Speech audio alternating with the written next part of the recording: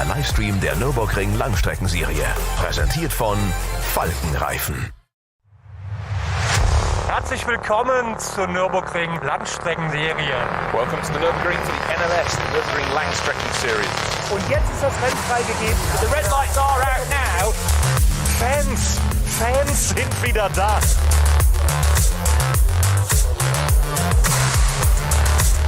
I would think that's very, very close. Jetzt kommt er ran, zieht sich ran.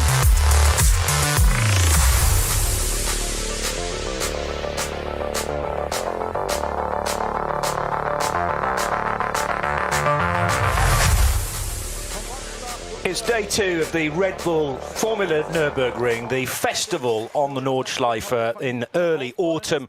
2 6-hour NLS races combined effectively into the same weekend, although they are judged to be entirely separate races this year, unlike the running of the equivalent event in 2022. So we had the 63rd edition of one race yesterday, which was the ADAC ACAS Cup. We're actually going sort of back in time today because it's only the 62nd edition today of the ADAC Reinoldus-Langstreckenrennen. But nevertheless, with the thick end of, over half a century of history for both of these races, NLS 6 and NLS 7 are combining to produce 12 hours worth of racing for something like 23 different classes up and down the order. There have been one or two changes in the entry that we will delve into in more detail in a second. But first of all, I'm being very rude. The introductions. I'm Johnny Palmer. Over this side of the commentary booth is Peter Snowden. If you were tuned in yesterday, you will recognise our voices. And are you suitably refreshed, Snowy? Because it was quite a late finish last night, 9:30 to see the checkered flag. And we're going to be starting again midday local time. How are you doing? How are you feeling? Fresh as a daisy, ready to go. We said 6 hours of exciting racing on the campus that is the Nordschleife. Could it be repeated? Yes, I absolutely guarantee it can be today. It was an extraordinary race yesterday. This circuit, these teams, the organisers, the whole collective never ceases to amaze me, Johnny. It has all the capacity to... How is 6 hours of racing going to be exciting all the way through? But they seem to do it every time. Whoever writes their script, give them a pay rise. That's just clever regulations, but it's also encouraging entrants that want to take part in these races month in and month out. There are, in fact, 9 of them through the course of the year, and they're spaced not quite evenly because we've had something like a 2-month gap since we were last racing. Also, for a 6-hour race, this extended distance in NLS racing could catch on, you know. I'm almost forgetting that the standard length is 4 hours, but teams, I think, do enjoy the extra challenge. Yes, this is billed as a 12-hour race. Last year, it was a true 12-hour race in that the cars went into Parc Ferme on Saturday night. The gaps, theoretically, were retained into Sunday morning. This one is slightly different. So if you had a mare on Saturday, as long as your team are prepared to put in a very late night, you can fix a car up. I'm thinking actually the number 5 Audi that we never exactly got to the bottom of Vincent Kolb's incident, but he had a whack with one of the BMW M240i's, which seemed to pop the rear screen on the Audi and also did massive damage to the rear left suspension. And well after the checkered flag last night, the team were still working on that car, so goodness knows what time they were done.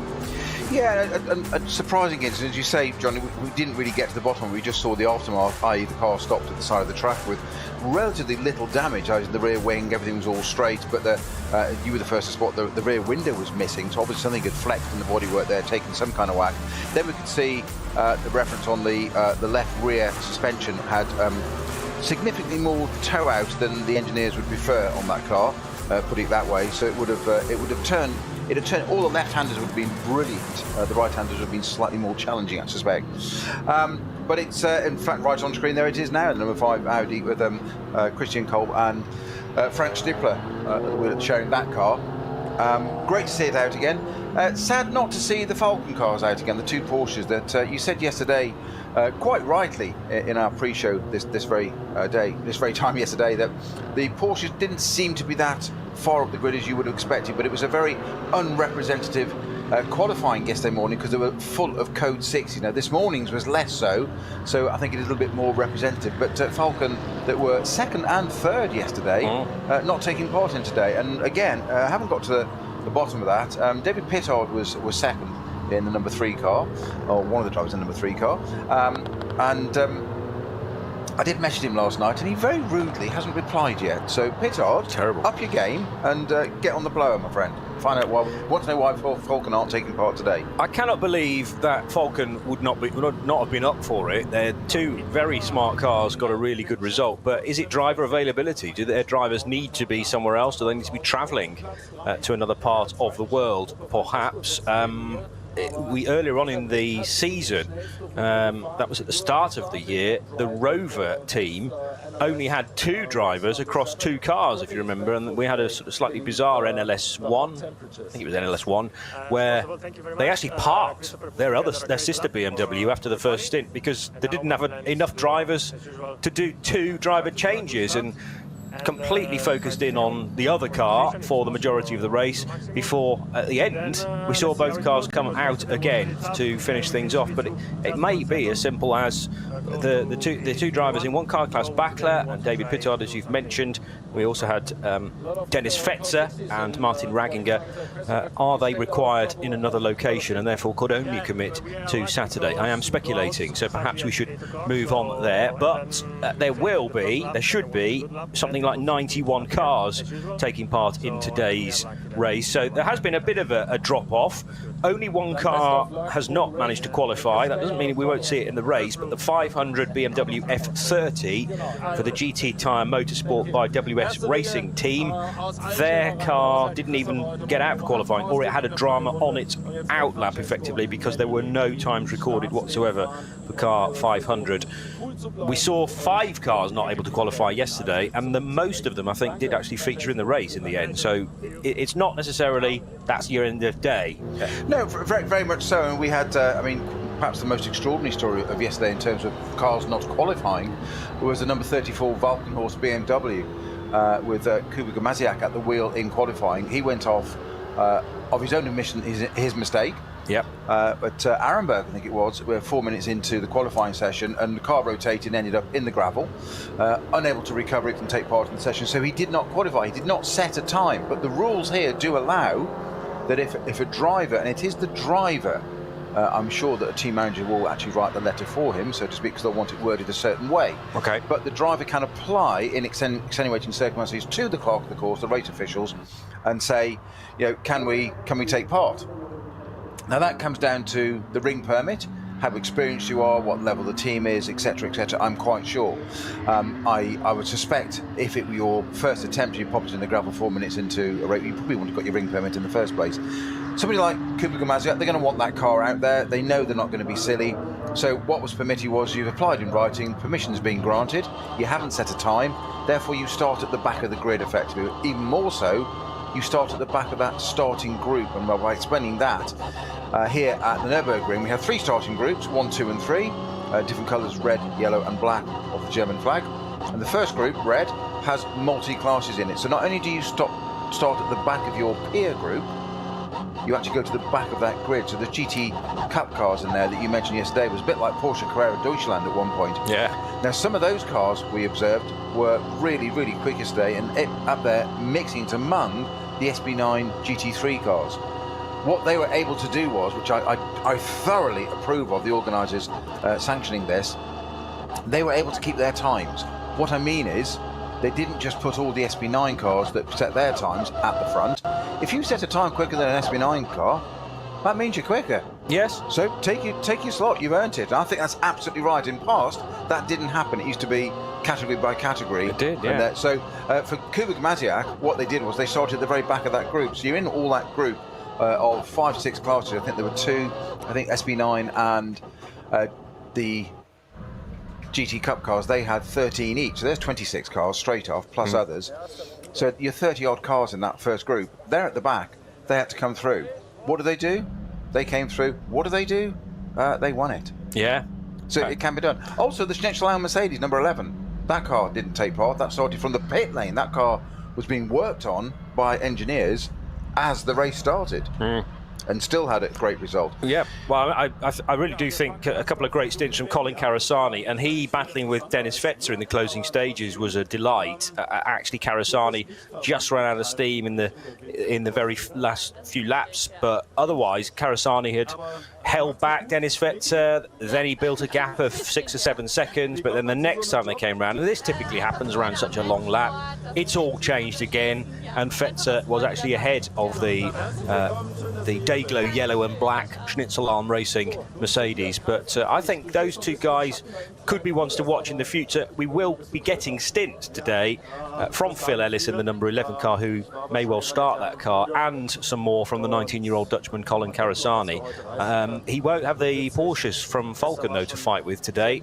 Probably there'll be somebody else, another car at a similar speed, though, that those cars will be door handle to door handle with pretty much throughout the duration, because as you say, 6 hours, you would expect maybe the fight to just drift away, but Pro-Am yesterday in SP9 was still pretty much being decided on the final lap between Luca Ludwig in the Ferrari and Christoph Breuer in the Mercedes.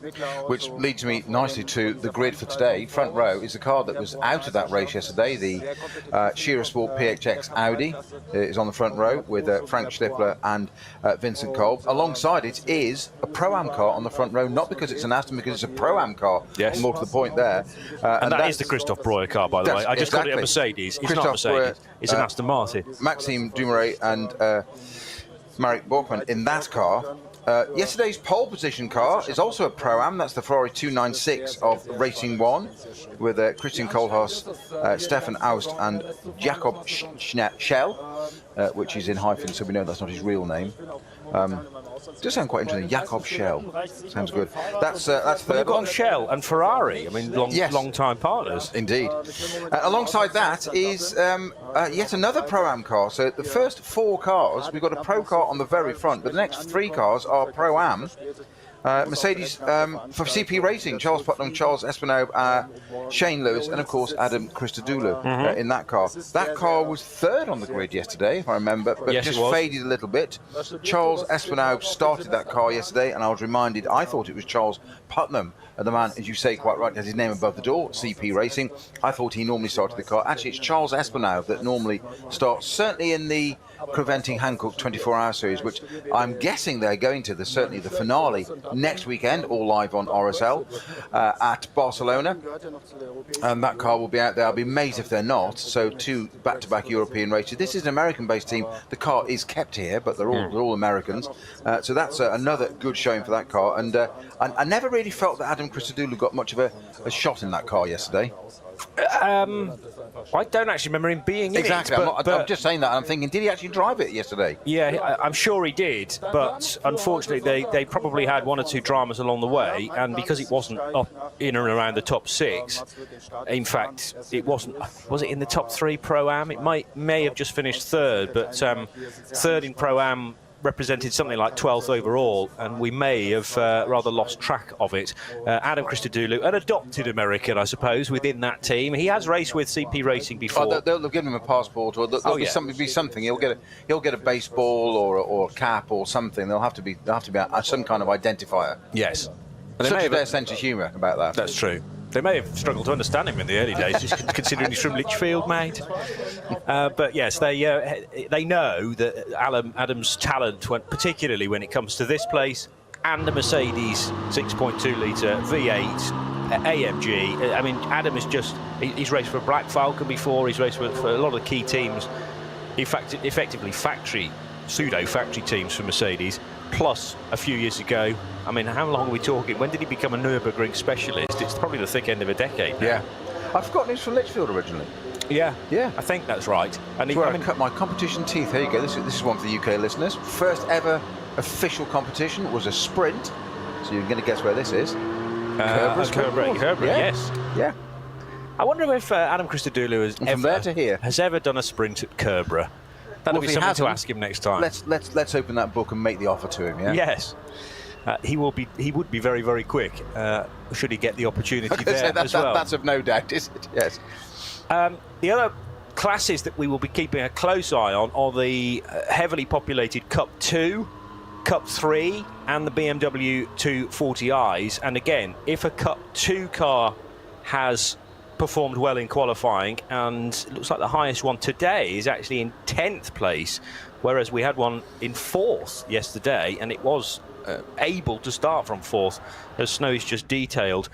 But the one that will start in 10th overall is the 123 Mühlner Motorsport car. That's the Nick Zalewski, Tobias Vasquez Garcia, Marcel Hopper and Peter Terting car, which was going really strongly, particularly in the hands of Terting yesterday.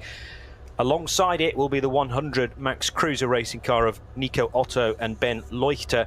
And then you've got Team Mattol's 107 Cup car for Arne Hofmeister and Reinhold Koffler, and the Treble 4 Fricadelli racing car for Klaus Aberlan, Jules and Felipe Fernandez Larza. So you've got at least one of the winners of the 4-driver lineup for the 24 hours back in May, when a famous victory for Fricadelli and the Ferrari 296 took place. So it's Klaus's team, Klaus Aberland's team, of course, Felipe Fernandez Larza on driving duties in the number 111. And we must remember that is a Porsche, because historically Fricadelli have always raced Porsches. They had a couple of SP9s until very recently of the 911 variety, but moved to Ferrari in 2023, and that result in May really backs up their decision to do that. Cup 3 is exclusively for the Porsche Cayman and the Cayman GT4 CS Club Sport, to be specific. The Avia WNS Motorsport 960 car took pole position earlier today. Marius Rauer and Moritz Oberheim. From the Smerlis Racing 952 of Chris Rink, Francesco Merlini and Josh Bednarski. Then you've got a Team Sorg Rennsport car at 949. Again, all of these are Caymans, and the 950 car that will start from 4th position for Schmickler Performance. And the BMW 240i's will be topped by the 651 Adrenaline Motorsport Team Motec car. Treble 6 clearly has been repaired. There was a point last night where the BMW 240i battle went totally awry. First of all, the second place car in that half an hour to go as well, wasn't it? Yeah, it's literally 30 minutes of a 6-hour race, and we lost the second place car, and then we lost the leader in that class. It was the 650. I'm trying to remember which. Yeah, I think it was the 650. No, 660 first, and then yes. 666. Yes, you're totally right. And 660 doesn't appear on my list, so too badly damaged. Barrel rolled twice, so it's not likely to be rebuilt overnight. Yeah, you know, they're good, but miracles take a bit longer. Right, no, that one was on Hatzenbach, wasn't it? I'm trying to think of there was definitely one involved in the Vincent Kolb incident. You know, the Audi collected another car, and that was a 240i, but it wasn't the second place car. No. So that was the 650, just to clear that one up in my mind. That was into the foxhole. Yep. Then later on, the 660 had a double roll. Yeah, for Anton Ruff. And it took a while to actually get Anton out, and there were big concerns for him, but he was talking to the medics and out of the car, thankfully. But yeah, in the complete darkness on Hatzenbach, you're flipping the car not once but twice, and that was the second place 240i car at the time. And then 5 minutes later, if that, the treble six lead car had another incident. So happy days for the third place car, but not to get the lead that way, of course. And obviously, most importantly, that Anton Ruff was okay and out of that car. Yeah, and no issues at all. The integrity and strength of that roll cage on a 240i being stress tested to the ultimate and passing with flying colours, mercifully. I tell you what, I'm just looking at just going back to the first bit of the grid, Johnny. What impressed me there yesterday, and yourself, was the strength of not only the Cup cars, but the Pro-Am side. Yes. I mean, we've got one on the front row, as it happens today, but they're dominating the top part of qualifying. That they're nearly on pole. It's Frank Stippler or Christian Kolb that have done that in the rebuilt Audi. They have massive experience around here, but it's so good to see Pro-Ams right up in the order. Hugely impressive. I am reminded, by the way, we're joined in our collective, as ever, by the usual suspects. The first on air today is Ian brackets Chris McCarthy.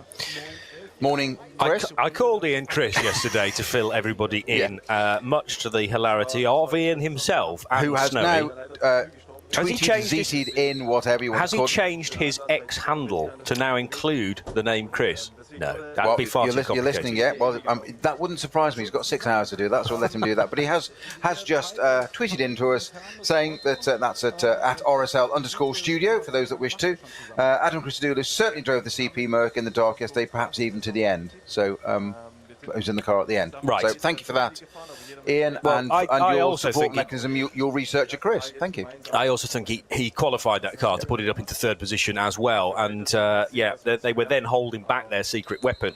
The problem for the other three drivers in CP Racing, it was something had not quite gone right along the way, whether they had a pit stop that didn't quite go to plan, or they caught the Code 60s on the wrong side. But I also think the car may have had an incident somewhere along the way, because it was unusual to see that so far down in the lower reaches of the top 10 and just creeping into the teens. In fact, they'll be hoping for definitely an improved result on today, and like you say, Pro-Ams are the majority in that top four.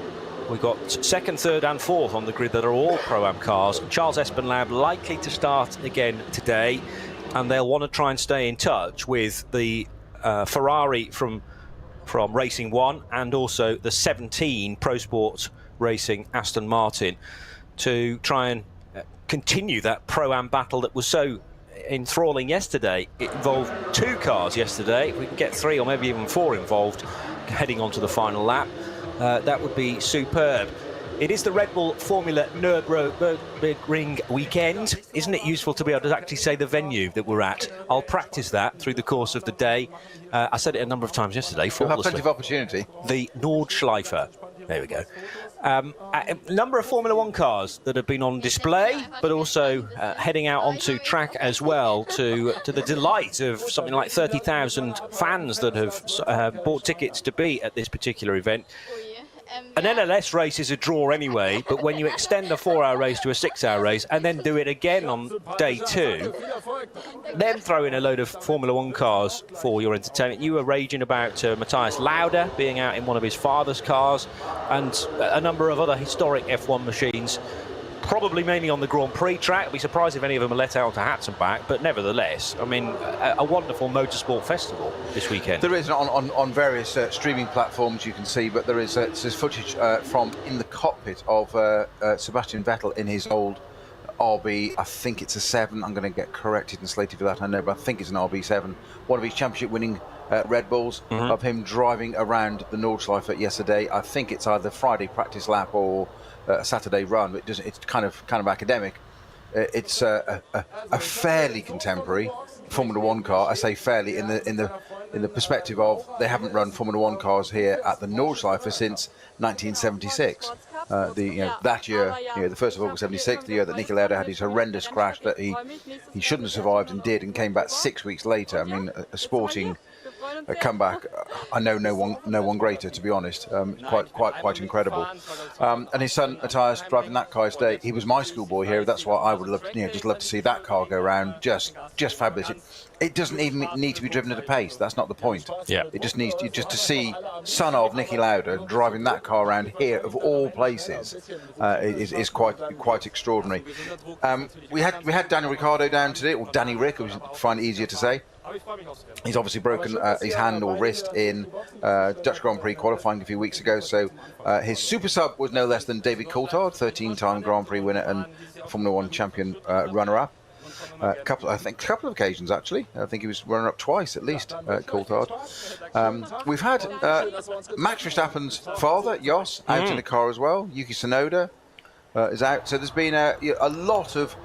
when we say Red Bull Formula Weekend, there's been an awful lot of other activity outside of the bit that we're just covering, which is selfishly just the 12 hours of racing. But there's been an awful lot of other stuff going on as well. We've seen some of the Falcon drifting. In fact, we just saw some camera shots. Kerry, our producer, was getting very excited a few minutes ago about them drifting BMWs the wrong way up the pit straight. I think it's a ruse to lay down more rubber. But then again, the Falcon cars aren't taking part today. So that's true. That hasn't worked for them. But, no. And generally, it's the Falcon Drift Show, isn't it? So it would be laying down the right rubber for those two Porsches. There is an RB7. I think Coulthard was out in that, though. RB8, more likely to be the Vettel car. You said either 7 or 8. Hey, you covered both bases. What's 1 year out between friends? Precisely. It's like Ralf Schumacher, Popmaster, Gerhard 1 year Berger. Gerhard Berger, we didn't mention. Forgot to mention that, yes. Yeah. Yes. So it's been a wonderful weekend, and this is sort of the finale to it, because this will take us all the way through till 6 o'clock tonight, and we're set for a midday start, bearing in mind the rolling lap will take the best part of 20 minutes. Have we mentioned yet, I know you're laughing, but it does, have we mentioned yet it's a slightly different track today compared to yesterday? We're not doing the full Grand Prix circuit. No, we're not. This time it's reverting to standard NLS layout that we use in the 4-hour races. Just very quickly, the grid is starting to clear, Johnny, so I'm just going to very quickly do the start group. I mentioned this earlier, how it worked in relation to the car number 34, Kuba Gamaziak, Valkenhorst BMW that did not qualify yesterday but started at the back of this grid. It's 34 cars today, and it is SP9 have 11 cars, Cup 2 have 13 cars, and then we have in there as well SP6 with 1, SP7 with 2, SP10 to GT4 cars with 4, SP4T turbocharged, and 8T 2 and 1 respectively. 34 cars on that first grid. Yesterday it was 2 minutes 30 seconds between the starting grids. I think it's the same today, start groups. Second group is the yellow one, that has 48 cars in it, so by far and away the largest number. Again, VT2 front wheel drive and Cup 3 have 12 and 16 respectively, and VT2 rear and four-wheel drive have 11, so they're split very much there, front wheel drive, and then there's another category of rear and four-wheel drive. And our final start group is the black coloured group, and say it's all the colours of the German flag, so red, yellow and black. And start group 3 is 22 cars, the highest number there being that class of BMW M240i's, all 10 of them taking part in that. The rest have virtually single numbers apart from V4, which has 4 in. So that's our start groups that will be underway very shortly. I wasn't laughing at you then, Johnny. You caught me on this yesterday quite rightly. It still surprises me that no matter how much we cover on this and how much, and crikey, I've done 24-hour race here. I should know. I'm a slow learner. Keep up with me. Give me a break. But we're so used to venues and circuits of being of the order of 2.5, say 3.5 miles, roughly, as a sort of generalisation. Lap time, therefore, being, just under a minute, just over a minute, 2.5 minutes. It kind of gets ingrained into us as racing people, never mind commentators. Mm-hmm. And we come here and we say, this is 25 kilometres, 170 corners, whatever it is exactly. You still don't kind of process it until you say something like that of, just bear in mind the formation lap will take 20 minutes. And I still look at you and just go, sorry? I'm like, yes, of course, we're on the Nordschleife, right? It doesn't matter how many times we cover it. It still surprises you the magnitude and scale of this canvas through the Eifel Mountains. It is utterly incredible. And a racing lap is, the target time from ADAC with their balance of performance is around about the 8-minute mark. That's what they want. They don't really want cars breaking 8 minutes. Nicky Team, as ever, doesn't like that rule and does a 7:53 on the last lap of the race just to prove the point. Why did Nicky Team do that? Because he could. Because he's Nicky Team. Because he's Nicky Team, exactly. But that is what they do. These, for the SP9 cars, these GT3 cars, they're not quite to GT3 spec of the rest of the world that you'll see in other series across the world, so certainly SRO type events. They're not quite that. They're kind of a Nordschleife car, but they're not far off. It's nothing that can't be changed. There's a slightly unique car for the Nordschleife, so that they're slightly detuned a little bit power-wise to fit that 8-minute mark is the idea. Slightly unique. I like that phrase. Yeah. Okay, I'll work on that in my mind. 25.877 kilometres was yesterday's track length. So it's the thick end of 26k. Today we're doing 24.358 kilometres. So the lower end of 24 kilometres. So we've lost 1.5 kilometres pretty much, and that is the route all the way down to the bottom of the Goodyear Carer, the hairpin around the scoring tower, and then back up through the Michael Schumacher S. And rejoining the bit of track that we're using today. Remember, there is a cut through, so you come out of the Mercedes arena and just a short blast of the accelerator down that straight before you're then hard on the brakes and having to go through. It's a hairpin bend, but also the track drops away in the middle of that corner and it becomes slightly off camber, and then you rejoin the Grand Prix circuit. It's a great overtaking opportunity. It is also very easy to run wide though if you're a bit too hopeful on the brakes, particularly on the first lap when things are not quite up to temperature by that point. I have to say, the end of the Grand Prix track looks glorious. That must have been relaid I was just about to say, it looks almost like it's digital racing. In fact, you can see there's a line coming into the Vidal chicane there. We've got a long shot from the Sabine Schmidt curve there, going back down towards the Vidal chicane, so the car's coming towards us and then over into the valley behind. And one of the things I absolutely love about this series, Johnny, is variety. And what have we got there at the front? You've got an Audi, an Aston Martin, a Ferrari, a Mercedes, 4 different brands up there. One of the other things about variety into this is it's not a single tyre series. It's an open tyre formula. So obviously Falcon, Porsche, they bring theirs. They're long associated with them and their colour scheme that we know only too well, that sort of blue and turquoise that they have. Unfortunately not here today, but second and third yesterday. But you can run the tyres you wish. You can. And I love that and yet they still, the Olga, manage to keep it so tight and competitive, and that's part of the draw. That's part of the interest for these people wanting to come do it, because it is, to paraphrase now a new phrase we've got, it is slightly unique. Yesterday's winners, Kuba Gamaziak and Christian Krognes, in their number 34 BMW.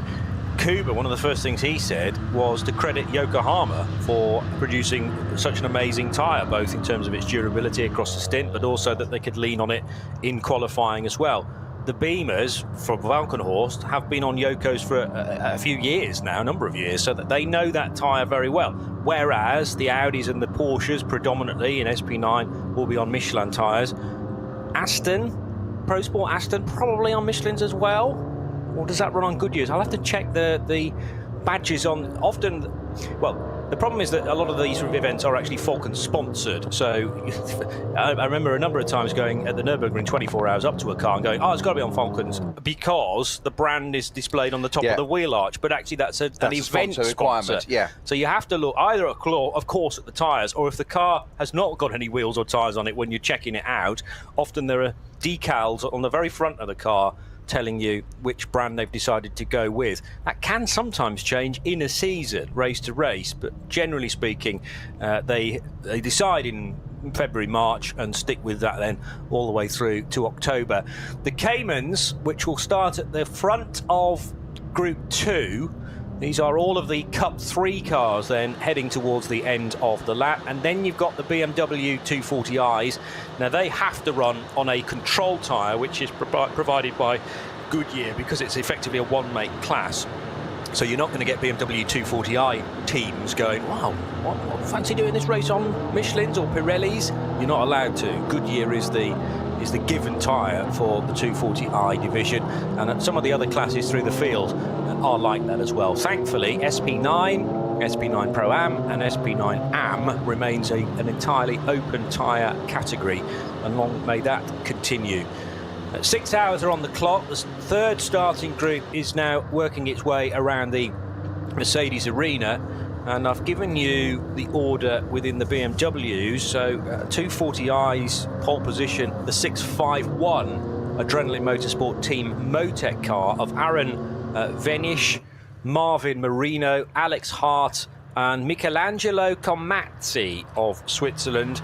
And then you've got the treble 6 car that was damaged yesterday, but they've clearly been able to fix that at Schnitzelalm Racing. Jamo Hartling, Michael Sander, Tim Neuser, who was at the wheel of the car when it had its incident at Arenberg, and Marcel Johannes Markowitz. Then you've got the Smerlis Racing 662 on the second row, joined by another Schnitzelalm entry, the 665 car. And all the other entered machines in starting Group 3 are heading now through the initial corners of the Grand Prix track, or not the full Grand Prix track, half of it, and we'll head towards the Vidal chicane fairly shortly. You always generally see cars at top speed going through the Vidal chicane with no real problems at all, but I was reminded that can be quite a corner to test your mettle. Clearly David Pittard was looking to try and buy a bit of time back as he was trying to catch the car in front. Didn't take too much curb, I felt, but nevertheless that spat the car over onto the left and onto the grass after the Vidal chicane, and it was neatly controlled by the British driver in Porsche number 3. But it just goes to show that after hours of watching cars that appear to be on rails around this place, it is very easy to make a mistake, and then it's only when a car leaves the track you realise quite what speed it is doing. There were a number of nasty incidents yesterday. Hatzenbach we've mentioned with the double roll for a BMW 240i. There was also that one into Tiergarten and Hohenrhein at the end of the lap where a Cayman hit the barrier both left and right and did not look very happy at all, the car at least, but the driver thankfully was out fairly swiftly. But that was Marquez, wasn't it? It was Marcos Marquez. Adolfo Marquez of Argentina, yes. Thank you. I had Einmal im momentarily Rennwagen forgotten über die which driver Nordschleife. was at the wheel of that. Ein But, Traum vieler Rennfans, der für die allermeisten flooding back. It proves you're twice as good as me. Again, That's the whole point.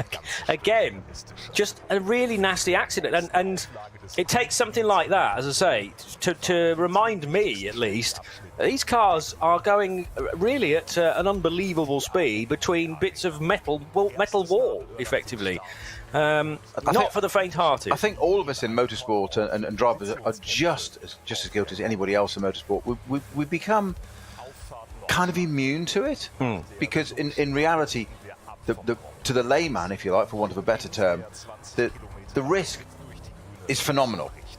You know, if it goes wrong, it can be plane crash territory. We've seen that. But the averages of that happening, the incidents, are very few and far between as a ratio in relation to the amount of laps covered, amount of racing done, overtakes, etc. It's a very, very small percentage. The problem is that, I think Martin Brundle on coverage of Formula One, he often uses the phrase that on board, when it's got to that point, it's when the driver can no longer have any input to it. It's straight to the scene of the accident, he puts it. Yes. And that's it. You are no more a part of that.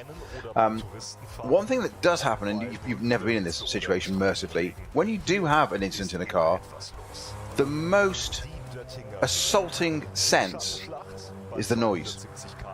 It is unbelievable. Whether you crunch the back of a truck in the paddock, and yes, that's been done, and you think, and you get out, actually it's not as bad as you think. But a major shunt, the noise is stupendous. And I have a very good friend who's long gone now, but sadly a few years ago, I used to race in VLN, and he was at Zolder in an incident when something failed and the car barrel rolled in a VLN race. And there's this fabulous footage of where it's rolling. I think it's something like 7-8 rolls, and he's done the crossed arms.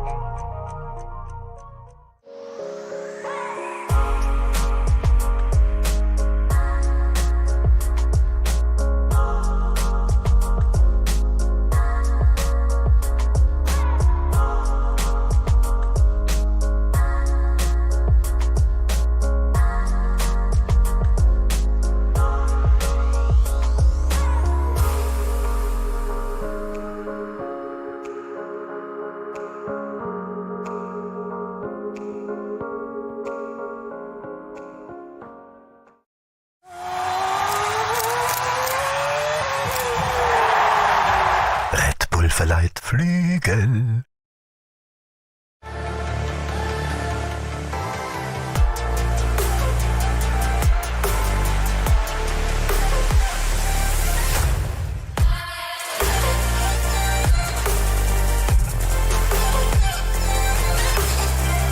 Falkenreifen.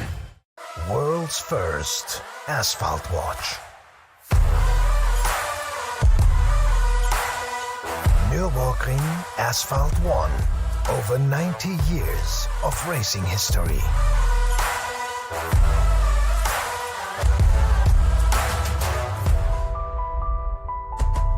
Cobbler.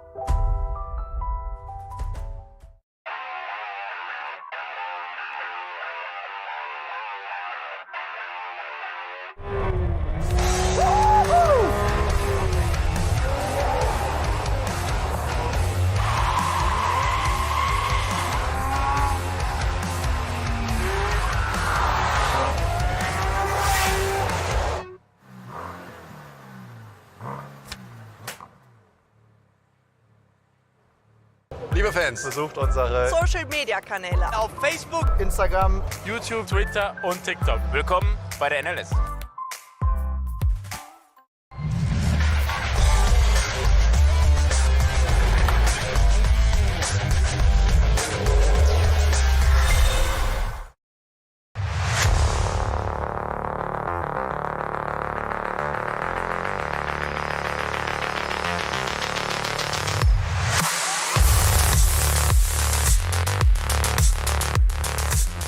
The start of NLS 7 is about to begin, and the cars in a moment or two will be given the instruction from race direction to get two abreast. They're 2x2 formation for a rolling start across the start and finish line. I was mentioning a moment or two ago about the fantastic weather that we have. There doesn't appear to be a cloud in the sky actually over the Eifel region right now.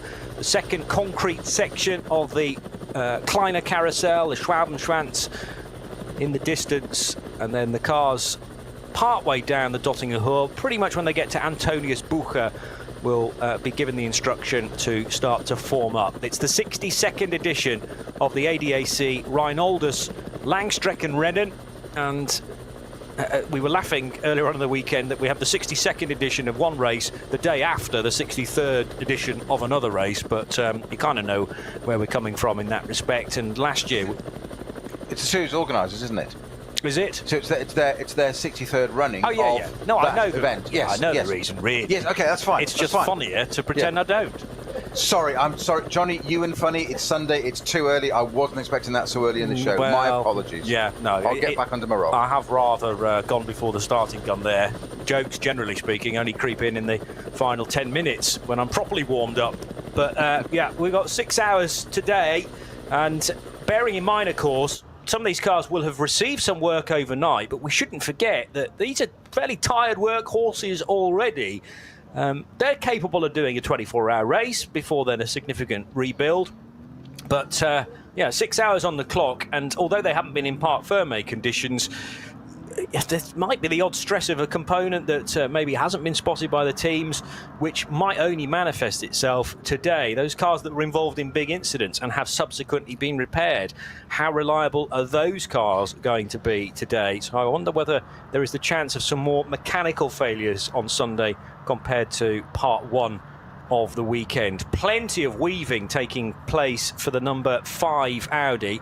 Frank Stippler started that yesterday. We will get you starting drivers just as soon as the cars head across the line and into the Grand Prix section, but it seems likely that Frank Stippler will be put at the wheel of that car again today, and then Maxime Dumouriez maybe in the number 17 car. But what Phoenix will be hoping for here in their share of sport car will be, if it is Frank Stippler, if he can tear away and get a nice big gap before that first round of pit stops in about an hour, Peter. Absolutely so. I'm just watching the amount of weaving going on. They're getting the heat into those sidewalls, using the incline of the tier garden as well, just going uphill and just accelerating and braking. And it's getting the heat into all the various components, not just the sidewalls of the tyres, but the brakes, the hubs, the gearbox, everything. And you want to do that and get the engine up. So what you'll just almost left foot brake and accelerate against it, so you're getting lots of heat into those brake discs. or just to maximise it going into that first corner, because it's a long run part, it's a rolling start, which we'll see any second now. Johnny will take us through, but down to that first turn, which is a tight right, that's where one of the best opportunities to overtake is. But you need warm brakes to make that efficient, and that's exactly what those drivers have just been doing. Yeah.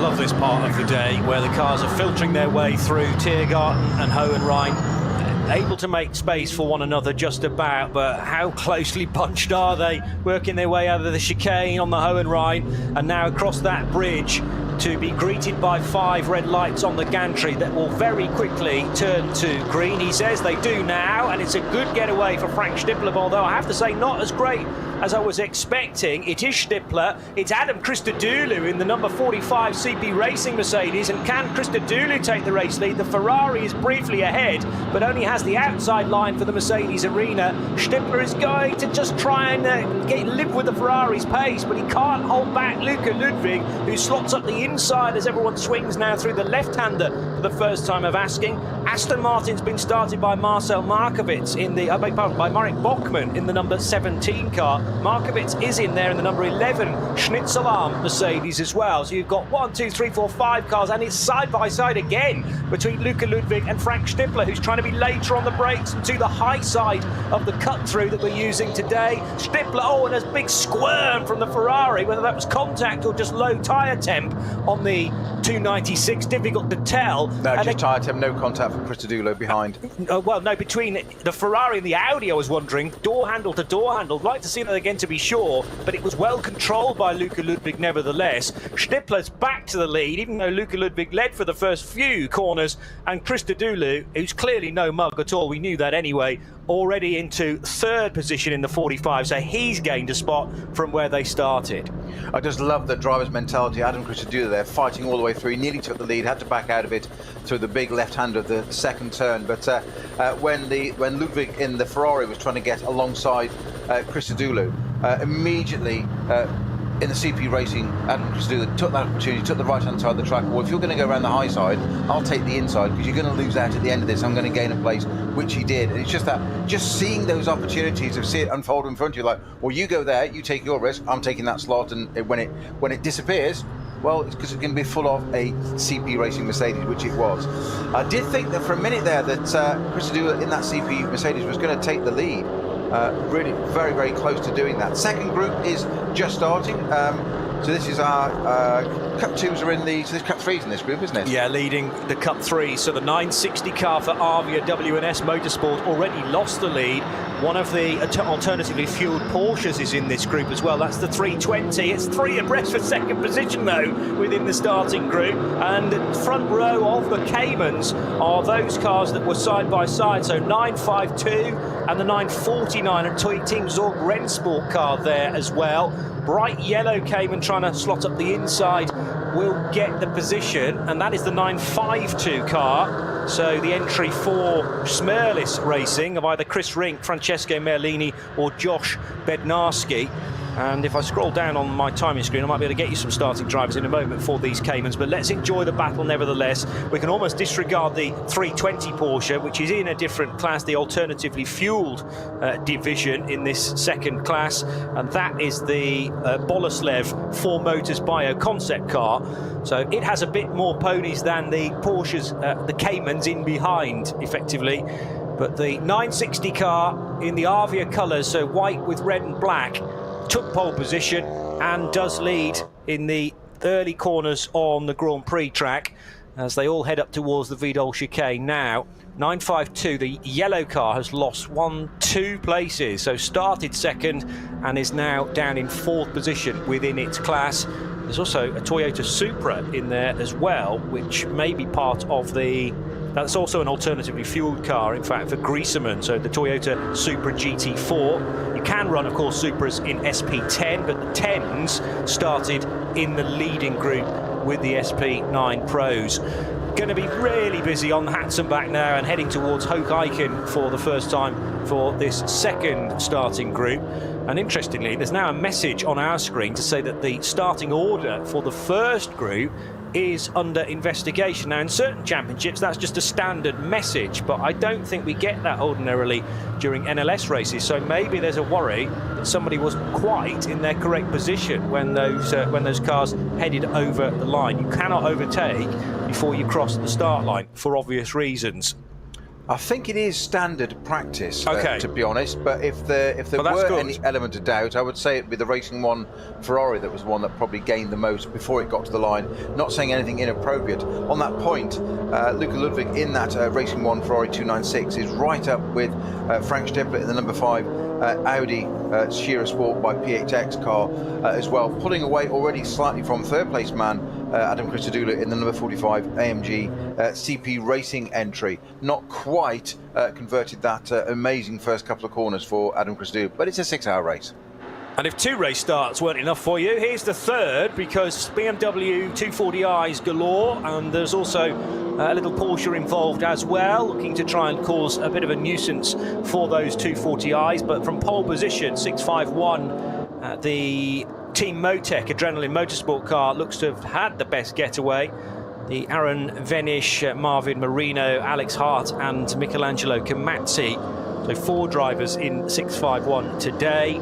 Schnitzel Arms Racing's repaired treble 6 car was in second position, and I don't think lost a great deal of ground heading through the Mercedes arena for the opening run. Everybody else taking it relatively easily, although there's 2 abreast a bit further back.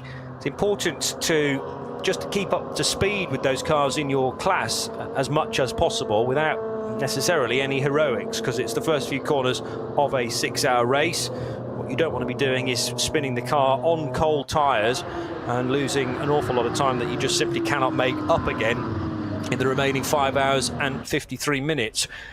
So up the hill they go to the Vidal chicane, but also keeping tabs on what's going on at the sharp end of the order, and Adam Christodoulou very much enjoying himself. Now, has he gained any more places? He still looks like he's in third position. Following my tracker, Johnny, it's actually the number 19 Racing One Ferrari of Luca Ludwig that's in the lead. If the track is correct, that's got a few car lengths ahead of the number 5 Audi of Frank Stippler. If the track is correct, I have not got eyes on that and seen TV yet, but I'll be surprised if it's the wrong way round. There's confirmation of it. Yeah. Ludwig ahead of the blue and white Audi of Frank Stippler, and Luca Ludwig's 296 GT3 car, the car produced brand new by Ferrari in season 2023, and already has taken some key victories, including here during the annual 24-hour race, and Ludwig just about the quickest driver within it. So this is how he took the race lead.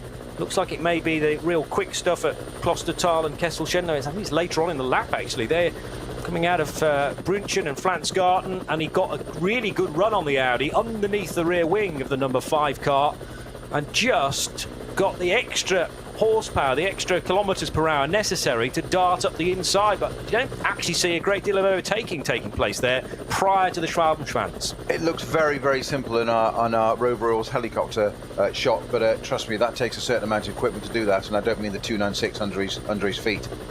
Bravery.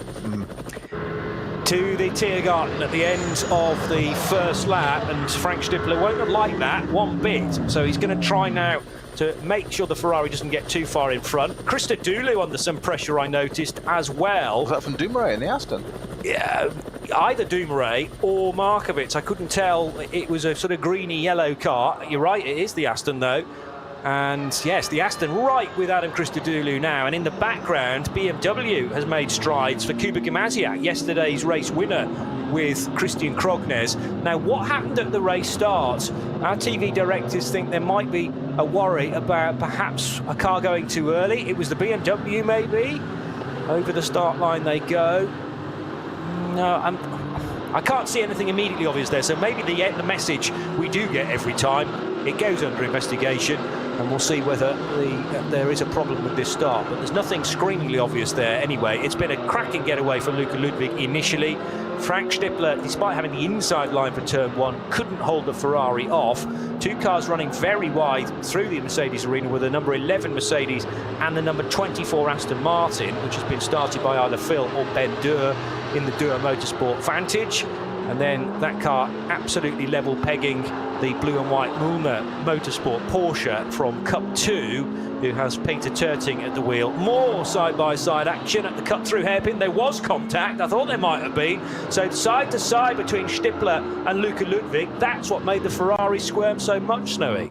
Yeah, you're good spot there. I hadn't seen that. I was too busy looking at the car behind to see if it had been touched by Adam Christodoulou, but it was the one ahead, so other way round.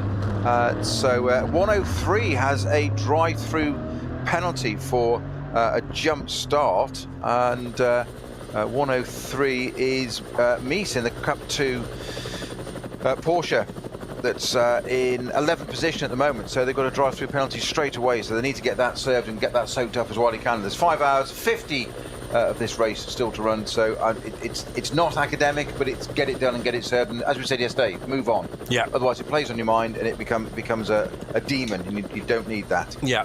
Well, you can't afford to get too angry about it. It's more a question of, well, that's the decision. I'll take my medicine nice and early, and at least you've got the majority of the race to put things right again. And all manner of things can happen in 6 hours around this place. Yeah, you're far better focusing the energy on redressing the issue than fighting it. Yeah, and you never know. You keep your nose clean from that point on. You can easily buy back, well, sometimes 10 seconds on a single lap if a code 60 and a section of yellow flags go in your favour.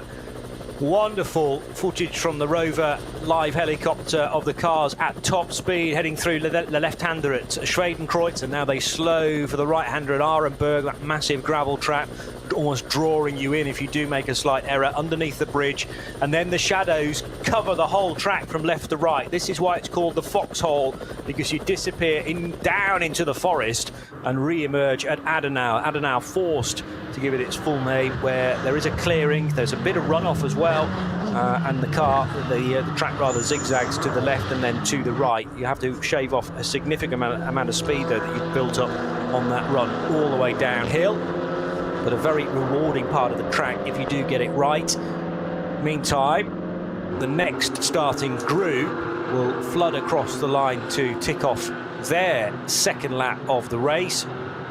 So it is the first lap of the race, rather. It's a couple of minutes between each of the starting groups, as we've already said. So Frank Stippler, although he led across the line last time around, the Ferrari led across the line last time around, Stippler is right with Luca Ludwig and looking to force an error, if at all possible. The Cup 2 first lap was led by Peter Terting in the Müllner Motorsport 911 GT3 Cup car, so in its sky blue and white.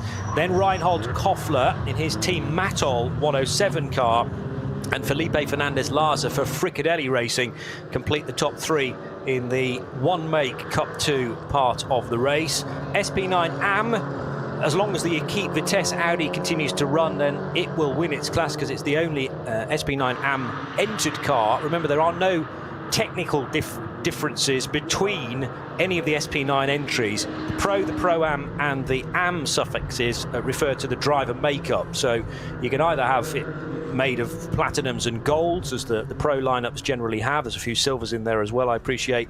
Pro-Am's a mixture of gold and silver and bronze, generally speaking, but in the Equipe Vitesse crew, that will be generally bronzes with maybe the odd silver in the 50 lineup. So that's the reason at the moment why they are down in 13th position.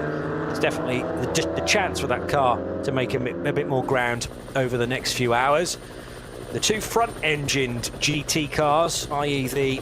in fact 3 of them now, Mercedes, Aston and a second Mercedes for Marcel Markovits, rounding the right-hander where the style Strecker goes straight on and very steeply uphill. We instead these days turn right and in towards the Caracciolo carousel, with Christodoulou a bit more breathing space between the back of his Mercedes and the front of the Aston of Marek Bokman.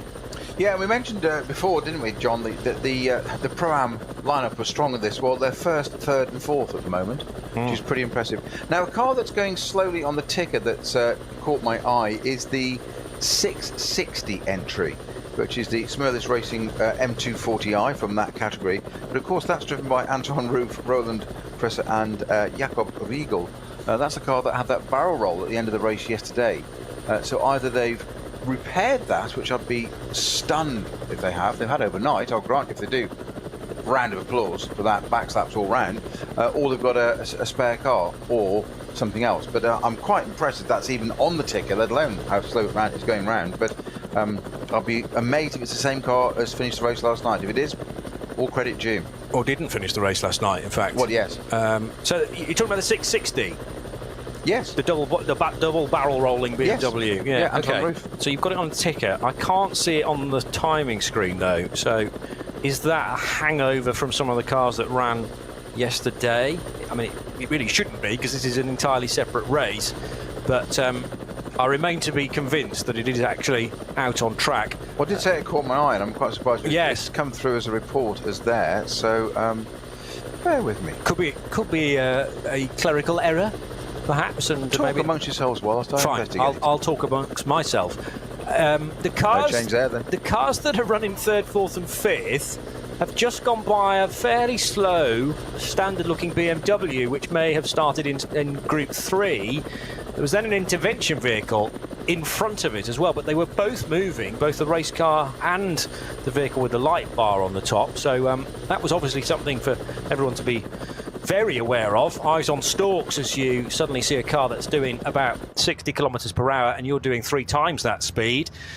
Speaking of which, on the Dottingerhoor, the fastest part of the circuit, again there is a slow BMW for the race leader Luca Ludwig to be well aware of, but Ludwig has checked out from Frank Stippler with no hope of using the tow, unlike these 2 front-engine GT cars, because Marcel Markovits has got a very good run on Marek Bachmann. And can the Schnitzelarm Racing Mercedes sneak ahead of the Aston Martin before the breaking point at Tiergarten?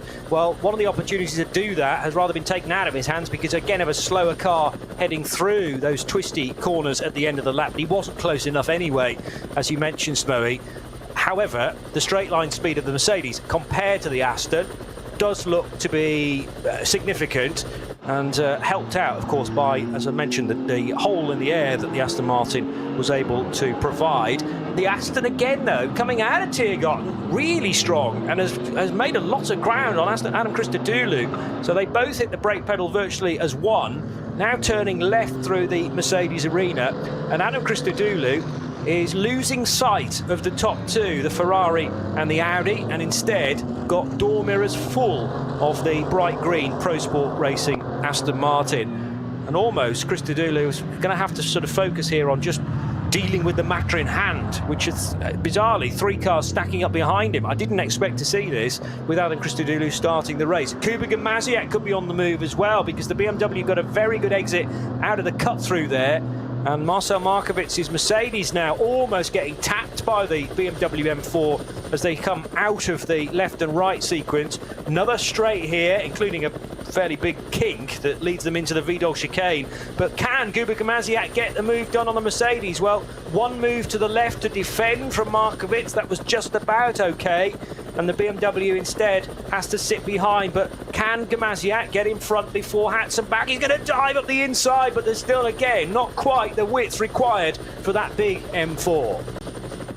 Just to go back to the 660, actually it was written as 660. I believe it's now, and it's 662. Yeah. Because that's also a Smyrnus racing car with Ionis Smyrnus at the wheel of that, and that car is also now in the pit. So it would appear that would fit with it being slow on the tracker, on the GPS, making its way back to the pits. But it did come through as 660 first, which is why it caught my eye. It was like, you sure that car's been rebuilt? Not the first time when a number is punched out very quickly in race control for a slight error to be included, but they are often very quickly put right again. Yeah, that car in a very sorry state, the 660 last night, and highly unlikely that it would have been able to be in competition today.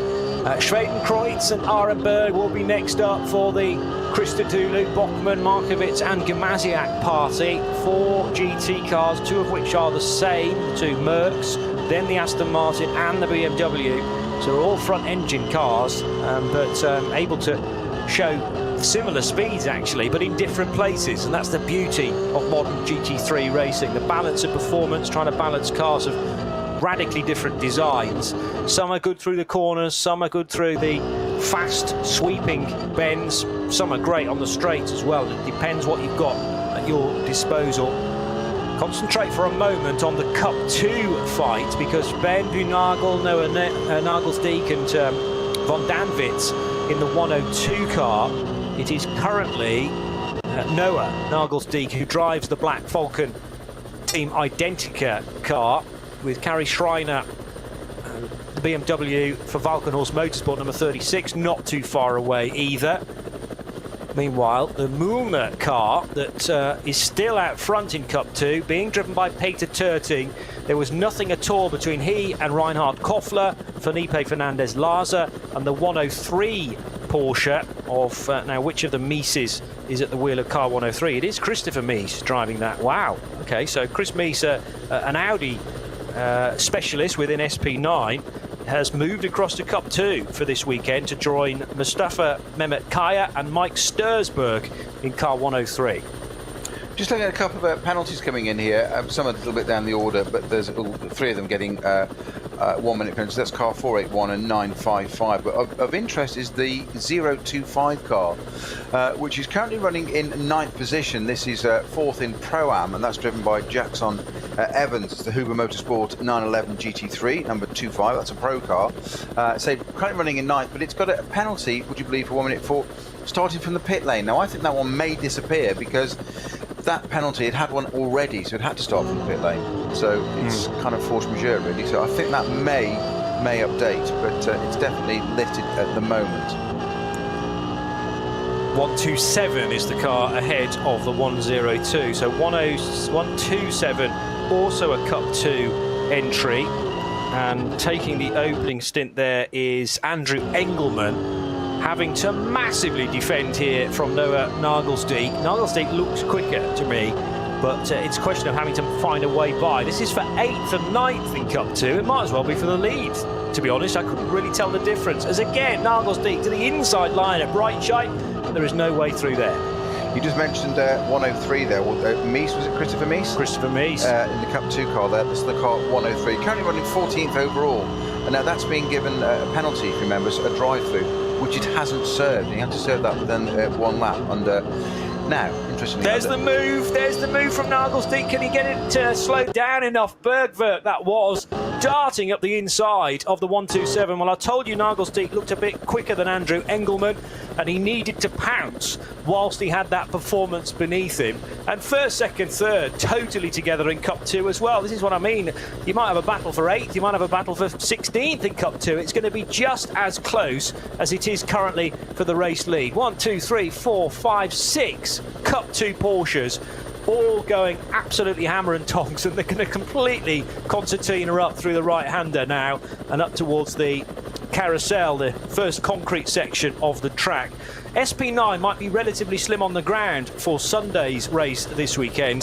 This is where all the entertainment's coming from right now. Those 7 Cup 2 cars right together. Now, you're a football man, Johnny, so you understand everything about penalties. I don't. Normally at the end of a match, aren't they? It's called a match, isn't it? Yeah. It is a football match, yeah, exactly. Yes. Penalties in NLS seem to be coming thick and fast quite early in this. I just mentioned the 103 Christopher Mies car, the 025 car, which Jackson Evans, that's also got a 1/22 penalty hanging over it for speeding under the code 60 during qualifying. So it's penalties already. We're not even an hour in. We're not even 40 minutes in. On occasion in a football match, you can have a penalty in the match. It doesn't always happen at the end. A bit like one of your rugby games. They have penalties in the middle of them, don't they? Well, sort of, but it's a bit different. Yeah. Penalty kick? Penalty kick, yes. It's tricky kicking an egg-shaped ball than a round one. It's a lot this more, is what you keep telling skill me. required. Yeah. But the thing is, you just whack it as hard as you can. You don't have to get it underneath anything. It's about getting over it, isn't it? So. Yeah, but they don't fall over and cry on the camera, though. Well, I can't defend that. And the football I go and watch, which is something like Step 7 in the UK, there's no crying whatsoever. Everyone just punches one another. Well, only the result. Yeah, and then they all. So just much like rugby, really. And then they all have a drink together in the bar afterwards. So it is like rugby. You wouldn't get any Premier League with players doing that. Anyway, let's move on. On the Nottingham, we have a car going very, very slowly, indicating to the right. Very respectfully for everybody else, let him know he's out of the way. A lot of it is self-protection as well, as in please don't run into me. But it's something I'm not sure whether there's an issue with that car. Now, interestingly, a legend just come up on the race control on our screen there. Number 5, first noise violation. Now number 5 being the second place car, Frank Stippler driven Audi R8 Shearer Sport by Phoenix. I have never ever seen that in an NLS round before, so obviously there will be strict noise regulations for circuit to allow them to run, as there are always environmental issues. Now I'm just wondering, now that car had a contact with the Ferrari, did it not, earlier on? Yes. First part of those at the back. I wonder if it's damaged a silencer or something, or there are silencers on these race cars. They're a little bit different to road cars. I just wonder, putting 2 and 2 together, if that's caused something there that might have. It wouldn't normally be sent out like that. And Shearer don't send cars out that are too noisy. They send cars out that are too quick consistently. Is it a legacy of the crash damage from yesterday? Exactly, that was that end as well. Yeah. Exactly. That was missed because they had higher priorities at the time, i.e. making sure it had a fourth corner on it.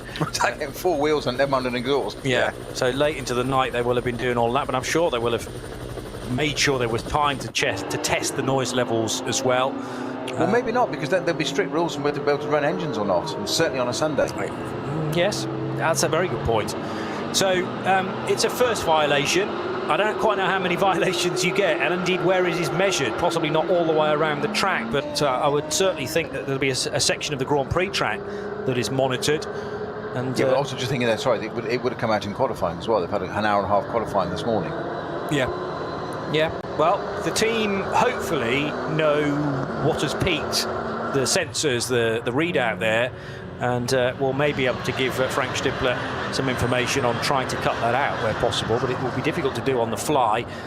How about this Cup 2 battle? Peter Terting with massive amounts of pressure. He's having to flash the lights because there's a slower car up in front, and he does not want to waste any time whatsoever with Reinhold Koffler right on his tailpipes. Then you've got the Felipe Fernandez-Larza Fricadelli racing car in third. Ben Leuchter's there in the white, black and gold car, and a car back from that is Christopher Mies in the 103, who still hasn't come in to serve that penalty.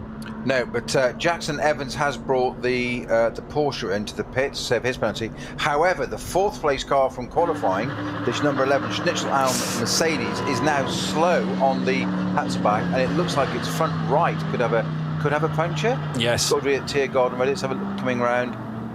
Definitely. Yeah, front right puncture there for the Schnitzel Alm number 11 car. That's being currently pedalled by, and I can't find the number on it now. The name. He's slipped all the way down the order. Yeah. It was Marcel Markovic from memory. You're right, you're correct, absolutely spot on. He is. He's now just 29th as he comes into the pits.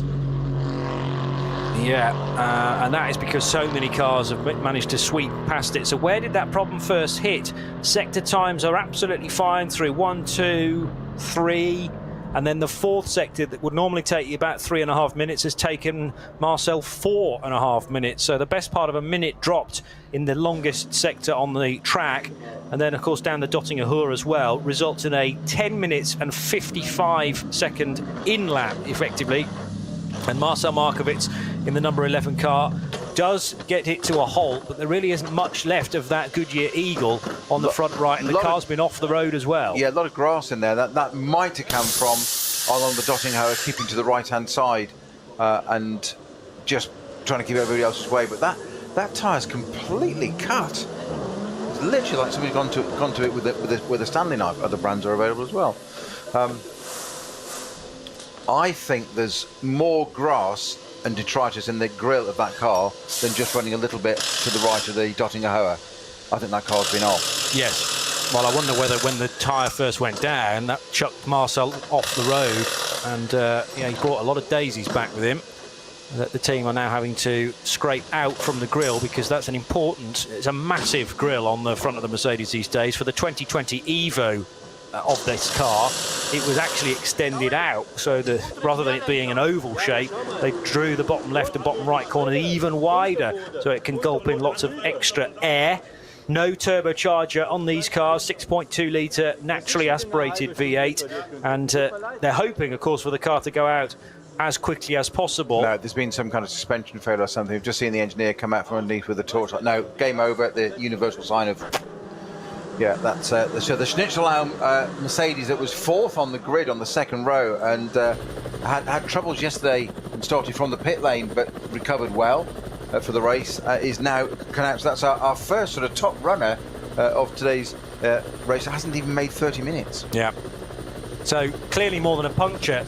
Is the grass evidence that the car went off the road when all 4 tyres were still inflated then, and it's hit the wall somewhere, which has now done substantial damage to the suspension, and it popped the tyre perhaps? Purely speculation on my part, and very difficult to know before we've had a chance to catch up with Marcel Markovits. Ollie, our pit reporter, will hopefully do that fairly shortly, although it's likely to be in German, so we'll try and pick the bones out of it when Ollie has a chat to him. But sadly now for the Schnitzelarm team, they are left with just the brooms in the garage to sweep up what's left of the grass blades and daisies that have been brought in by the Mercedes. We can still, though, be enthralled by this Porsche battle. It's got slightly more strung out this time. I also noticed there's a Valkenhorst Motorsport BMW involved. That'll be Carrie Schreiner in the number 36 car.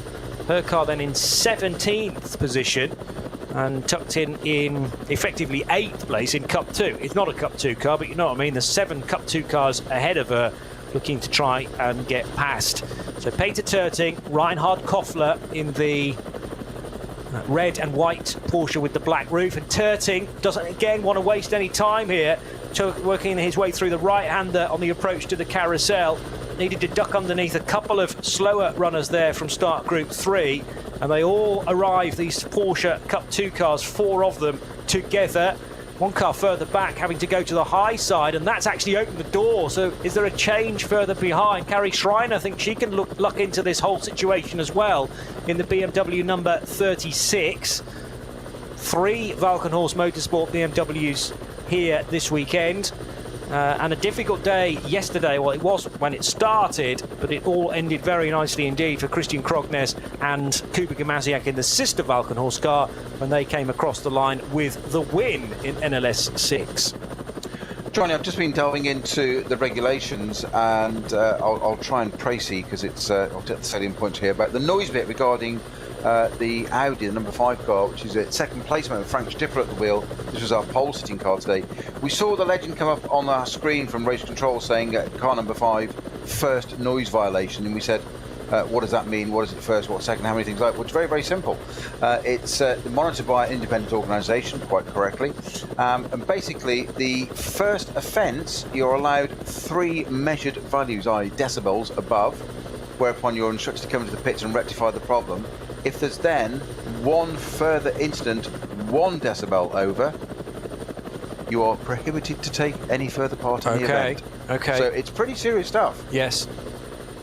Yeah, so, as I say, whether they can, I don't know, adjust where they think it's happening, but that's going to be very difficult to do with the car out on track. So it'll be during the first pit stop that perhaps something is done to that Audi.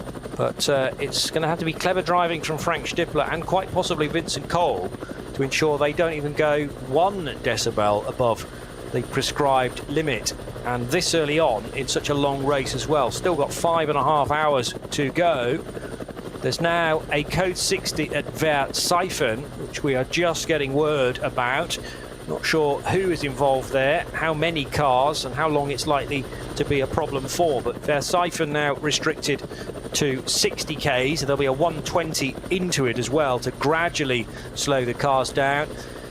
Just the one car, which is the M2 CS Racing BMW for 884. Peter Larson and Johan Rosen at driving that. That car is stationary.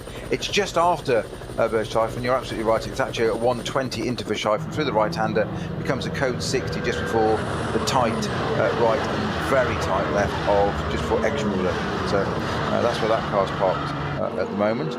Felipe Fernandez Larsa. Just number 11 had an impact. This is the Schnitzelarm Mercedes, sorry, Johnny, at Wipperman, so it did go off the circuit. Felipe Fernandez Larsa got such a good run on the second place Cup 2 car that time around for Reinhard Koffler, but Larsa couldn't get by, and now that he hasn't been able to overtake Koffler, is this the chance for the 4th place car of Ben Leuchter, who tries to go side by side with the Fricadelli car, but that didn't quite work. Also, briefly, Koffler thought maybe the outside line's going to work for me, trying to get ahead of Peter Terting in the Müllner Motorsport car.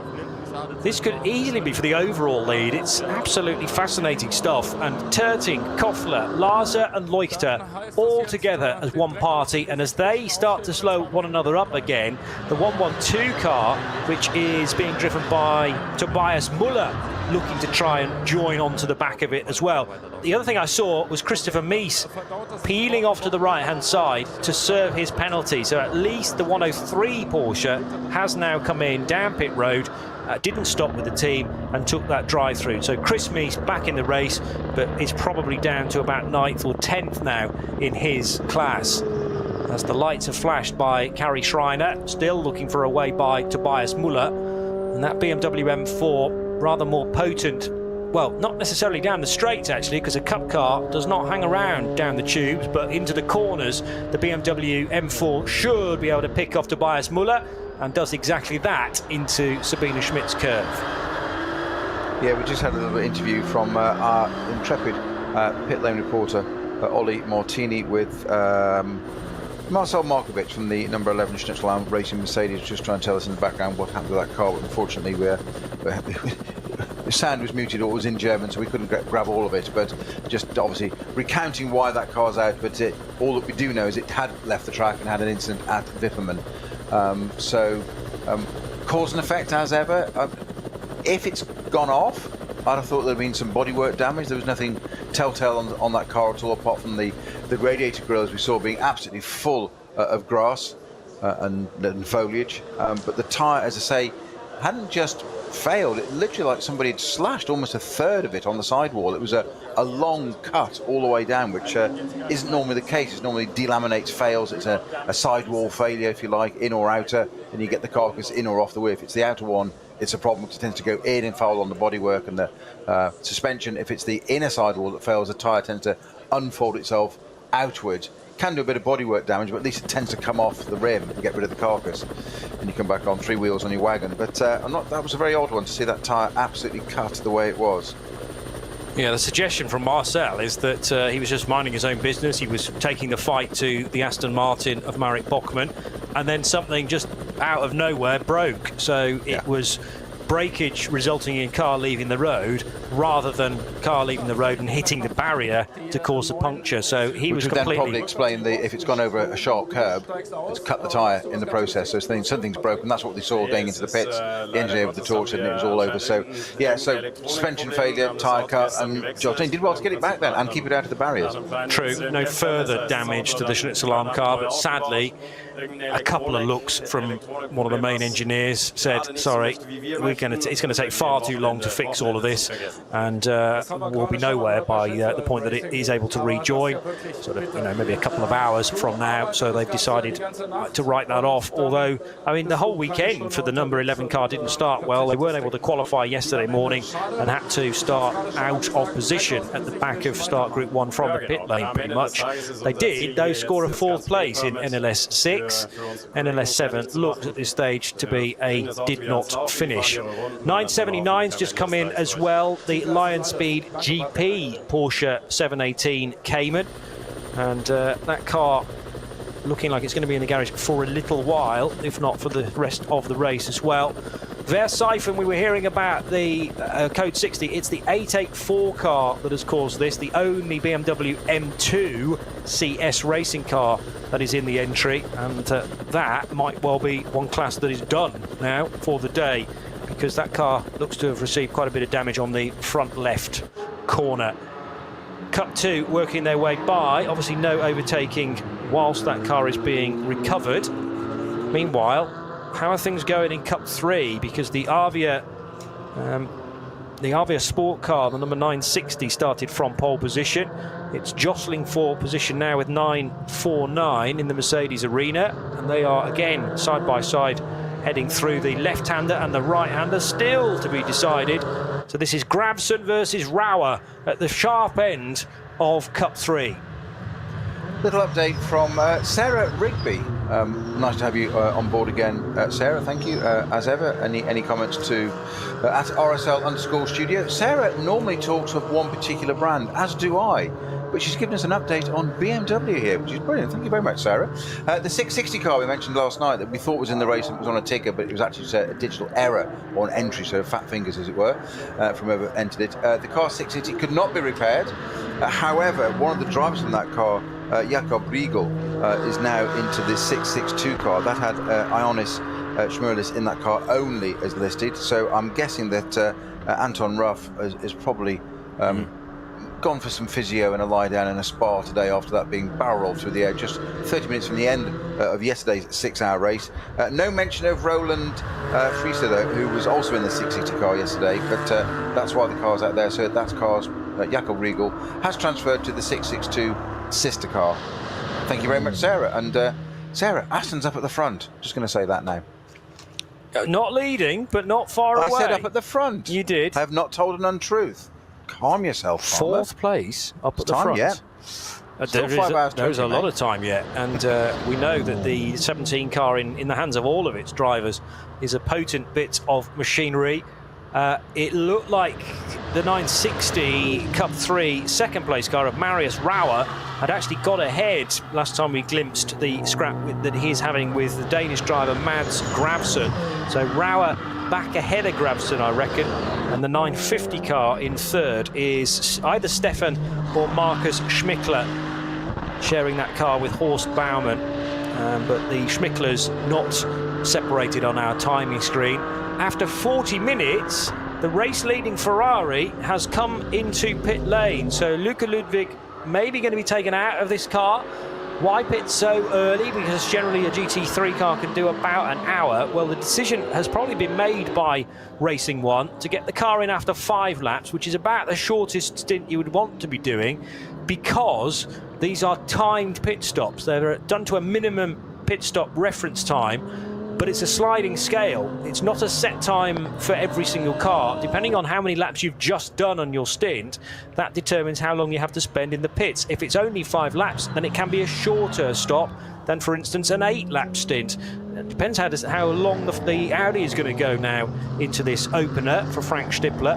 But we will see Luca Ludwig emerging at the end of the pit lane back into the race quicker and more sooner than potentially the Audi will do in a lap or two's time.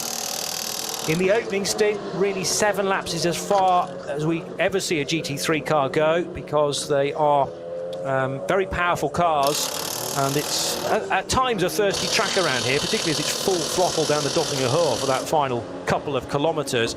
And also the 35 BMW is coming. This is the Nicholas Cruton car. They had absolutely no luck yesterday, in and out of the pits in the 35, and clearly this could have been a car potentially for the podium. So let's hope that Nicholas Cruton will have a bit more luck today. He is driving again with... who's his normal co-driver in the 35 car? I've completely lost where that car even qualified. Did they have a mare in this morning as well? Dylan Pereira. Thomas Neubauer. Oh, and Thomas Neubauer has joined the crew. Right, so Neubauer's not on my list. We've got Cruton and Pereira. It was yesterday, sorry. Okay. It was yesterday, sorry, yes. So the 35, I didn't spot this at the time. Car 35 only able to qualify in 22nd position. They did 3 laps this morning, and obviously all of them were not clear laps.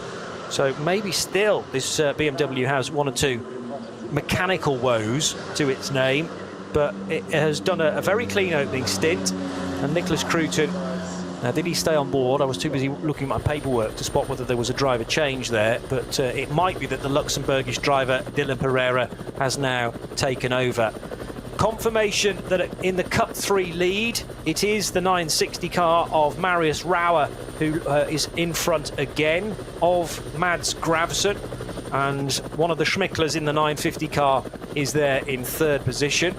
How long back to the front of the field will Scherer Sport continue on then out on track? Will they react to the Racing One Ferrari pit stop, or will they just continue with the strategy that they planned out prior to our midday start and continue maybe to the full 7 laps for Frank Stippler before he will probably hand over to Vincent Kolb? That's how Scherer Sport like to do it. They give one driver 1 stint, then they do the switch, then they do another switch. So every single pit stop includes a driver change. Yeah, you mentioned about mandatory time. There are timed pit stops, and there's a ruling that they must be in the pits for a certain amount of time during the race. And for a race up to 4 hours, that's 8 minutes. And between a 4 and 6 hour race, which is this, it's 12 minutes. Okay. I didn't realise there was sort of an umbrella time as well. So they have to add together, bolt together all of the pit stop times to make sure that they are above 12 hours for this race as well. Minutes. Cool. 12 minutes.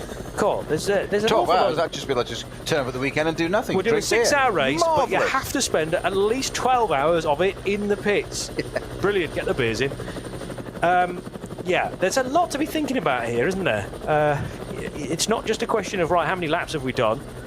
You've also got to make sure that if you are under time going into that final stop, that it is of the correct length, I suppose.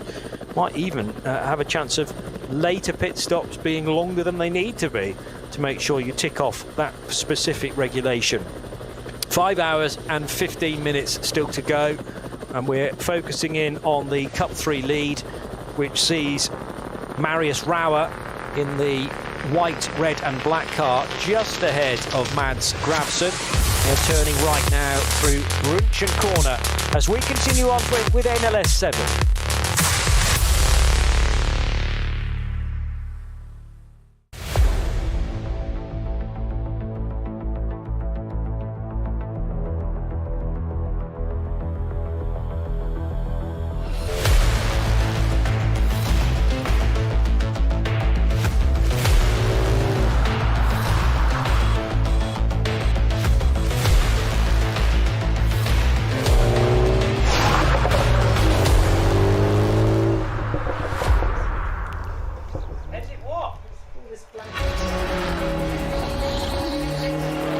It's the 7th NLS race of the season, and Frank Stifler is possibly on his in-lap,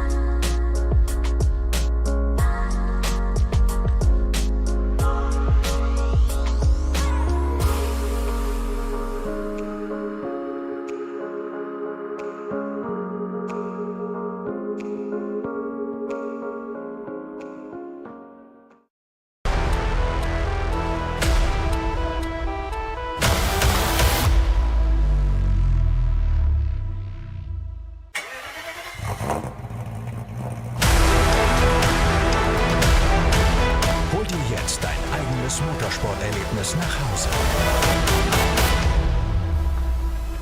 Dein Online-Shop für Simracing-Hardware und Zubehör. www.simraceshop.de.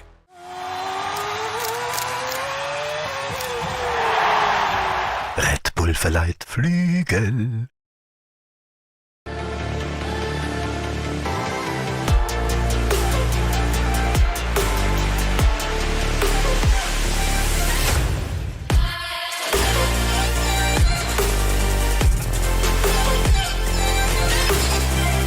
Falkenreifen.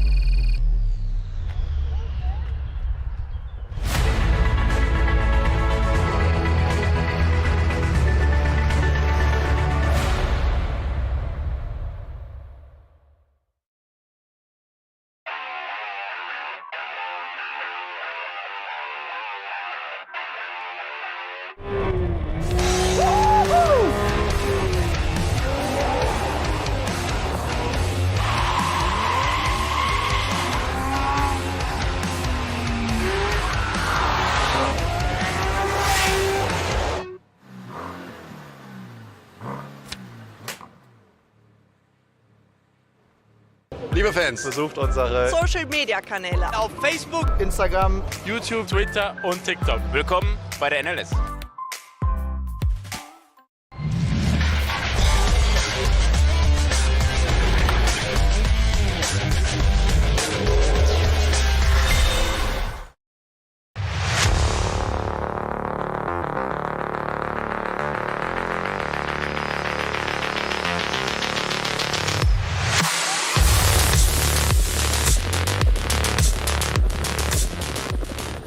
It's NLS 7, part of the Nürburgring Langstreckenrennen series. Peter Snowden and Johnny Palmer keeping you company and keeping you up to date with the ins and outs of this race.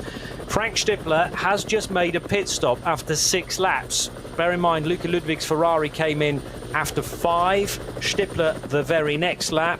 There are other cars, though, that have not yet pitted. So Adam Christodoulou is the new race leader in his CP Racing Mercedes from Marek Bachmann's Pro Sport Racing Aston Martin and Kuba Gamaziak's BMW. You said a moment or two ago, Peter Snowden, the Aston Martin is up at the sharp end. Well, even more so now because it's second on the road. So where is it? Second on the road. Second on the road. And what car is it? It's a number 17 Aston Martin. There's an entry list for you. Yeah, probably yesterday's. Is it yesterday's? No, that's the right one. Don't tell me I never do anything for you. Spoil me. You spoil me, and live on air as well. God. Come on then, talk about this Aston. I'm giving you there's an open goal to give you another football match analogy.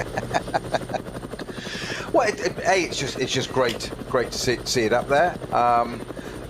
What impresses me above all else is, we mentioned it earlier, yes, we've got Frank Stippler case in the pits. I know this is going to settle out. It takes a while on this circuit to do it. I have to say, by the way, that on his in-lap there, Frank Stippler set a sector time of 3:02.6 on the way in on sector 4, which was hugely impressive. That's out again with, now the driver ID saying that Frank Stippler is staying aboard that car. Obviously he's going to be sharing it with Vincent Kolb later on. We've got a car physically stopped out on track at the moment. We'll just come back to where that's going down to Adenau, isn't it? Down at the Adenau Bridge. We'll come back to that in a second. That's Breitscheid. It's later on in the lap than Adenauer. It's not far from Bergwerk. Okay. Yeah. Pro-Am. Second and third at the moment. Yes. Very impressive. I know it's got to settle out. We've sort of only had pro drivers in those cars, but yes, it's good. I wonder, that's what I'm saying about the Audi being distracted by a very quick Ferrari. What Audi and Scherer Sport have to remind themselves, though, is that Ferrari shouldn't be that quick all the way through the 6 hours.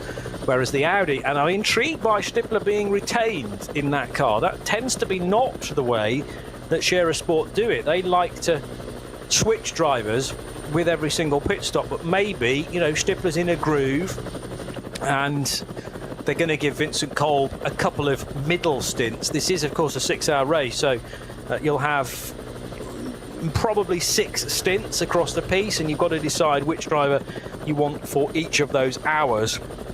There are only 2 drivers for car number 5, whereas for the chasing Mercedes, or now in fact the race-leading Mercedes, because Christodoulou hasn't yet stopped, there are 4 drivers in that CP Racing AMG, 4 drivers in the Aston Martin for number 17 and Marek Bachmann, only 2 drivers in the BMW number 34 who were yesterday's winners.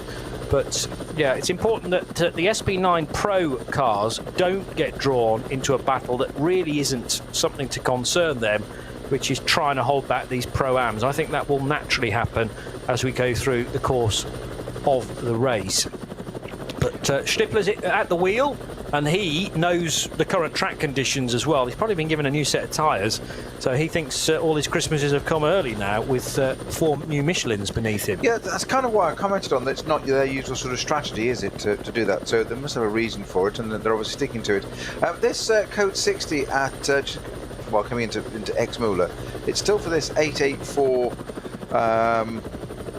BMW M2 CS, the only car in its class up to the M2 there, and it's been stopped there for quite a while, so I'm not quite sure why that car hasn't been recovered. just yet. That's been quite ongoing. I didn't think there were barrier repair incidents there. We need to have a little bit closer. Could do with a bit of an onboard or something, seeing that as to what that's caused, why that's quite so long there. I'm a little bit surprised by that one. There's also a car being towed just before the fast stuff at Brunchen and Flansgarten, if that's where the Cup 3 leaders are right now. Yes, they're not very far away from the Stefan Beloff S and the Schwabenschwanz as well. So very fast section of circuit. Again, slowing down. This is for the lead of Cup 3, remember. So it is Marius Rauer and Mads Gravsen absolutely nose to tail. And despite them almost taking chunks out of one another lap after lap, they've actually opened up a gap as well back to the Schmickler car, the Schmickler Performance 718 Cayman. So Cup 3 is all about this duo right now. Nobody else in frame, heading through Gaugenkopf and onto the all-important Dottinger Hohe. And Gravsen's definitely close enough now to use the slingshot and close in, as we hear that the Cup 2 incident that involved the Treble 1 and the 107 Porsches, there's going to be no further action on that. So that was the Felipe Fernandez Larza and Reinhard Koffler battle. Koffler still ahead of Larza, at least that was the order as they headed through the last split. Here comes Mads Gravsen then on Marius Rauer. It's Gravsen to the outside line and Antonius Bucher. But if the race were to end now, they were level pegging underneath the bridge. Gravsen will get the position though and be in front of Cup 3 as they complete this lap. I think we're still a little way away from the Cup 3 Caymans needing to make their first pit stops though. I'm going to be proven wrong here because one of them will come in. There we go. It's the one that's just been overtaken. So again, that might be an example of adaptation. You're holding the lead.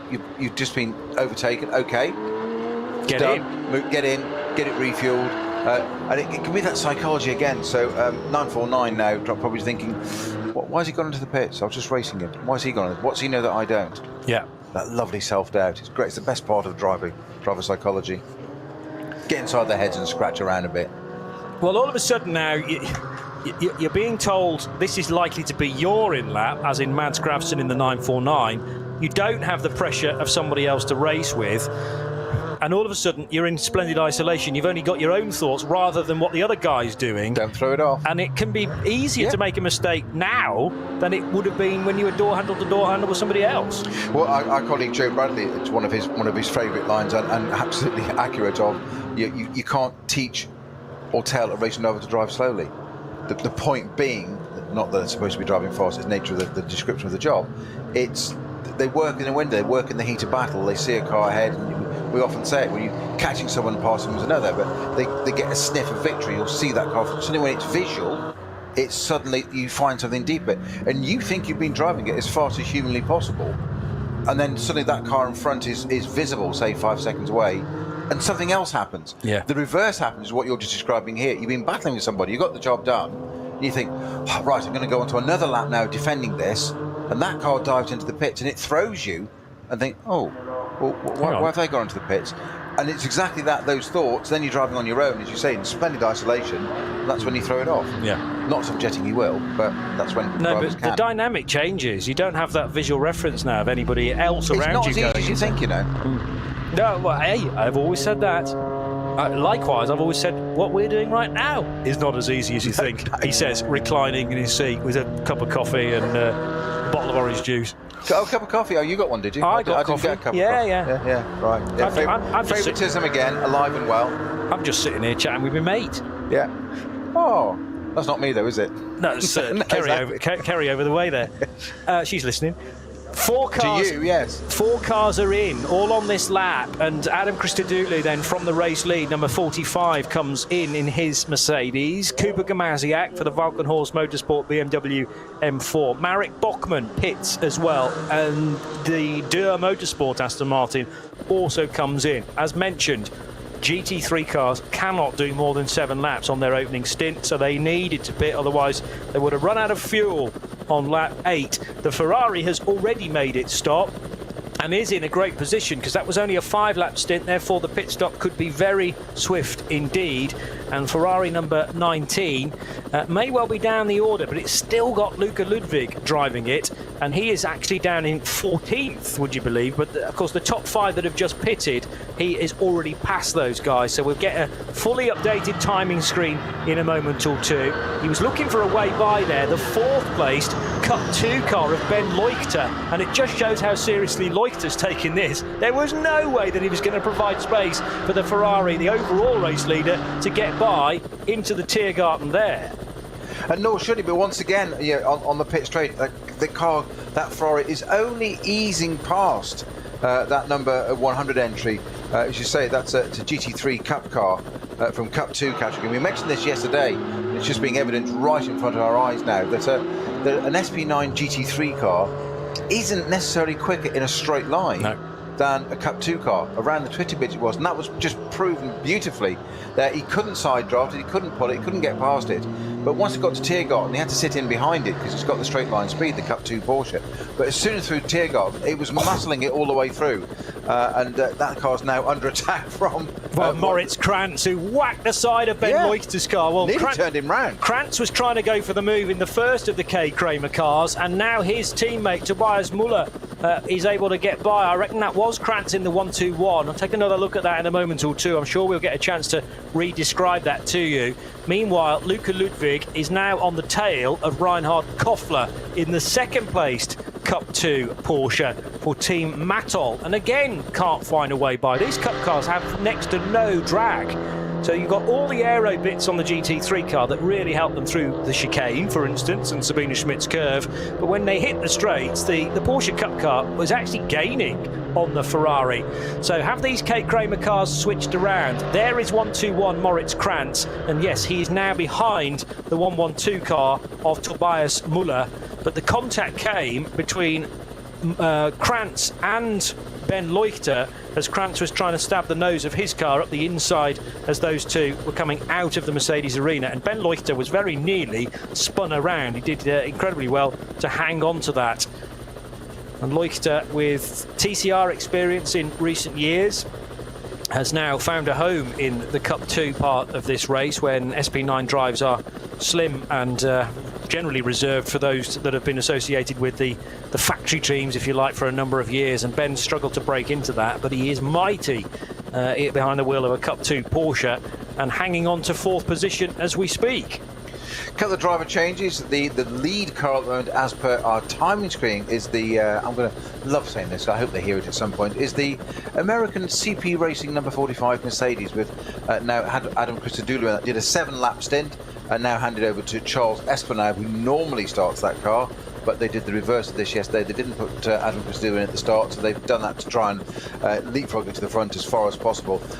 Kuba Gamaziak started the 34 Valkenhorst BMW? He did. So he stayed in it. What I just love is we mentioned, didn't we, at the end of the race yesterday when he was interviewed, that he just said he was completely relaxed and he got the right guy in the car, so he'd gone and sat in the lounge for a bit, and it's not for show. It really is genuinely relaxed. They're just in the pit lane doing the driver, doing the pit stop. There wasn't a driver change for this. The 34 Valkenhorst BMW M4 I'm talking about, that's currently 2nd place on our timing screen. That'll obviously settle down at the end of this lap in a few minutes' time. But the camera went round the car as usual, watching the tyres change, etc., etc., and then just focused on the driver. And Maziak was a little wave at the camera. I'm sitting here, I'm cool, we're in a good place. Didn't bother qualifying yesterday because I put it in the gravel, made up for a mistake, won the race.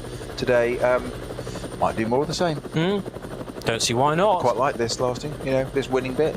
It's quite good. The Code 60 at Versifen and Breitscheid is now going to be there for a little while longer. Just a quick message on the bottom of our screen to say that the barrier repair work will take a while. So that's a similar situation that we had to that we had yesterday at Tiergarten after Marcos Adolfo Vasquez's accident in his Porsche Cayman, and substantial barrier damage, barrier repair work needed to take place there as well.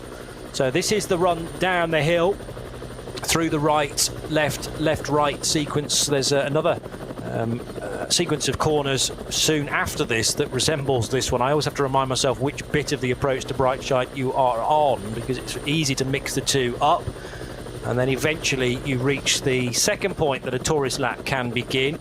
There's a petrol station there in the area of Brightside itself, but an access road. So here is the bridge over the public road, and you can just nip in to driver's right there, just before that tight right-hander. And that is where we're coming out of the code 60, and overtaking is permitted once more. And there's Benny Leuchter and Tobias Muller, and they are side by side, and Leuchter didn't quite wake up to the green flags as quickly. He did. He just got a bit, he got a little on the power, got a bit squirrely at the back, and just lost the back end for a minute, which gave the Craig Kramer car the advantage. The tilt still side by side, but he's going to have to give way to that now into the right-hander. But that was just simply getting on that gas a little bit too. He did react. If anything, he overreacted to it. Is now sitting trying to get a toe off the Kramer car. So this battle, as you say, it's. I mean, I love SB9 cars, I love GT3 cars, but this battle is just, it was extraordinary yesterday. They're taking it to a whole new level today, Johnny. Yeah. And we've not mentioned a great deal about Peter Terting, because he now, amazingly, has a 4.3 second lead, but it's taken him just over an hour in order to be in that position. We've got 4 hours 55 minutes pretty much still to go, and Peter Terting looks in his door mirrors, and finally Reinhard Koffler is a mere speck on the horizon now. But Koffler's got his arms full with Felipe Fernandez-Larza in third. Ben Leuchter, after that error, being slightly offline but giving it way too much right foot on the restart, or effectively the coming out of the code 60, where you go back up to racing speed, and Tobias Muller blended the throttle more comfortably, and so that the car would react to that. And Muller therefore is now up to fourth position, ahead of Ben Leuchter, with Moritz Krantz back down to sixth place. The battle for second, though, is the one we see before us, and this is Reinhard Koffler and Felipe Fernandez-Larza.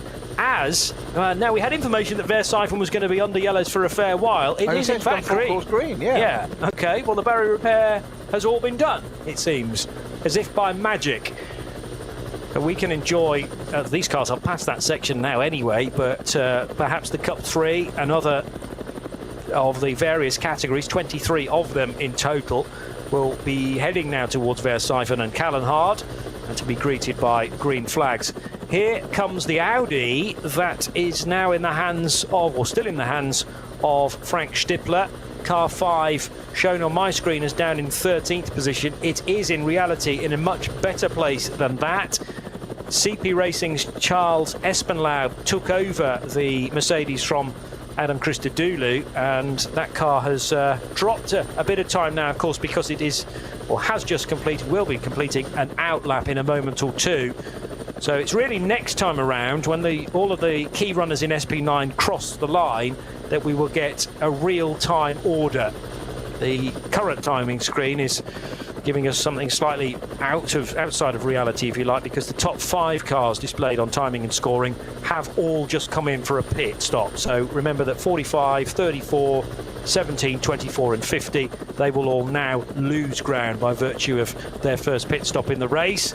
Frank Stippler, the car just toppling out of the Kleiner carousel there, jumping off the concrete and back onto the asphalt, and the car just takes a moment to just settle again after that, through the double right-hander at Galgenkopf and onto the long straight.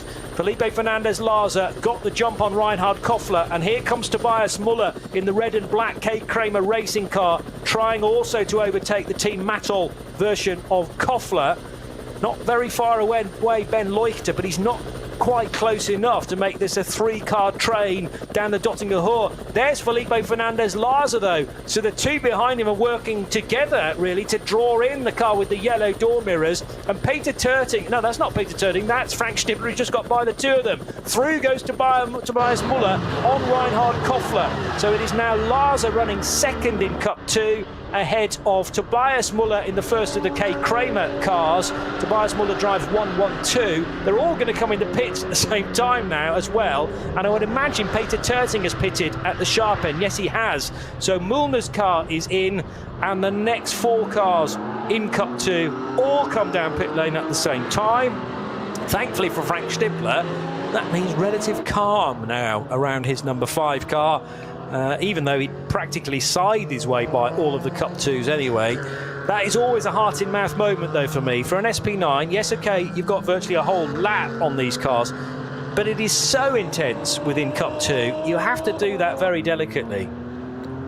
Yeah, I mean, they've got their own battle as well, and you haven't got some, God-given right, if you like, to come through. Well, have they seen you? That's the thing. That's the point. If it's 3 abreast, And this goes back to what we were saying yesterday about the drivers and the experience and how do you read something. It's the speed is accepted. That's why you'd be in the seat in the first place. But it's how you read things, and how do you read something like that? Because they've got a battle, and the natural thing is to do one of two things: either to back out of it and let them get on with it, or just get yourself in there and let them sort it out and letting you through. Yeah. So there is going to be a driver change in the number 1, 2, 3 car, and Peter Terting getting out. Well, they've got 4 drivers to utilise. So is this going to be Marcel Hopper, Tobias Vasquez Garcia, or Nick Zalewski, who takes over from Peter Terting? But absolutely no concerns at all about Peter's pace. I have to say, in such a close contest that Cup 2 has proven over today and yesterday, for him to come into the pits with something like a 5-second lead, every credit to the 39-year-old from Kempton, who has previous experience in TCRs as well. So Terting raced in the Benelux TCR Championship, in the Germany TCR Championship. He's also competed at GT3 level with teams like Attempto Motorsport, Audi Sport Team Phoenix for the Nürburgring 24 hours. So not quite 40 yet, but Peter Terting has an impressive CV, and there's no reason why he couldn't continue racing for another decade and a half or so at this kind of level.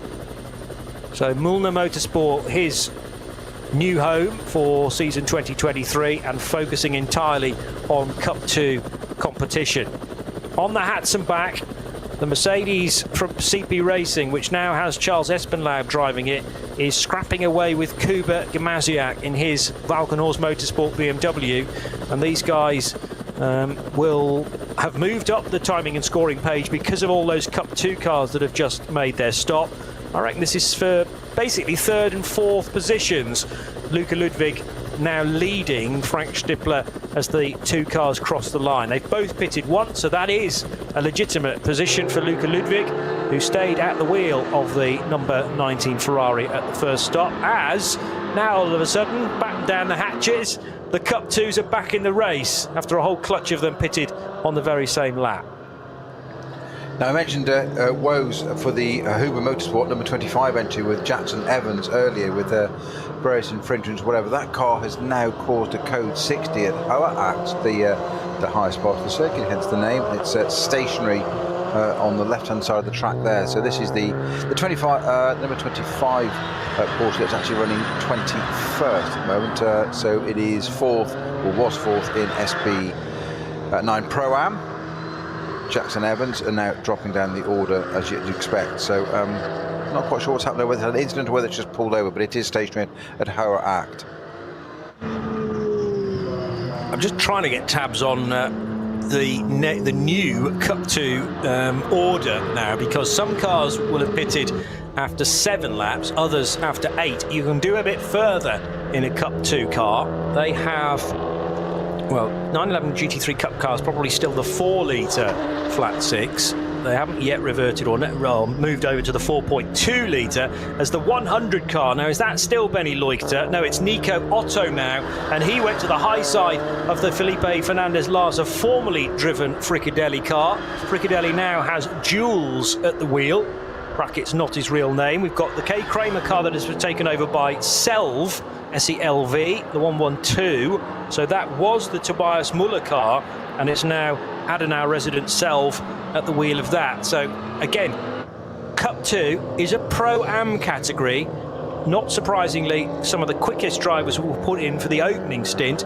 We are going to see differences in lap times from this point onward, and it is Vasquez Garcia who has taken charge of the Peter Terting Mühlner Motorsport Porsche. So sky blue and white now in the hands of driver Vasquez Garcia, and the 1-2-3 car has retained the race lead, as you probably would have expected, with something like 5 or 6 seconds up the sleeve of Peter Terting. Slight mistake there from one of the GT4 Mercedes-AMGs, but got away with that.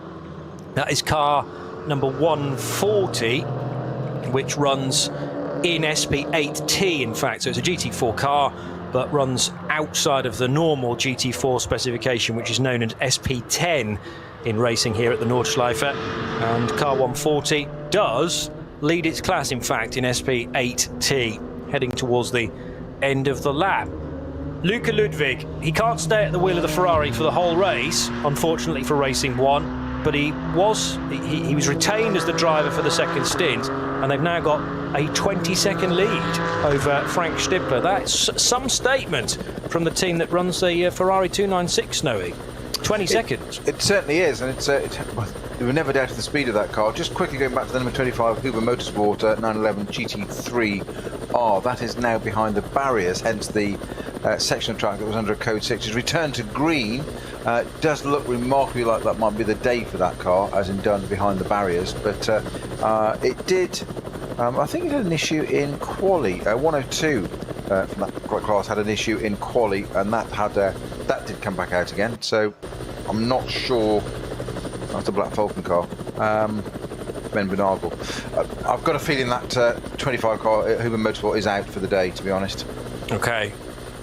And Huber had they had a good start yesterday and then dropped a little away from the leading pack, as Nico Otto now in the number 100 looking for a way by for Max Cruiser Racing on the 511 BMW, and they very nearly connected as well. 511 at times yesterday was in the wars, when in fact Sindra Setsas was driving, and he is at the wheel of that car currently as well. I think our race control messages on the bottom of our screen are sometimes a little delayed, because the Wehrsiphon code 60 has been clear for about a lap now, but we do eventually get confirmation of that. Yeah, I'm going to say yes, yeah. That's been like it for some time, and thankfully now that the whole track is green, we are seeing some decent lap times come in now from Luca Ludwig and Frank Stippler, who, Stippler at certain areas of the circuit is finding time on that Ferrari. For instance, he gleaned back 2 seconds of the 19 lost through the very long sector. Ludwig over the line again with an 8-minute lap time. Bear in mind, his best is a 7:57, so we are not quite down to qualifying pace, because that's 7:52, but they're not that far away from it. 8 seconds with a heavy car for Luca Ludwig. And remember that the two leading machines, the Racing One Ferrari and the Audi number 5 of Scherer Sport, they pitted on different laps. So the Ferrari got in as soon as it could after just a 5-lap stint, whereas Stippler was able to go 1 lap further than that. He didn't, or the team chose not to keep the car out for 7 laps.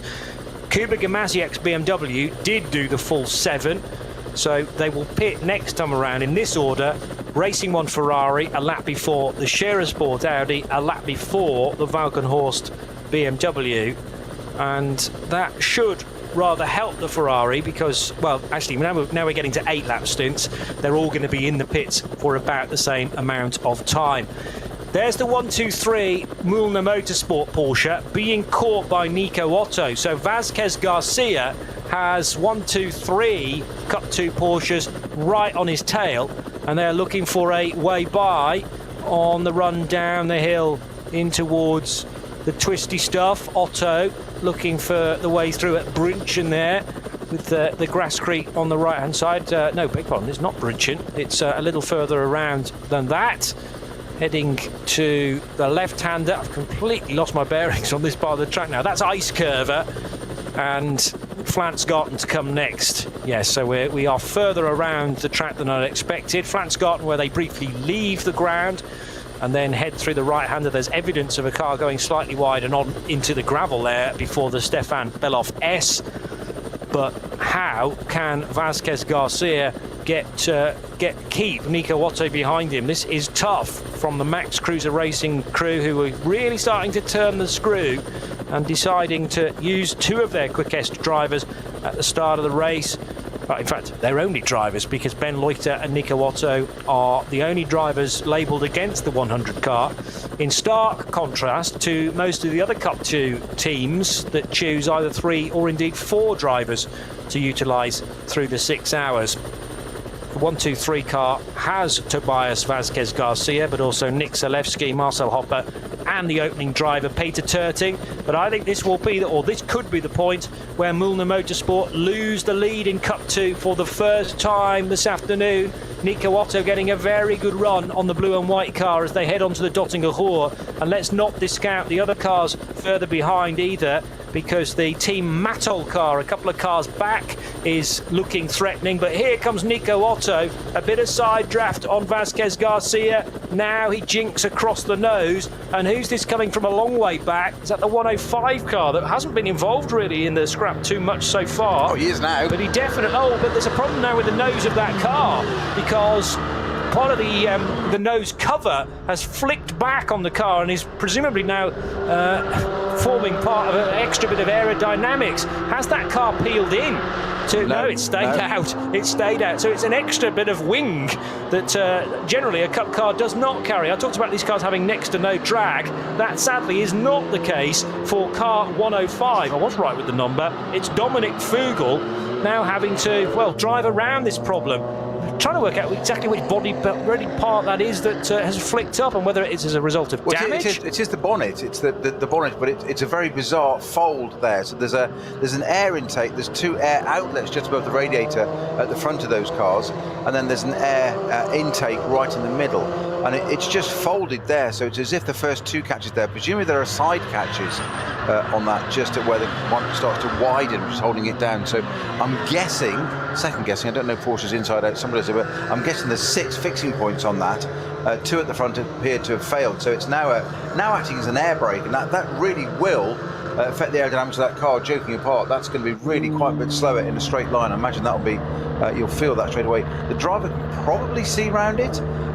Apex shouldn't be too much of an issue there, and it doesn't look like it's going to come any further loose. But I've never seen anything like that just fold part way through at the back completely. The bonnet's hinged at the back. I've seen the bonnet come all the way back. We discussed this today on road and race cars. But that's very bizarre. It's not even a third of the way at the bonnet. It's just folded up to a vertical plane. So something's just given on it there. It's DRS. It is at the front where you don't need it. Yeah, that's where you drop your suitcase. Well, we don't need DRS anyway, actually. Well, that's no, a whole other topic. But not in a Cup 2 race. Anything, just need anything. If you're going to scrap anything in Formula 1, scrap DRS. Just then you wouldn't have any overtaking. Anyway, Marcel Fugel is the driver in 105. He's obviously remembered to put the suitcase in the car, but then forgotten to close the hatch afterwards. So Fugel running in second position ahead of the Müllner Motorsport car, and also Arne Hofmeister in his Team Mattol racing car. So actually Vasquez Garcia has slipped behind Hofmeister as well now, and the blue and white Müllner car running in fourth position, having earlier led when that car was being driven by Peter Terting. That's the beauty of Pro-Am racing. The Pro works incredibly hard over the opening stint to build a 5-second lead. One of the AMs gets on board, and very quickly that lead it evaporates effectively, and then moves the car down to fourth position. Very good approach to an overtake from Arne Hofmeister on Fugel, and surely Fugel is feeling now that bit of bodywork that has popped up through the Schwedenkreuz. Well, he's not giving up, is he? He's certainly not. There in the ADAC Saxon entry, that's the 105 car. The car behind did draw alongside there, but he had the right-hand side of the corner to right-hand side of the track into a right-hander, so he was able to carry that through. I think where it will really transpire is not so much through the technical stuff here. In fact, I think the car behind is quicker, seriously so. Now, through the slower technical parts here won't matter so much. The Dottinger Ruhr, that car will be, I'd love to see the data on that. I bet that's a good 7-10k down because of that. I wouldn't be at all surprised. Mike Stursberg having a nibble on the rear of the Vasquez Garcia car too, so just out of frame from the second place fight. Fourth and fifth very much up for grabs, and this is playing so nicely into Nico Otto's lead. Nico won't actually know what's going on for second and third, but you've got a stricken car with a broken bit of nose cover fending off the third place car of Arne Hofmeister, but the net result is that Nico Otto is now being waved into a relative mammoth lead concerning Cup 2. We generally don't see 4, 5, 6 second gaps even after a full stint. Vasquez Garcia, in fairness, has not yet allowed Mike Stursberg in the Black Falcon Team Techstar car through yet. But they are, to a certain degree, pairing off now. Fugel versus Hofmeister, Vasquez Garcia versus Stursberg. And each battle very much nose to tail, as kicking up the dust there into the face of Arne Hofmeister is the Fugel car. Marcel Fugel driving the ADAC Saxon entry.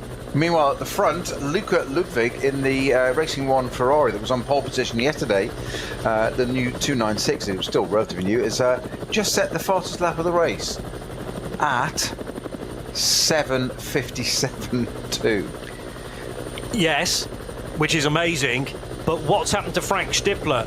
All of a sudden, Stippler has not come through at the end of Sector 4, whereas Gamaziak and Cruton and Espenlaud and Dumoulin are all showing times at the end of Sector 4, but I'm not seeing Frank Stippler doing so. He lost about 6 seconds at the end of Sector 3 as well.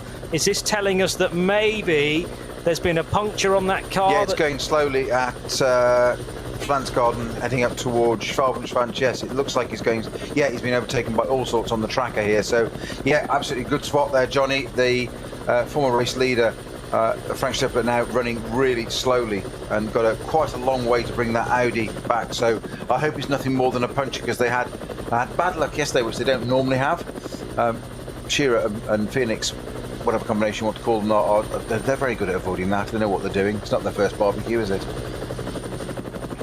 There was a barbecue yesterday that you got confused with a car smoking at Hatzenbach, but actually it was the fans having a lovely time. Mr. Fetzer, yes, when he parked the Falcon Porsche halfway through the Hatzenbach sideways, and it was smoky heavenly. It was a long shot. It was actually a barbecue. Yeah.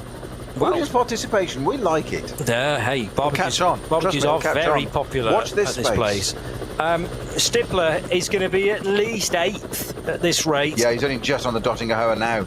Oh, I still haven't got a split for Stippler's time as he reaches the very long end section. Oh, there it is, 5:21. So he's lost over 2 minutes in Sector 3. Still very much enjoying this fight between the stricken 105 car of Marcel Fugel and now getting the overlap, Arne Hofmeister in the Team Mattol car, and to the Team Mattol car to the high side, now to the low side. And they're going to be absolutely together now. And finally, Marcel Fugel goes, well, actually, it's just massively slowing me down in order to try and defend to Arne Hofmeister. But he's only 2 laps into his stint. That's the problem. Yeah. And there are question marks now as to how much he can keep the pace with those around. Is it a right rear puncture for Stippler? I can see it coming in the Dottinger now. It looks like it's down on the right rear. Going quicker than I expected it to be doing, though, considering 2 minutes more of a mechanical problem than a tyre issue, because that's always the problem with the tyre issues. How fast do you drive it back without creating more damage? And as a driver, you just want to get the car back to the pits as soon as possible. As the engineers, they want to get it back there as in good a condition as possible. So it's always finding that fine line. Marcel Fugel's only slipped 1 spot, so far Vasquez Garcia not able to overtake Tobias Vasquez Garcia. There are lots of Tobiases in Cup 2. I always have to remind myself which one we're talking about, but generally speaking, across the board of driver entries, whether it's 2, 3 or 4 drivers for these Cup 2 cars, there's definitely some strength in depth as well. Mike Stursberg should not be discounted in his Black Falcon Team Techstar car, just slightly out of frame right now, but running in 5th position. There it is, the black and with the yellow roof Porsche, heading underneath the bridge at Antonius Bucher, and very high and wide went the Marcel Fugel car, just about threading the eye of the needle around some of the back markers. Frank Stippler's Audi on pit road then for Scherer Sport to take a look at it. It's going to be filled with fuel first. And there's your answer, a rear right puncture at the very least. Was it a case of once the tyre completely destroyed itself, then Stippler actually upped the pace? Because his in lap down that final sector was pretty impressive, but that might be because all of the back end of the Audi had already been torn up by that point, so he thought, what have I got to lose? There's a lot of damage at the back of that Audi after that tyre I thought it was right rear, but the whole tyre had gone. There was a tiny bit of it left, the beading left on the sidewall, the outer sidewall. The rest of it was pretty well gone. And of course, this is the problem now. There's bodywork and pipes and bits in there that need to be reconnected. So it's I'm not quite sure what that pipe they're trying to reconnect and work on does at the back of that. I'm guessing it's going to be part of the oil cooling system or something around there. They are refueling. They're doing a driver change, so they've put Sir Vincent Kolb into the car. There's a little bit of fluid leaking out there onto the pit lane pan, as it were, and that looks. I'm wondering if that's just fuel. Frank Stippler's getting out and having a look at, left his lid and hands device on and investigating that which he was at the seat of when that occurred. Is there going to be much pipe work in the rear there? Cooling, perhaps? I don't know. There's a large piece here that they're now pulled out of the back, out of the way for the moment. But there's I'm just wondering, there's a loose pipe in front of the rear suspension at the moment. That's bodywork can be just pulled and yanked and got out of the way. It's not overly important. It sounds odd, but aerodynamically out of the way. The rear wings there, that's the big bit. But you can see where there's reference marks around the tail light. That car and bodywork there, where that tyre's done an awful lot of damage around that right rear quarter. And this is never mind minimum pit stop time. This is an inordinately long pit stop. There's always collateral there. Are they going to get a tyre on it just yet? There is a new tyre about to be offered. I mean, bear in mind he's lost 3 minutes purely with the time out on track. So that's the race done. Into the box. That's the race done anyway, so they might as well just take their time and use the rest of the race almost just to gather some data. Not that Scherer need a great deal of data about this place. Should not be in their weekend here, is it, this one? Well, it was going really well yesterday, and then all of a sudden we were greeted with some pictures of the car in the foxhole, stopped, minus the rear screen, and Vincent Kolb had clearly either been in the wall or made contact, or both, with one of the BMW 240i cars. It's a warm day, and new driver or still Frank Stippler? No, it's still Stippler out the wheel. No, Stippler was out of it. We saw him standing by the car looking at the rear, so it's Vincent Kolb was in it. Yeah, why would Stippler get out and then back in again? So the net has been pulled across the left-hand side of Vincent Kolb, and he's now sitting in a very warm race car. Think about the heat soak there from the 5.2 litre V10 immediately behind his seating position. They're just trying to create a draft with the door.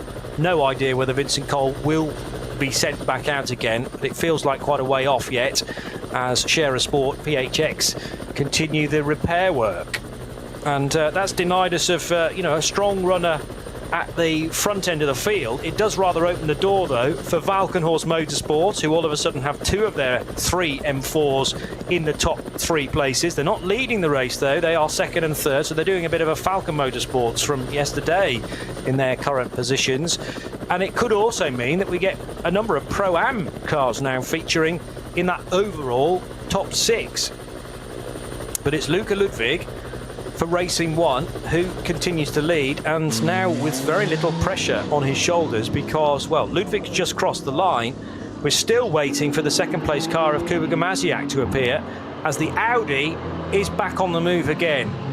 So Vincent Kolb's first opportunity to see what he's got here after that rear tyre going down or failing will have done some damage, no doubt, to the Audi. It will feel different from the ideal setup that Scherer normally give him.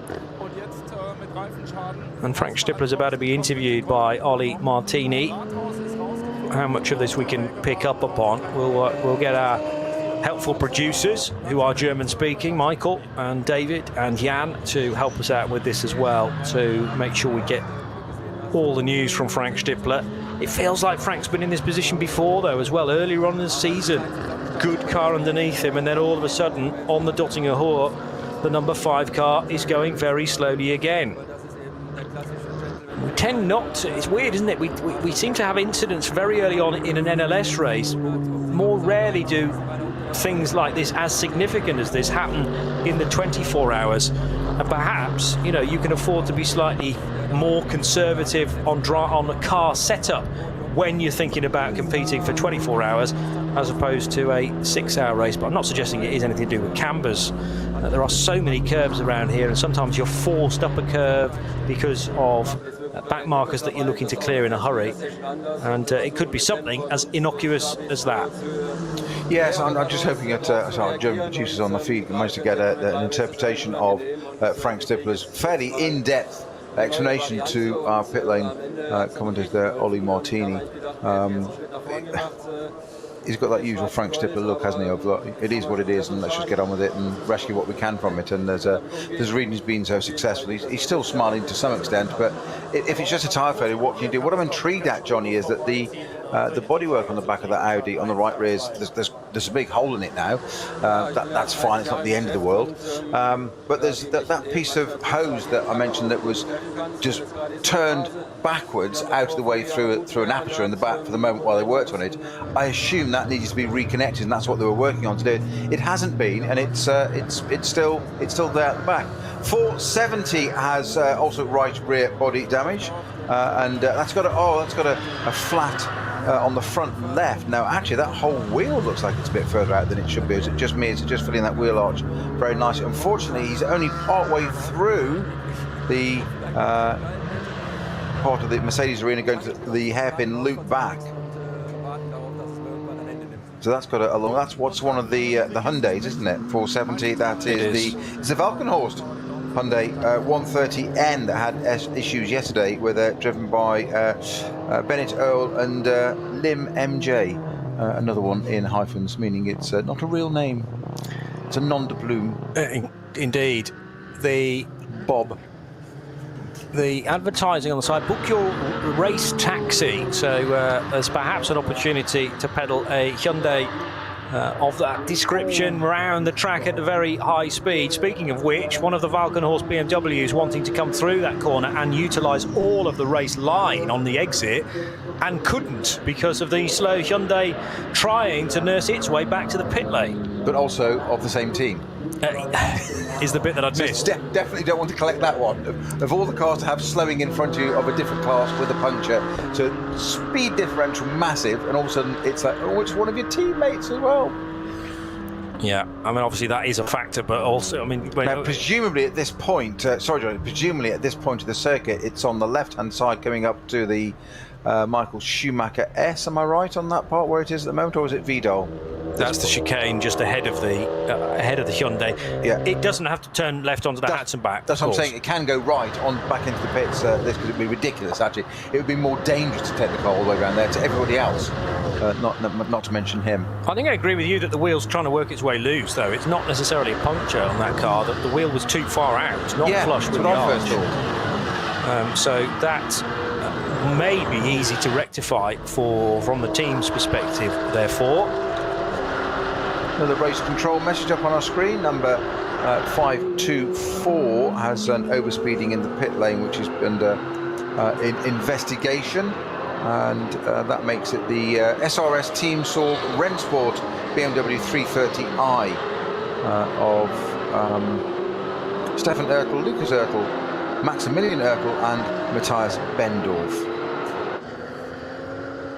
Latest in the Cup 2 goings on, Nico Otto from Max Cruiser Racing has a almost 10-second lead, but down the inside there goes Christopher Brook versus Tom Coronel, who had a spin yesterday, you may remember.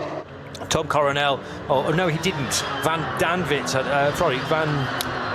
Jan van Roon, who was his Dutch teammate, had the spin.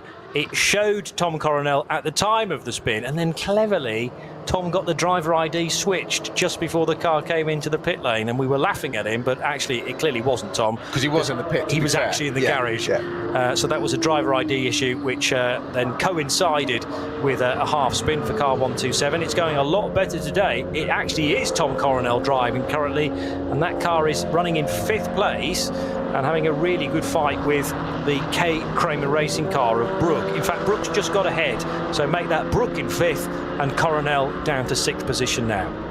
Now, the 470 Hyundai from Valkenhorst is in the pits. It's having its screen cleaned and whatever. Now, we've got camera footage down there, and there's lots of metal flake in there, so I'm wondering if that's a wheel rim failure or a hub failure or something. There's a lot of stripped metal in between the spokes. All the spokes seem to be intact. No, it's a hub. It's a hub failure. Yeah, because the actual hub is surely they're not sending it out again. No, it's just moving to the next relevant garage. It's got to go into its correct box. Yeah, they're putting the jack under it now, but it looks like it could be a wheel failure from the point of view of the centre of the hub has failed. I'm getting a close-up again on this now. So there's definitely the Schwarf coming out of that rim like it's been on a lathe almost. And that's the first thing we said, wasn't it, Johnny, that it wasn't just a tyre failure. That rim looked too far out from the bodywork to have ever been there in the first place. Tyre is one thing, the carcass, this is the whole rim as well. And I think it's the centre. They're all... Yeah, there's no wheel nuts on that wheel. So almost it's actually I think the hub has failed, and it's come out over it. That's what's failed. So yeah, they're starting to push the car, and you can see the wheel rocking. It's loose. So it's very strange. They're literally, they've just had a perfect camera shot. Thank you very much. Right down onto the hub on that front left, and there are literally no wheel nuts in evidence. So I'm guessing the wheels failed and come out over them or something. So the centre of the hub is still there, bolted to where it should be, but the rest of it's moved out. Yeah, I didn't think that was possible. But well, I don't. It's quite odd. But wheel nuts are made of softer metal than where they thread into, aren't they? So that if you get a cross thread, then it damages the wheel nut that can be replaced rather than where you're trying to screw the nut into. But whilst we're talking about Hyundais, Ferrari's at the front. Mr. Ludwig has just set another new fastest lap of a 7:56.7. You're busy talking about Hyundais. He said it's all about me and Ferraris. Now we've got a Porsche behind the barriers at the... Now this is onto the Grand Prix circuit. This is where we turn right for the hairpin. This is where they used the track yesterday, and it looks to me like this Porsche's gone through the barriers. So that's had some kind of either throttle stick open or brake failure or something, and not even negotiated the right hand of the hairpin we talked about earlier of the CP race. And, it was Adam Christodoulou taking the advantage down the inside there on the opening lap. But basically, for this layout of the track today, into that hairpin, the track down to the GP circuit effectively becomes an escape road, which is exactly what that Porsche's had to use. It's the other side of the barrier, so I can't see what number it is at the moment, but there's a Porsche gone through the barriers there. They are only a sort of Repsol plastic polystyrene barrier, so it just pushes its way through those, so no metal barriers. So there's no harm done, I am sure, other than to the car, certainly not to the driver, which is the most important bit. I'm just trying to allocate which car it is to that, and I'm just trying to get a number for it. Could it be 106? And if not, I'm trying to work out Porsches that may be in the first sector. I'm going to say something very strange here. Not for the first time. Don't jump and agree too readily, Mr. Palmer. But on my tracker, it says car number 25, which would be the Huber Motorsport car that went behind the barrier, further, as in broke down and pulled behind the barrier. Not unreasonable to have it repaired. If a team member can come to it and give you instructions, it could have rejoined. We may have just missed that. But the car behind the barrier on my tracker there is 25 Huber Motorsport 911 GT3. That fits with where the 25 is on the circuit currently. We haven't yet got a Sector 1 time for it, but it did cross the line at the end of the previous lap, even though it took it half an hour to do that previous lap, and then has been in the pits for quite some time. But car 25, yes, is shown actually as being on an out lap. So has it come out of the pits and then either not been able to stop for the hairpin cut through? Yeah, it's what they call the Valvoline hairpin, isn't it? So it's Tyson, the driver, and I wonder whether either something just has failed or was never quite right on the car, or he's realised as he comes out of the pits, no, it's still not right. I'm going to pull off here rather than turn right. It's gone through the barriers, hasn't it? So it's gone through. It hasn't parked up. It hasn't pulled off. It's actually gone through the barriers on that escape road. So you're absolutely right. In the first part, something's not right in that car still, i.e. brakes or throttle or something. And he's been unable to insufficient retardation. I'm not convinced that they're plastic barriers either. I think they're tyres, so that would certainly hurt if it would hurt the car. I might be wrong, but it looks like sort of wrapped tyres, that one chunk of that tyre wall had been moved significantly. We may get a replay, but I strongly doubt we're going to see the Huber Motorsport Porsche again anyway, as they were sort of toying with the chance for that car to rejoin. That's the Jackson Evans car for the Kiwi, Carlos Rivas, Hans Wehrmann and Joachim Tyson. And it was Tyson who was at the wheel of the car at the time. And I'm going to go back to car 25 on my screen, and it still, yes, is not showing any sector time. So I think that very much tallies that we've got the right car. So an unfortunate probably end for the race of car number 25. 1, 2, 3 Porsche Cup 2 car is now getting a stop and go penalty of a second because it fell below the minimum reference time. Yeah, former race leader in Cup 2, and Peter Terting was handing over to Vasquez Garcia. That must have been when it happened, because the car's only done one stop. And you try and jump the pit stop as quick, well, you try and get it as close as possible, but 1 second, so costly.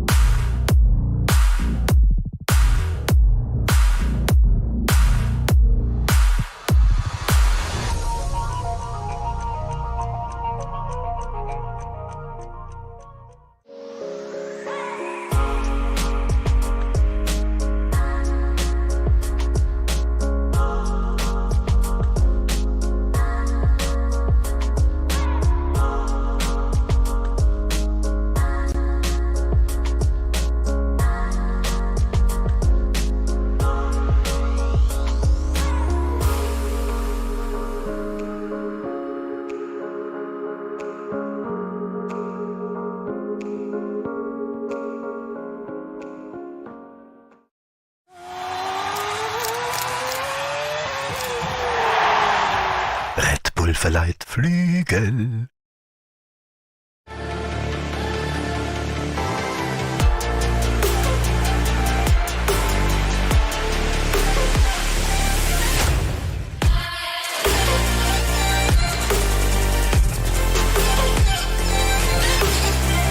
Falkenreifen. World's first asphalt watch.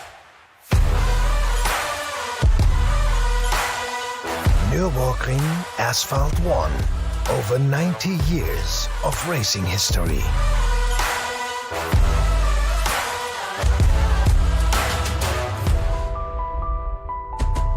Cobbler.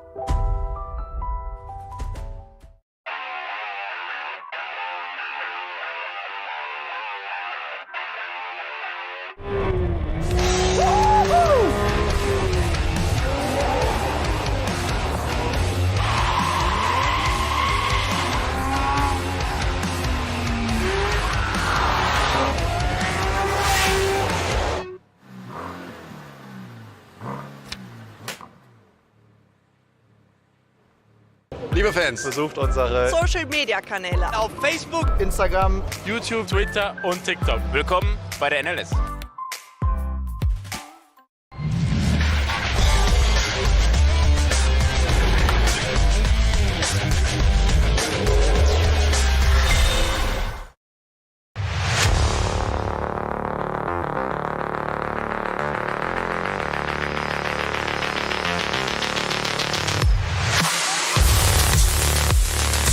It's the second 6-hour race in as many days around the Nürburgring Nordschleife. This is NLS 7, live on the Radio Show Limited network of channels. A busy weekend on our network with combined coverage of the FIA World Endurance Championship live from Fuji. That was early this morning. Free practice 3 yesterday morning, followed by qualifying and the 6-hour race. Absolutely no spoilers, please, because I love that championship and I have no idea on the results.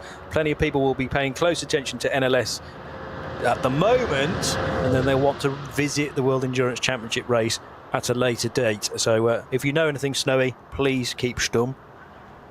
I'm on air with you. If I knew anything, I'd tell you. Apart from that massive first corner pile-up, which saw the Ferraris, the Toyotas, the Peugeots all out in the first corner. No? Talking about Goodwood?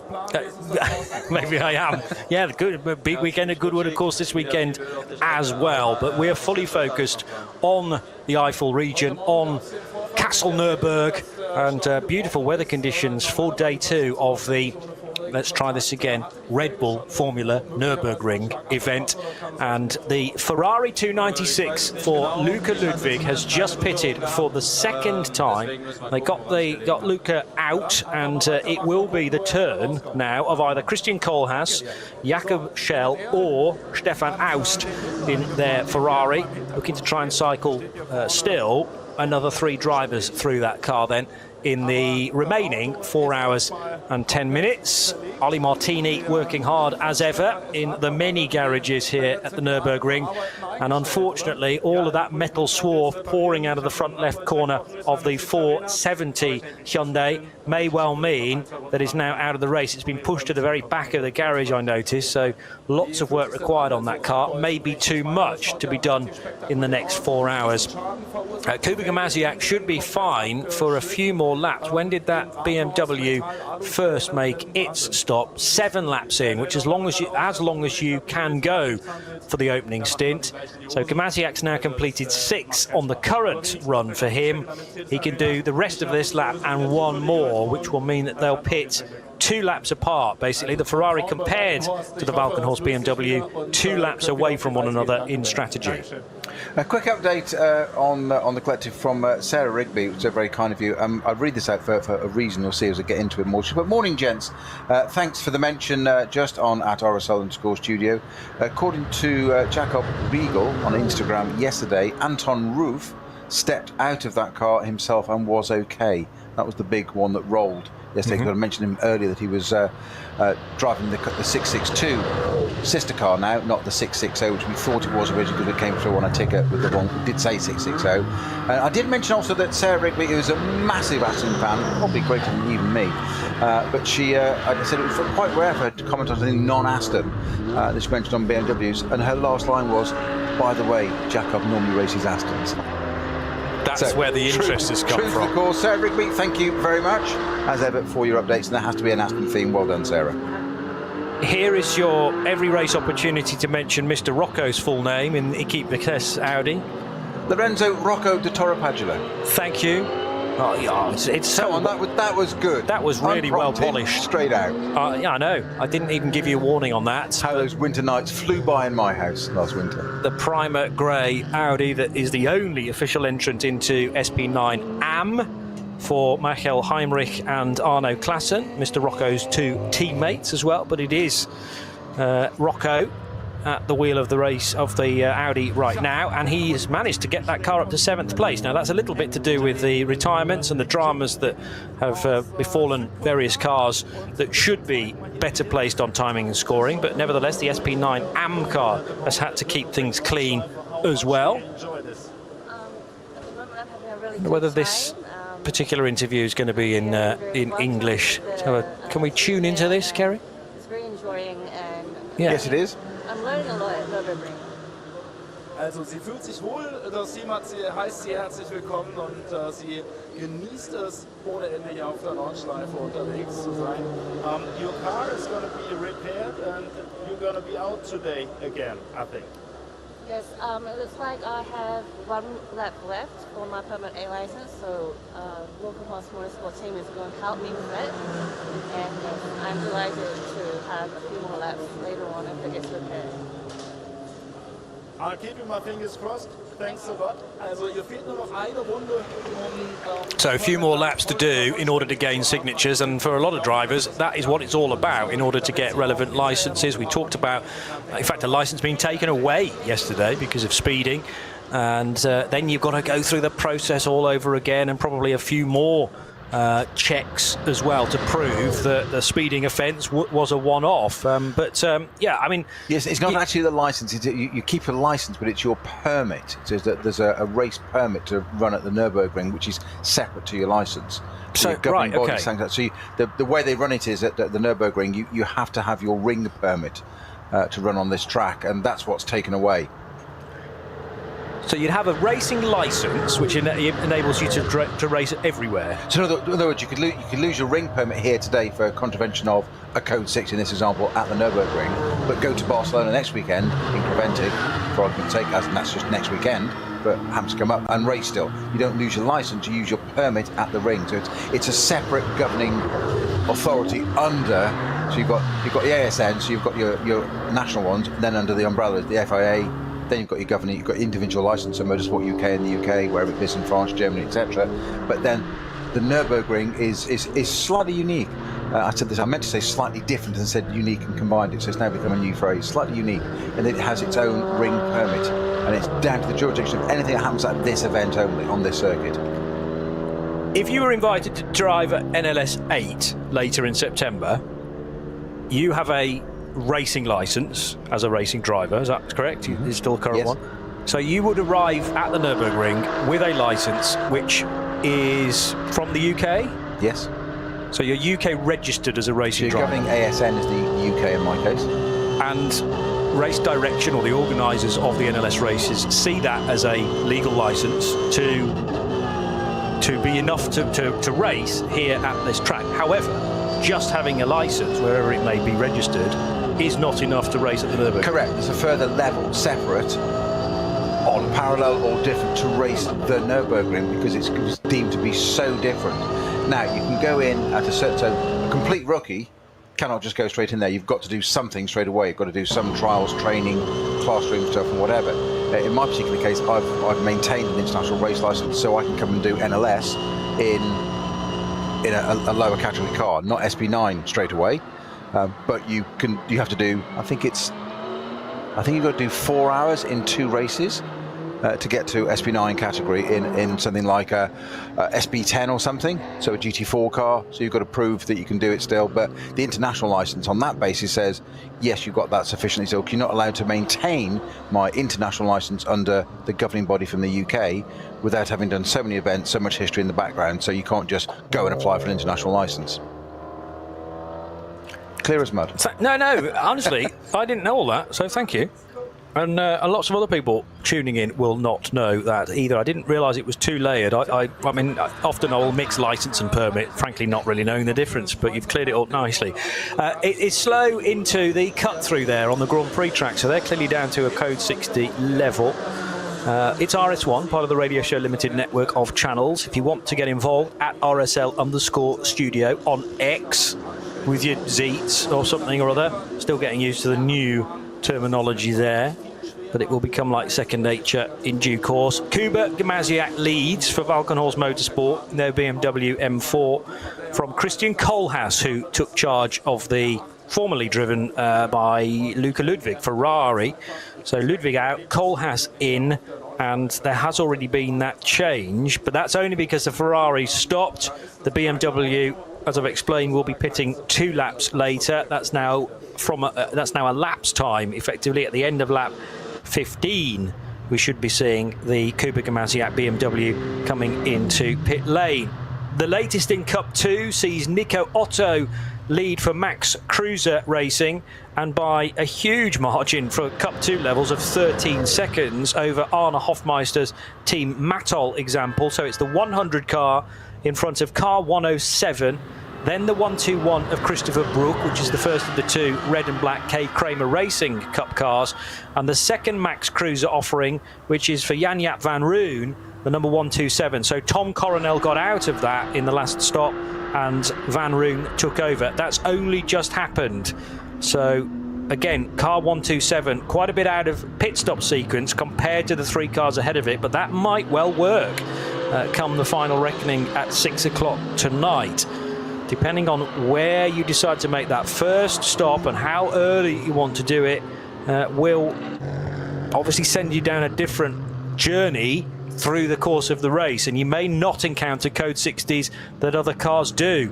Speaking of which, we're in a great situation now where the whole track is currently green. We're verging on the hour of 2 o'clock local time, so that means 2 hours in the book, a total of 8 hours of racing now being completed across the whole Red Bull Formula Nürburgring event, and concentrating on the number 106 Porsche coming out of the cut through there, which is also a Cup 2 offering. That's one of the cars that has been fairly heavily delayed, though. I was bothered that the 106 was the one stricken behind the tyre wall at the first, or the cut through corner, but as you can see, the 106 car is still continuing, but down in 12th place in Cup 2. It's 2 o'clock, there are 4 hours to go. This is RS1, part of the Radio Show Limited network of channels. Johnny Palmer and Peter Snowden keeping a close eye on when the Kuba Gamasiak BMW will make its stop. I think it has to be at the end of this lap. And where, in comparison, is Charles Espenlaub on his pit stop strategy? Remember, Adam Christodoulou started that car. He also did 7 laps. It's got to be 4 laps in, hasn't he, surely? He's more than that. He's very nearly 8 laps in now, Crikey. Espenlaub. So again, we're going to get a flurry of cars, much like we did after 7 laps. 4 cars all together will come down into pit road, and I'm expecting Gamasiak's BMW, Espenlaub's Mercedes, Nicky Team's Der Motorsport Aston Martin, and the Pro Sport Aston Martin of Maxime Dumouriez all to need fuel the next time they head to the start and finish line, which will be 15 laps in the book. We are rattling through this very swiftly indeed. The only thing I haven't got working correctly on my timing screen is the amount of time to go. Still being I was shown. just doing exactly the same. Great minds think alike. Fools never differ. I just looked at exactly the same thing there and thinking, why have we got 5 hours, 7 minutes and 6 seconds remaining? Why is the 6 not going 5? We're racing into the night again. 3, etc. And I'm looking at it thinking, I'm going to look, it's like being back at school, isn't it, looking at the notes next to it. I'm going to look at Johnny's screen. He says exactly the same. And I'm thinking, well, how up to date that is it? Because our actual screen is we've got just under 4 hours to go. Yeah, depending on where you get your timing information from, if it's livetiming.azurewebsites.net, the Nürburgring Langstrecken Series is actually at the very top of the page showing 5 hours and 7 minutes to go. That's not correct. It's 3 hours and 58. But thankfully, we have got the cars timed and scored up to 14 laps. It's in fact nearly 15. And as I say, we'll get... Well, the Aston's just been in and back out again. So that's a strange one. Christophe Breuer. Remember, Christophe Breuer had a hiccup very late on in yesterday's race when he came in for some inexplicable reason, stopped with the team, then got going again, but that threw out of the window any chance of the Aston Martin winning the SP9 Pro-Am division. I don't quite understand why Christophe Breuer's just come into the pits again. He shouldn't have needed fuel. Well, but they've done a driver change. Now, you can probably chalk that up as an actual pit stop, so maybe I don't need to be too concerned about that. 3:53, yeah, that's okay. So Pro Sport decide not to pit after 8 laps. They've done it after 7 instead, and that means that Maxime Dumouriez's been taken out of that car and Christophe Breuer put into it. So we've had a Bachmann stint, a Dumouriez stint, now presumably another 7 laps or the first 7 laps of the race today for Christophe Breuer. There's also been a driver change in the number 36 BMW that saw Carrie Schreiner get out and Charles Faerts get in to the number 36, and Hertz should be really quite quick in that BMW. He's generally the pro part of the Pro-Am lineup. Yeah, one of the few cars that's listed with 4 drivers in for this event. Normally just 2 to 3 for this, but it's that's got a 4-driver lineup. So it's also got Peter Posovac and Christian Boroth to drive that car, but you say Carrie Schreiner out of it and Charles Wirtz in an all-French driver lineup in that Valkenhorst Pro-Am 36 M4. And Wirtz is a platinum. We were talking yesterday about drivers we would expect to be a platinum, like Luca Ludwig, and actually he's only gold. There's the state of the 25 car. The remains of the most of the front right wing is missing. Well, I don't say it's missing. It is. It's just open air now. It's an air-cooled front right wheel on the number 25 Pro category Huber Motorsport Porsche. Who do we think was at the wheel of that at the time? Was it Joachim Tyson? It was Joachim Tyson, yeah. Okay, and that's the car that I have had it confirmed. You were absolutely right, Johnny, as ever. I should never really doubt it, should I? But I was trying to be kind in saying they're sort of some kind of Reptisol barriers and a little bit soft or full of water. They weren't. You're absolutely right. They are tyres bound together, so it would have had some significant impact to the body lines of that car. Hence, bits of it are now missing.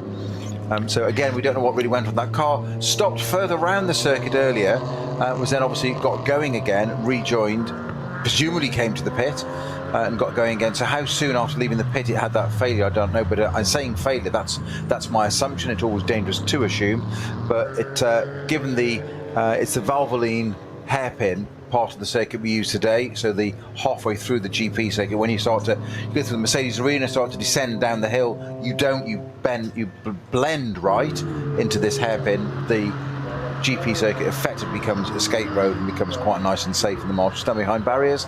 Well, not when you're in a 25 Hubert Motorsport car. You end up going through those barriers. No driver would do that knowingly unless there'd been some kind of issue. So he's obviously unable to negotiate the hairpin and gone straight on at some pace and gone through those barriers, as we saw on the camera shot. We saw it the other side. So all good in terms of driver. That's the most important part, but not so good for the Porsche itself. It's going to require a little bit of remedial work, shall we say. Now, and the other concerning thing is that it was an outlap, so the team, I'm guessing... It was the outlap, was it? The team will have said to Joachim, right, we think we've fixed everything, give it a blast through the Mercedes arena, and every confidence on the brakes into the... Oh, he's off.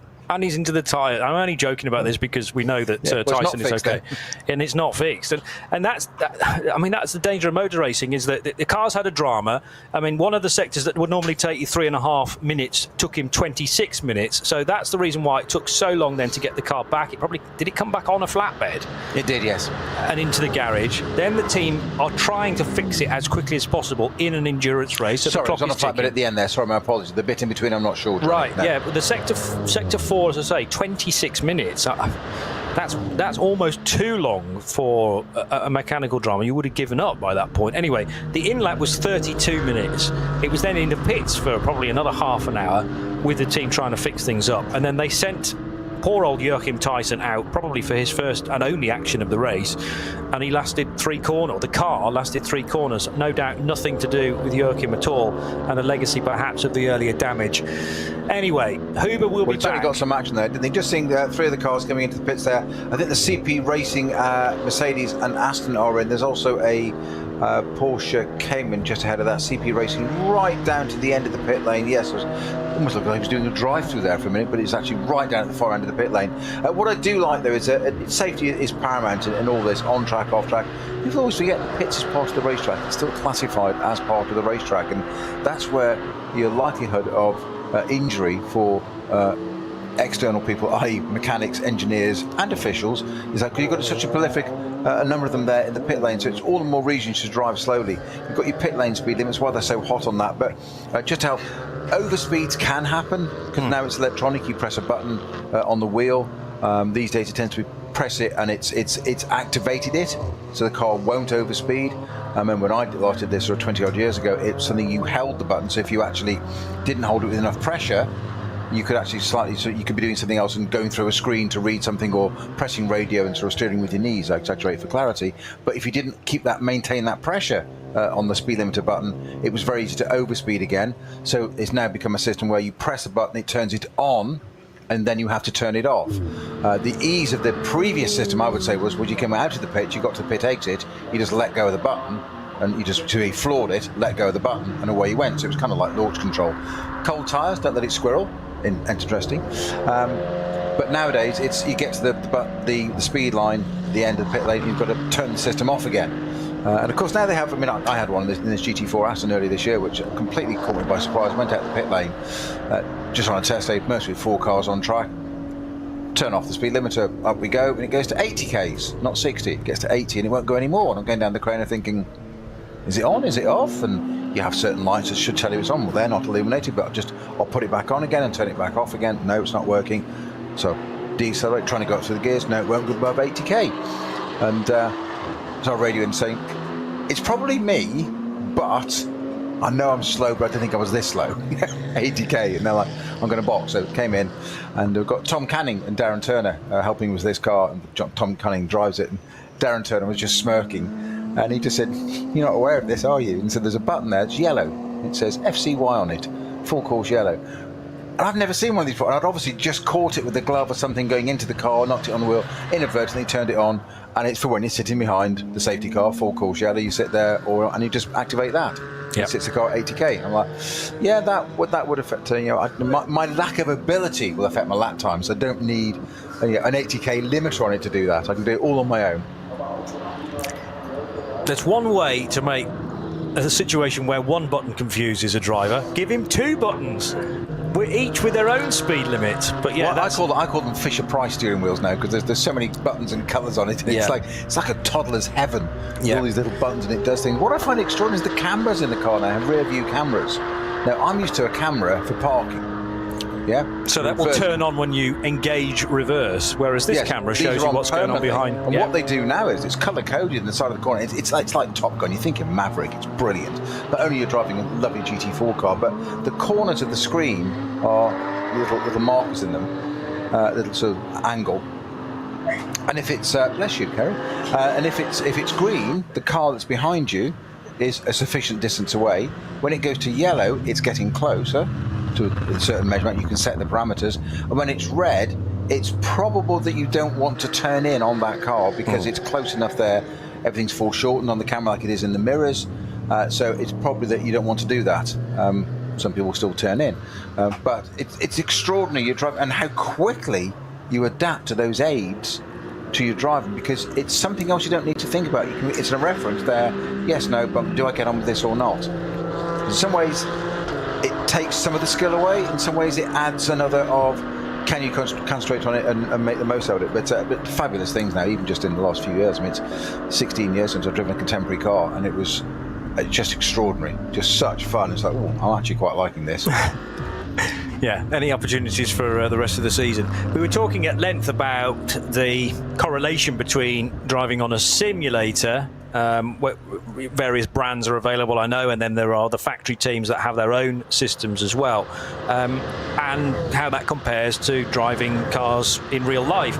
But that is something that's actually come across from sim racing, that the rear-facing screen and those icons, those arrows showing you how close a car is behind you, that is straight out of the arcade for me, but then it's applied to a real racing car and it works. It's a useful aid as long as you've got allowed your mind to get around the system and work with it. I think you're exactly right, John. You've got to you've got to embrace it, and things are developed and changed so much. We talked about various things yesterday and a little bit earlier today, that one of the big changes in development of these cars, we always refer to the performance side and an Evo version coming out. I think that we were talking about the BMW M4 that is the Volkenhorst car, for instance, at the head of the field now. That it was only introduced last year, yet they've already announced when the launch of the Evo version is, which I think is 2025 before you can actually get your hands on it on a racetrack. I am sure to be out and on track, not just in testing. I'm sure they'll do an NLS in it with a SBX category, which is experimental, i.e. not yet homologated, to get nothing proves anything like the race. But the one side we forget and overlook almost, we will talk about performance, it's the safety side. Things are just so much better now. Not just roll cages, but drivers' race suits, hands devices, seats, everything. And is it any wonder you look at the road cars, and that all filters down to the road cars. And you look at a road car now, they're so much bigger than they were even 10 years ago, 15, 20 years ago. They take up bigger parking spaces. There's various supermarkets and whatever. They've had to widen their car, but they've got less space in them because the cars are so big now. I mean, what you think was a medium-sized car many years ago isn't now. It's tiny. They have such a footprint of these cars. Look at these M4s and stuff. They're actually big cars, and SUVs don't even get me to that. They're just massive. But it's all the safety stuff that comes down. So braking, tyre technology, all the systems, ABS, that we now just take for granted. And it all comes from competition. And they say competition improves the breed, and it certainly does. And at the end of the day, it makes the roads a lot safer across the world. That BMW you talked about, the M4, chassis number 53 of all of the GT3 cars that have been produced over the years, not just within BMW, it's all manufacturers.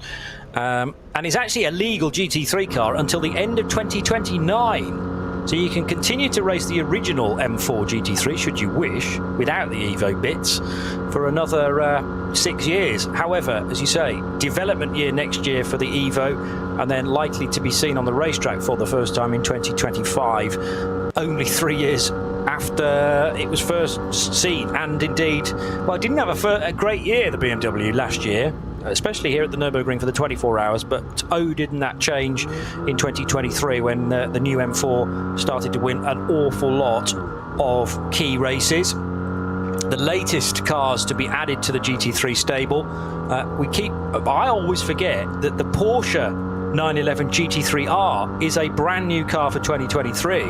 So remember that Falcon were in action here yesterday. That's the first year of that latest iteration of the 911 GT3 car with a 4.2 litre flat six these days. Also a brand new Lamborghini this year, which is an Evo'd version of the Huracan, and also the Ferrari. So we had 3 new GT3 cars to wrap our lips around, if you like, for season 2023. The Lamborghini Evo, the brand new Porsche 911, and the Ferrari 296 that took that historic victory around the Nordschleife a number of months ago now in May.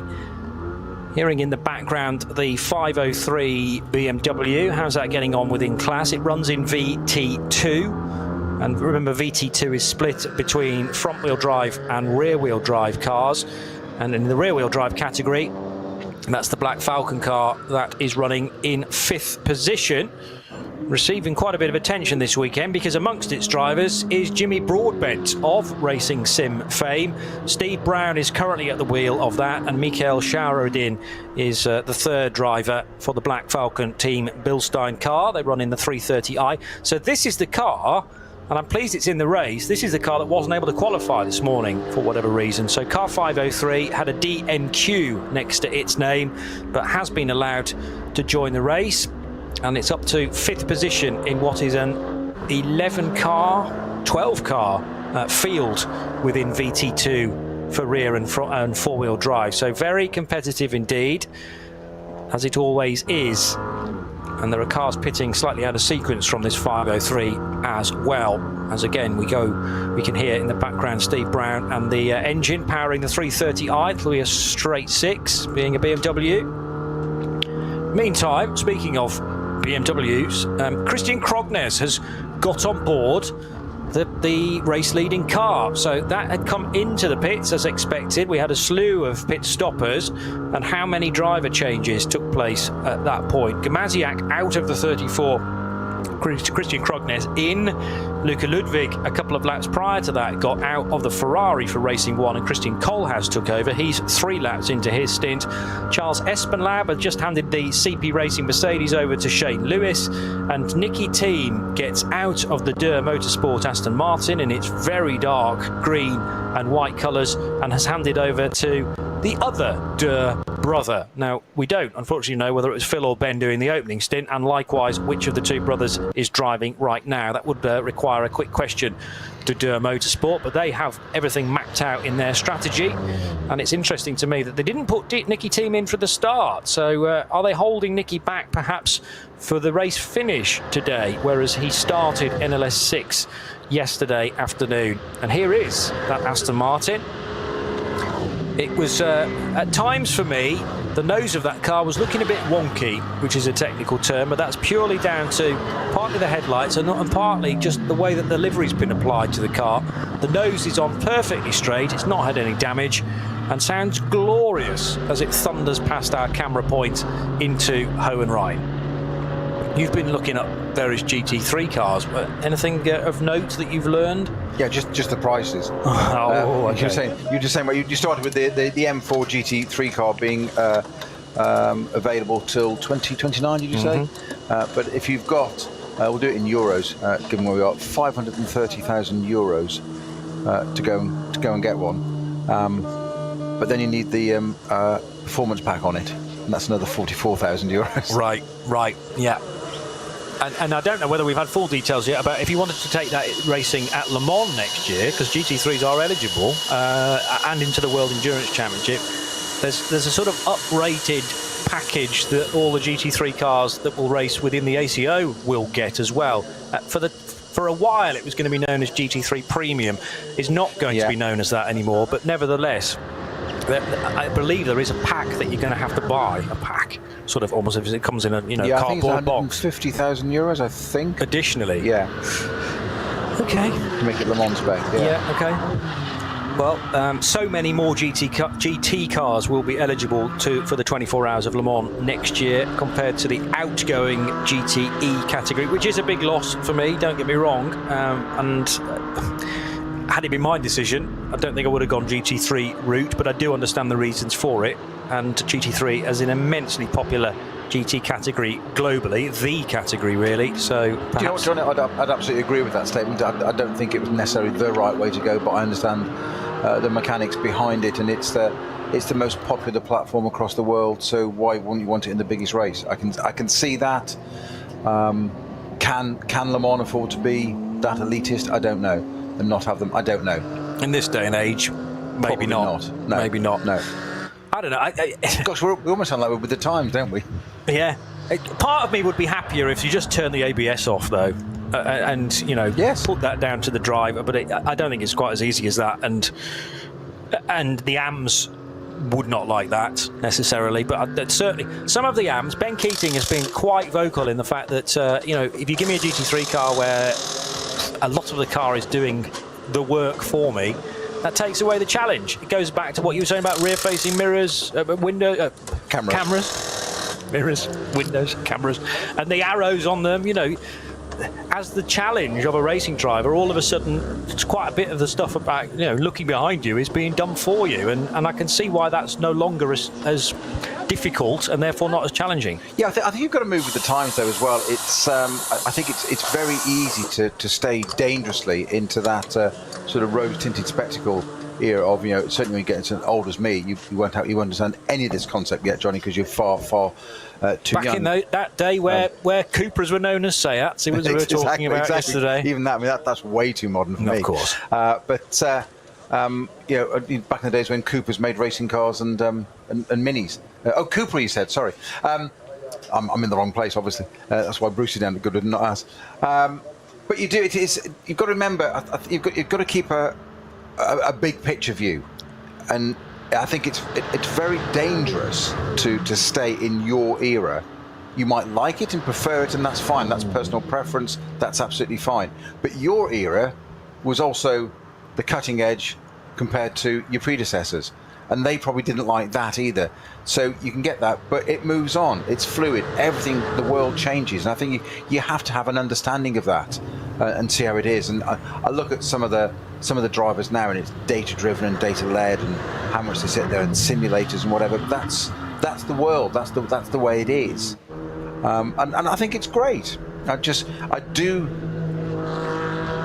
like the fact that some of the more immersive cars require more driver control, more input than necessarily having everything done for you on data.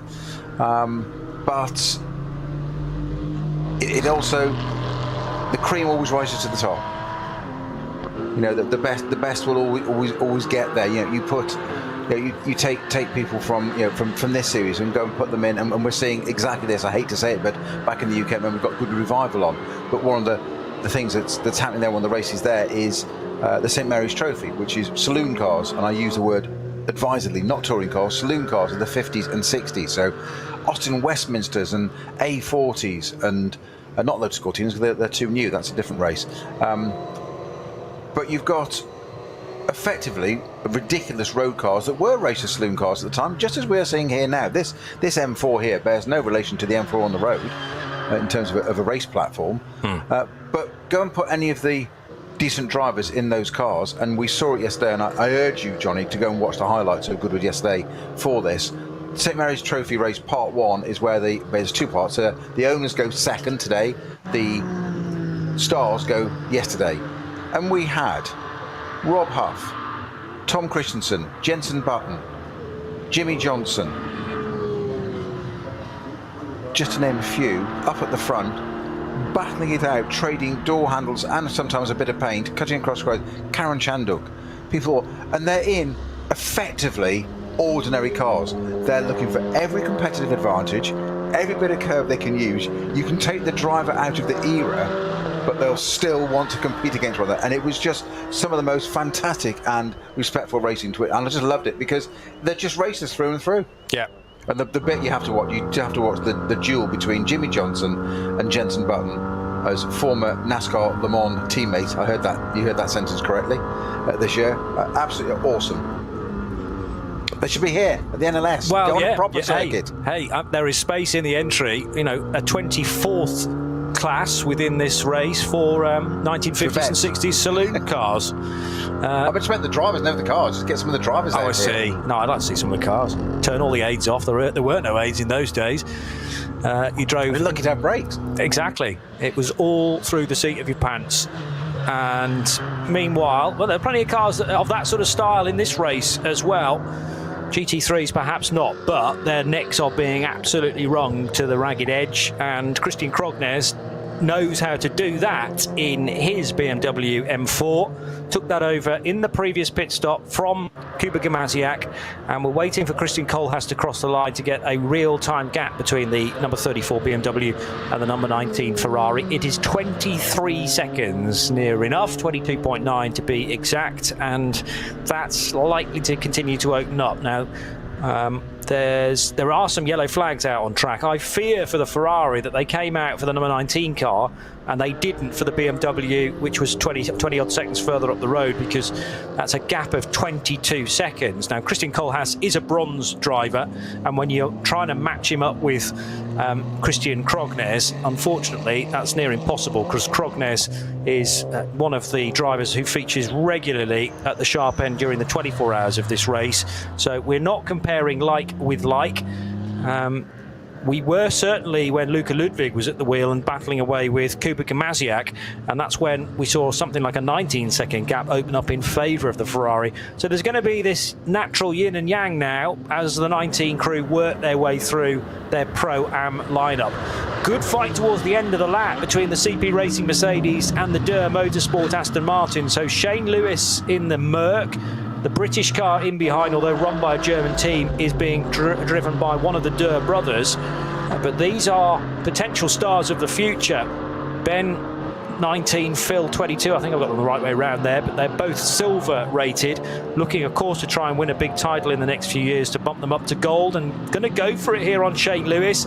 And Lewis also trying to avoid the 63 Porsche Cayman at the same time. Wanted really to pull across the bows of the Aston Martin, but left it a little bit too late, and that was a neat overtake at the first corner. Yeah, we saw the Aston set that up there, and I did think, I mean, Shane Lewis with his experience, and hey, we're sitting in the armchair here, not actually in the car, but with that Porsche Cayman on the left-hand side, which was naturally taking up the line you wanted, it was easier, I'd have thought, for Shane Lewis to dive down to the right and protect that against the pit wall, because you've got to pull up, obviously, the more oblique angle you go in, you've got to go in slower because you've got a less of a radius. So it's all very well saying, I'll dive down the inside, but then you've got to stop the car, and the danger of that, you then stop, and it's too slow. So I'm surprised he didn't sort of just defend that a tiny bit more, but he'll have his reasons, and Shane Lewis is vastly experienced, so he won't just let that happen for the sake of it. There will be reasons behind that one, but a change of position there, as you say, to the Aston Martin. It's reading on our pit board here, not on our pit board, on our timing screen, of course, that it's Aston Martin's behind Shane Lewis. Of course, that just happened immediately after there. Lap times respectively for the best of those cars, 8:17 and 8:16 the last two, and 4 seconds in it. So Adam Christodoulou in the number 45 CP Racing Mercedes did do an 8-minute dead effectively, and I'm not sure who set the fastest time in the Duel Aston, but that's got an 8:minute 4, so it's slightly ahead now. Fastest lap of the race still stands at that Ferrari, with Kohlhaas at the wheel now in second place, the 296 Racing 1 entry with a 7:56.7, and Christian Krognes and Kubica Maziak in the M4 Falkenhorst car leading their fastest lap is a 7:58.7, so exactly 2 seconds slower. Yeah, as I say, I'm concerned about Christian Kohlhaas's pace, certainly on the last lap, because he dropped about 20-odd seconds on one lap alone. That won't have been an out lap, but I do fear that he just got on the wrong side of the yellow flags that were out during the lap we've just completed. We are green again, though, now, so scope perhaps for some of that ground to be made up. But again, Christian Kohlhaas struggling compared to Christian Krognes. But, you know, you're comparing a gold driver at the peak of his game with a bronze who is openly within a Pro-Am lineup. So this is the expected drop-off that I would have thought for Racing 1's Ferrari. Remember, their priority is to win the class, which is Pro-Am. So essentially they are fighting the green Pro Sport Racing Aston Martin, which has Christoph Breuer at the wheel, and Shane Lewis. And I wonder whether that's why Shane Lewis just stepped out of the way of the Durr Motorsport Aston Martin, because Shane may have got a message in the radio saying, you've got an Aston on your tail, they're actually not in our class, so don't waste too much time defending. We're looking for a good result within Pro-Am. Well, there's your potential answer straight away. Well spotted, Johnny.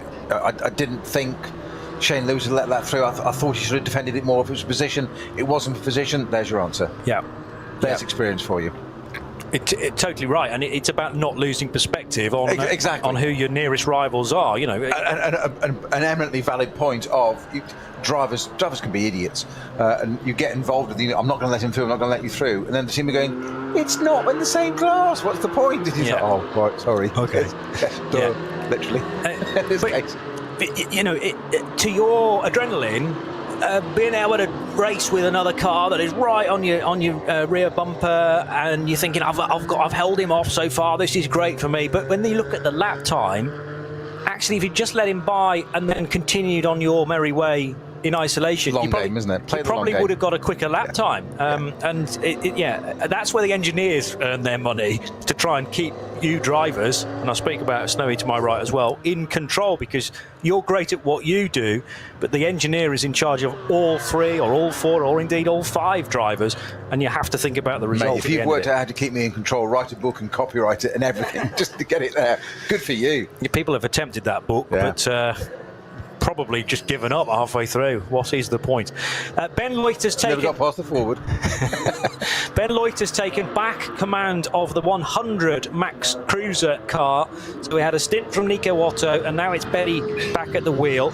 Joined again, locking horns again with Reinhard Koffler, although they've left the pits something like 6 or 7 seconds apart. Koffler pitted last time around, so the Loiter car was due a stop and has now done that. So that'll bring the 100 car back on an even keel with the others within Cup 2. We've also had a driver change in the 121. That's Michele Di Martino taking charge of the K Kramer car 121. And Ben Bunagel for Black Falcon Team Identica takes charge of car 102. So it is all change from a driving perspective at the sharp end of Cup 2. And there are 2 further Cup 2 cars now being serviced in the pit lane. The second K Kramer car, which is the 112 offering, and Mulner Motorsports' earlier class leading blue and white car. It's Nick Zalewski who takes charge of that in 1, 2, 3. And Cup 2, again, is going to keep us guessing all the way through till 6 o'clock tonight. No sooner we've gone to all green and full course green again, it's gone back to code 60 at X mode. It's obviously starts with a 120, but there's no car. They said there is a camera at that point. I've even looked on the camera and there's nothing evidence on there, so I'm not really sure why. But there's no car indicated on the tracker as to why we've gone back to a code 60 at Exmoor. Weird.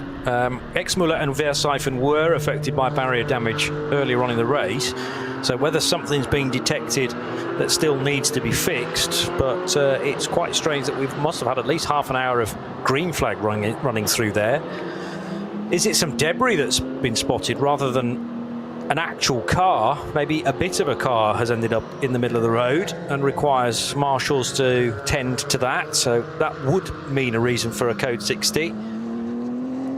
Christian Krognes, whose career is really going from strength to strength, and he is a big talent that has been welcomed into the Valkenhorst Motorsport stable a couple of years ago. Krognes of Norway has been a winner of the Spa 24 Hours, managed to complete that in 2018.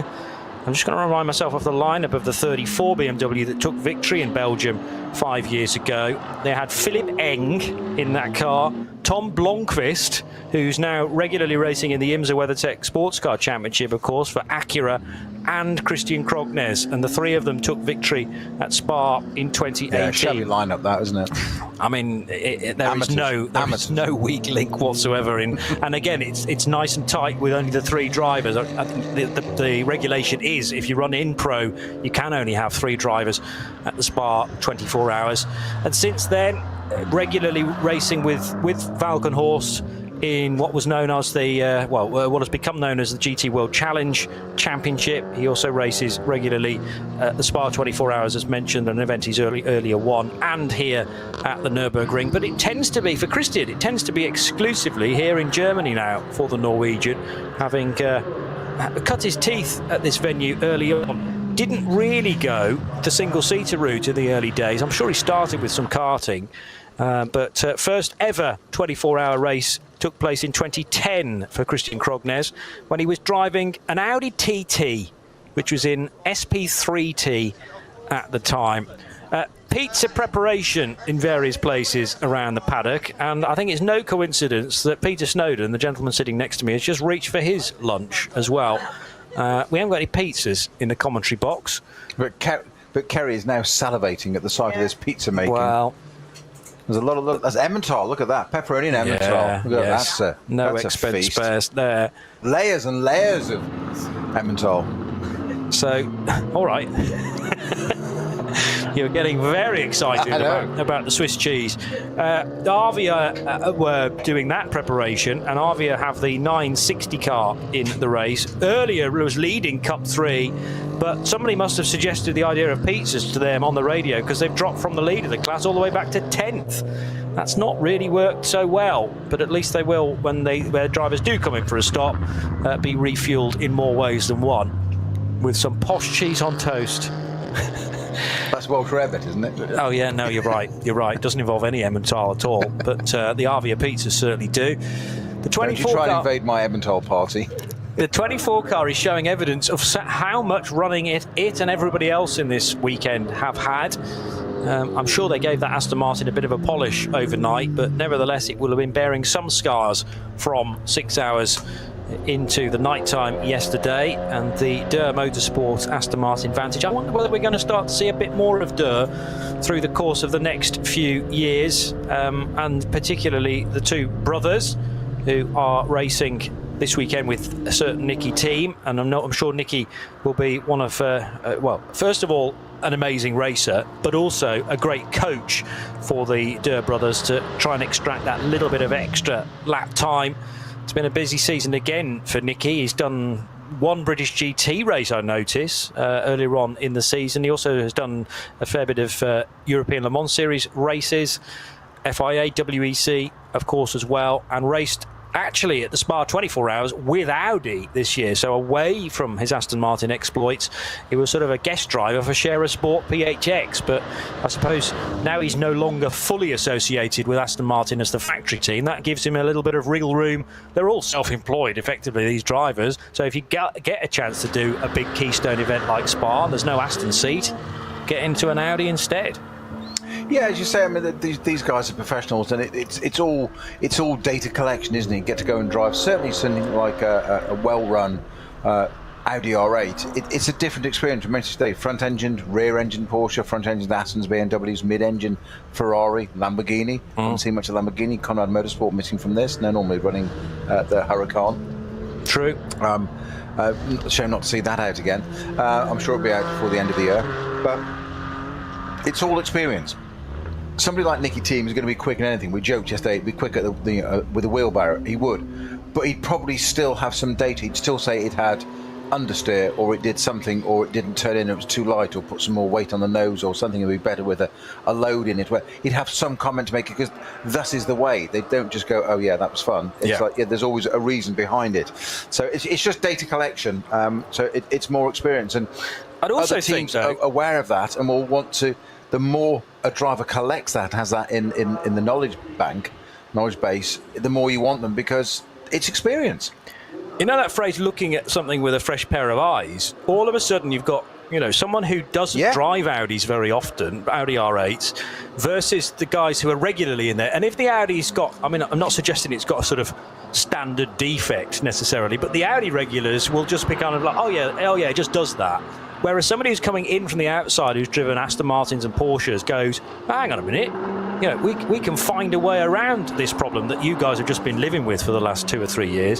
And a person who doesn't regularly race that type of machinery could be very refreshing coming in for a big customer team like Phoenix, like Valkenhorst, like Pro Sport. 100% so. It's the same as in business.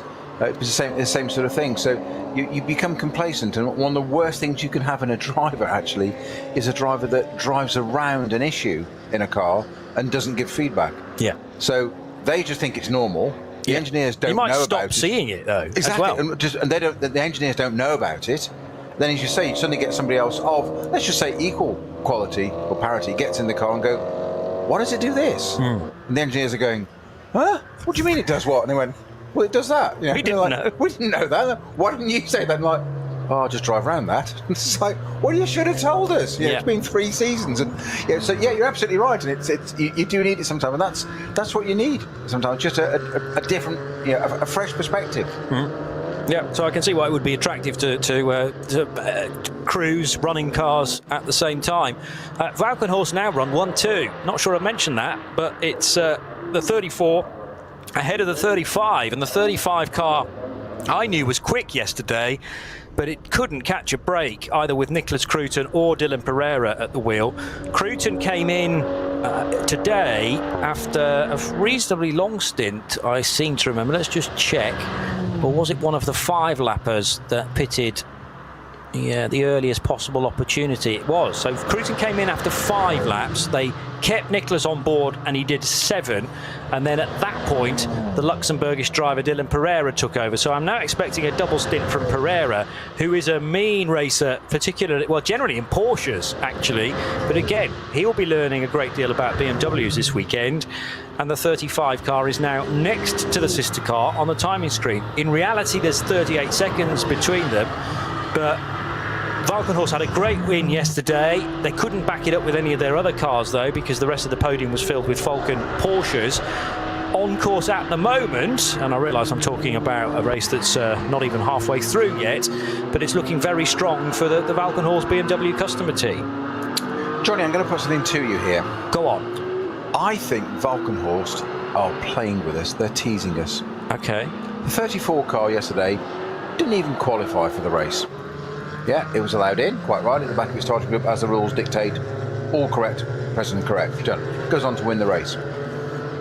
The 35 car, that's leading today, by the way. The 34 car still leading today, just proving the point it wasn't a fluke. Okay. The 35 car that's in second place now didn't even do much qualifying today. Had all sorts of issues. It's up there at the front. Why go qualifying? Why waste the fuel? Well, this is an age-old argument within endurance racing, is that how important is doing a quick lap time in a 10 or 15 minute qualifying session when you've got a 6-hour race ahead of you. I still think that it's a massive bonus to start a race like this on the front row when you can be out of trouble, having seen so much carnage kick off so often in the midfield. And if there's an accident that happens, say on row 5 or 6, and you're sitting on row 10, are you going to get through it? So I agree that actually your result on, for the sake of argument, the result on Sunday bears no comparison with your qualifying on Saturday. In fact, we qualified this morning for this race, but you know what I mean. I still think it's, you know, from a survival point of view, there's an awful lot to be said for qualifying. There is, opinions divided, and I'm probably going to shoot myself in the foot here because I was never particularly successful, and this may be the reason why. But I always thought, one of M240s going behind the barriers under its own steam. Was it being towed? No, I think there's a towing strut tow rope at just the beginning of the dotting a her. We'll come back to that. I never quite understood the hype and the pressure, for want of better words, associated with a high qualifying position, as you say, in a short run for a long race. Yeah. Maybe I just didn't get it. Maybe that's the mark of a champion or whatever. I drove with champion, as in World Sports Car FIA champion. So, I have experiences. Is what I'm saying. I get what it's like to be in the garage with and around. That said, he was pretty laconic at the best of times. I always thought it used up an awful lot of energy as a driver when you've got such a big event ahead of you, and I'm talking 1 or 2 positions not being at the back. But it's proven. I've seen it proven so many times, certainly since we've been commentating on this, and you and I together, and Bruce and John Hindhaugh and others, that all this hype about a high qualifying position, we're out there at the front, you can start at the back and still win. So much time if you play it right, and I always find that a bit more interesting. I don't know, maybe I'm wrong. I'm sure X is going to light up now.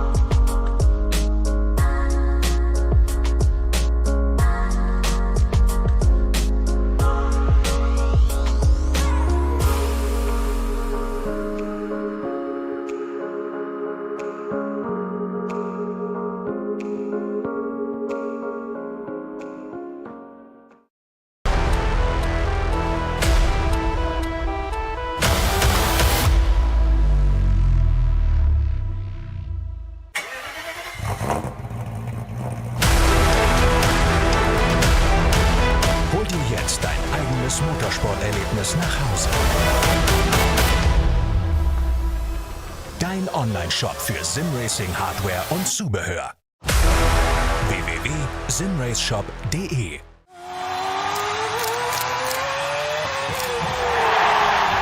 Red Bull verleiht Flügel.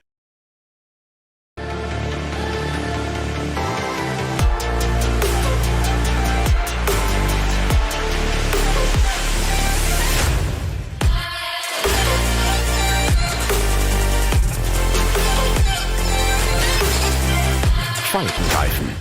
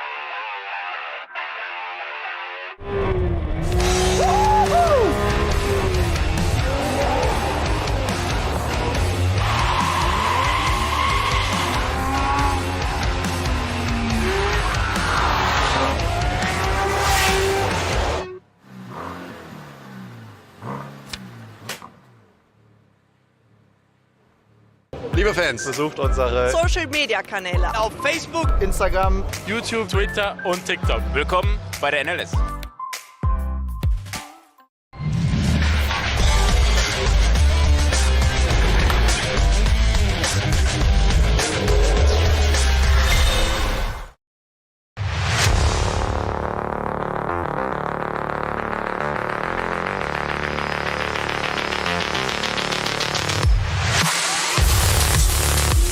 It's the Nürburgring Nordschleife for the 7th time this year. We're racing as part of the NLS, and this, believe it or not, is the third 6-hour race we've had in a row now, together with the Duel Pokal, the Rover 6 hours that took place in July this year.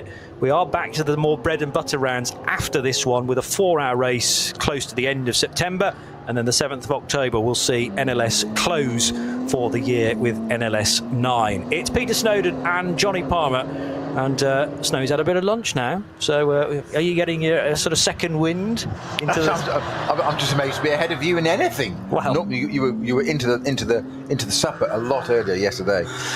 We mentioned this series. It's quite often that we refer to it as a domestic series, as in it's entirely dominated or largely dominated by German brands. At some point, you just mentioned those Cup 3 cars. Sorry, Cup 2. So it's a GT3 Cup car. It's a Cup 2 class, and from position 9 right through to position 19, 10 of them just in a row there. Just our time to me, it's Porsche, Porsche, Porsche, Porsche, Porsche.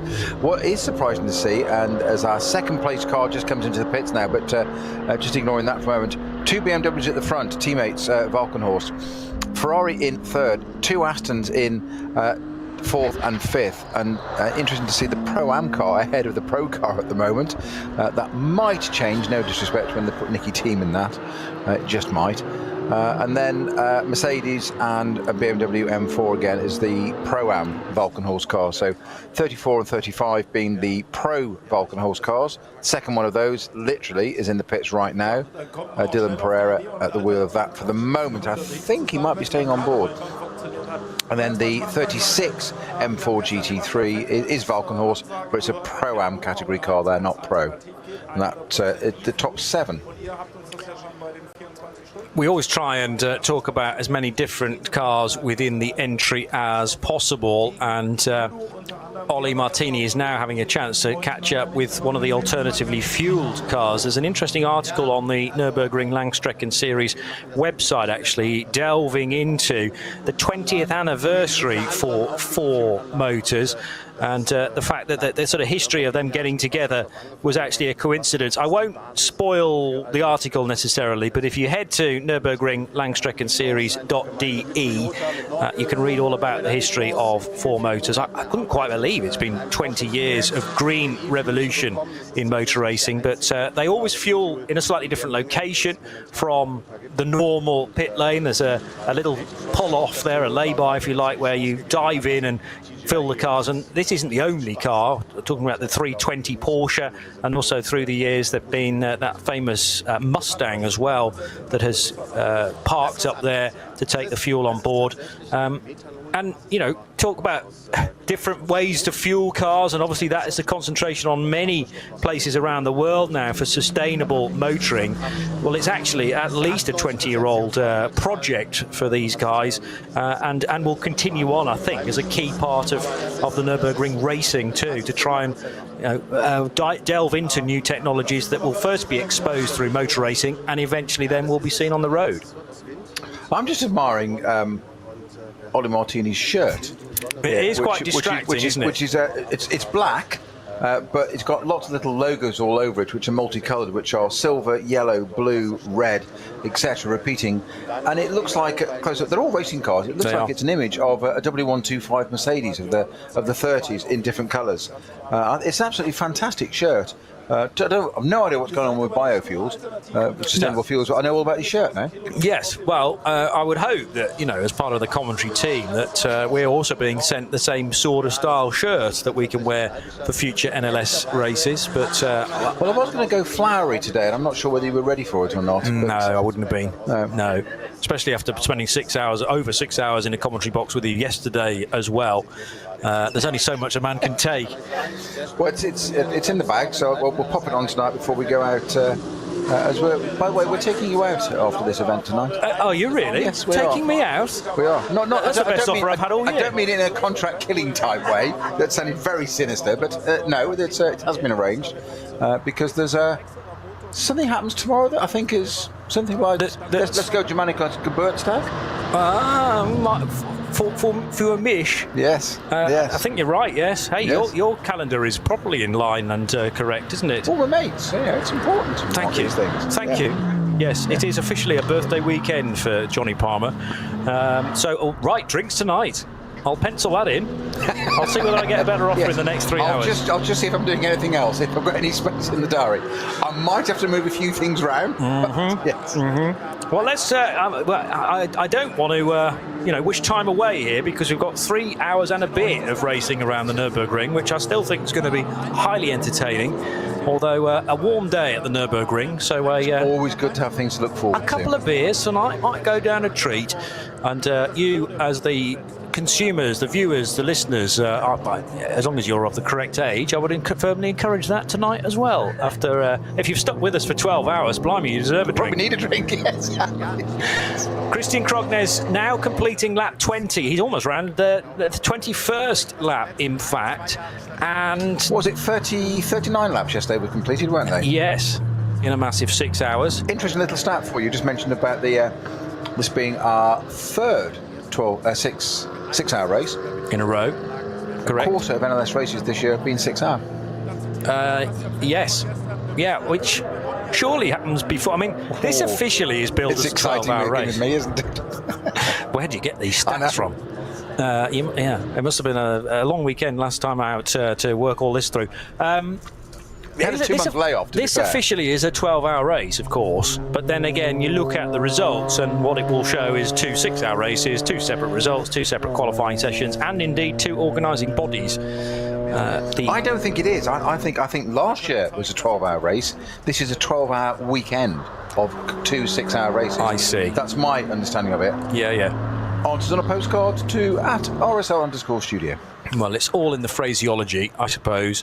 You're right that 12-hour is in the event title, but doesn't specifically detail that it's going to be a 12-hour race. Whereas last year, they were waved off from the pit lane, and after a whole night of parc fermé as well. So a very different format this year.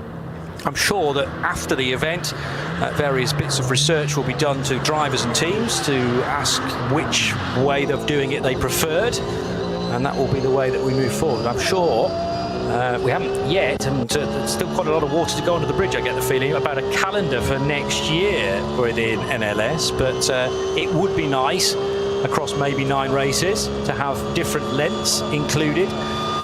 It's always very important at the start of the year to get qualifying done for a number of the big customer teams, because they've always got an eye towards the 24 hours, and generally the first 3 NLS races give you opportunity to qualify for that, at least to qualify for the qualifying session at the Nürburgring 24 hours. What I call the data collection races. Yeah. Well, the pre 24-hour one. Everybody says. I mean, don't forget the 24-hour is a standalone event here at the Nürburgring. It is not part of this series. That's right. It doesn't count for anything towards points or whatever. You try telling that to any of the teams and drivers involved at whatever level. You've only got to see it in terms of the little bit of a drop-off post 24-hour of cars going elsewhere. Pre, they are collecting data, intel all the time, ready for that big one, because that's the one that everybody wants to win. Yeah. Slightly lacking in onboard cameras today.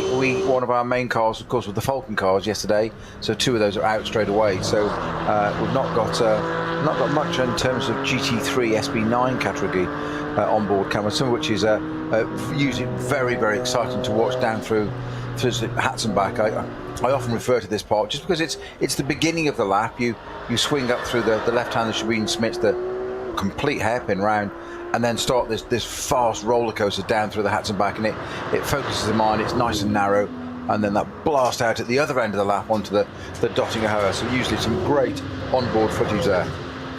I hope they haven't nicked off with the onboard cameras. And well, I did wonder why they can't put cameras in different cars, but maybe Falcon have got a couple of cameras now. Exactly, they kept them bolted into the cars and they've been taken away in the trailers and forgotten all about. Now I'm sure they were de-rigged, but they weren't put into alternatives. We're a few cars down on yesterday, 114 or 15 entries yesterday. Today it is just north of 90, but nevertheless, you can't really complain. A motor race that has just more than 90 cars is badly subscribed. It's just, remembering where we are, and a Nürburgring 24-hour race that has a rich history of about 250 cars in the good old days, then 90 feels like a small amount, but it really is not.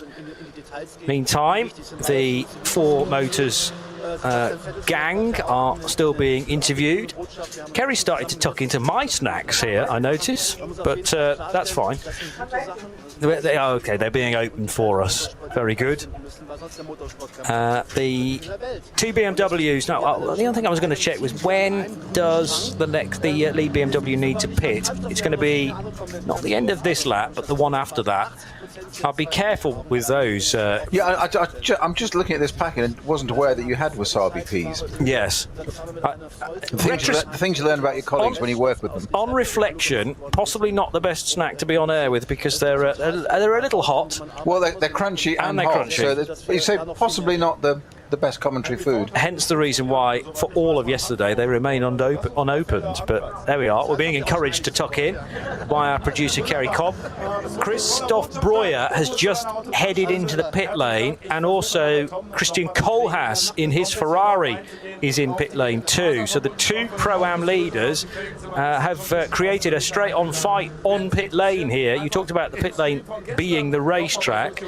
You're not generally being overtaking in the pit lane is frowned upon. However, if you can turn your car around a little more quickly than the one alongside, then absolutely do that. The difference here, of course, is that these pit stops are timed to a minimum reference time. So it's just a question really of making sure that all the T's are crossed and the I's dotted, and everything is done generally in hand. The pit stops in the middle of the race, when you are doing a full refill of the tank, that can generally be done at a measured pace. You can refit all the tyres, and all of those duties can be done comfortably within the pit stop reference time. Where the crews really earn their money is later on in the race, when you're pitting very close to the end of it, and the pit stop might be about the right time for all the duties to be done before it needs to be sent. So there'll be no watching the clock tick down.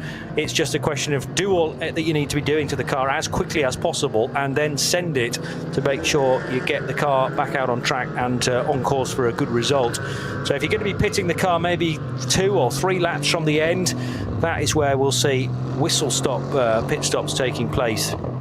The 24 car is the Durr Motorsport Aston Martin Vantage, heading out of the Mercedes arena and into the cut-through hairpin. Tricky corner that as the track drops away, and at close quarters is the Aston Martin of Shane Lewis. So not too long ago, Shane was stepping out of the way of the Dur Motorsport Aston Martin to allow it by.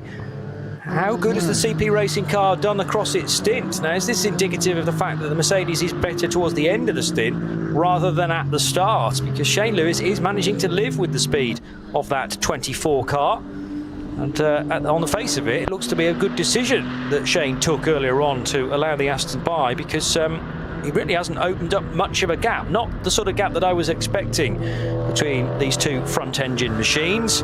Over the road they will go, where the racetrack crosses one of the internal roads, and through the left-hander onto the Hatzenbach properly. In the background you can see partial bit of the grandstand that overlooks the Vidal chicane, because the Hatzenbach really does flick back and very close to the latter part of the Grand Prix circuit. You have to walk the track to realise how close they actually are.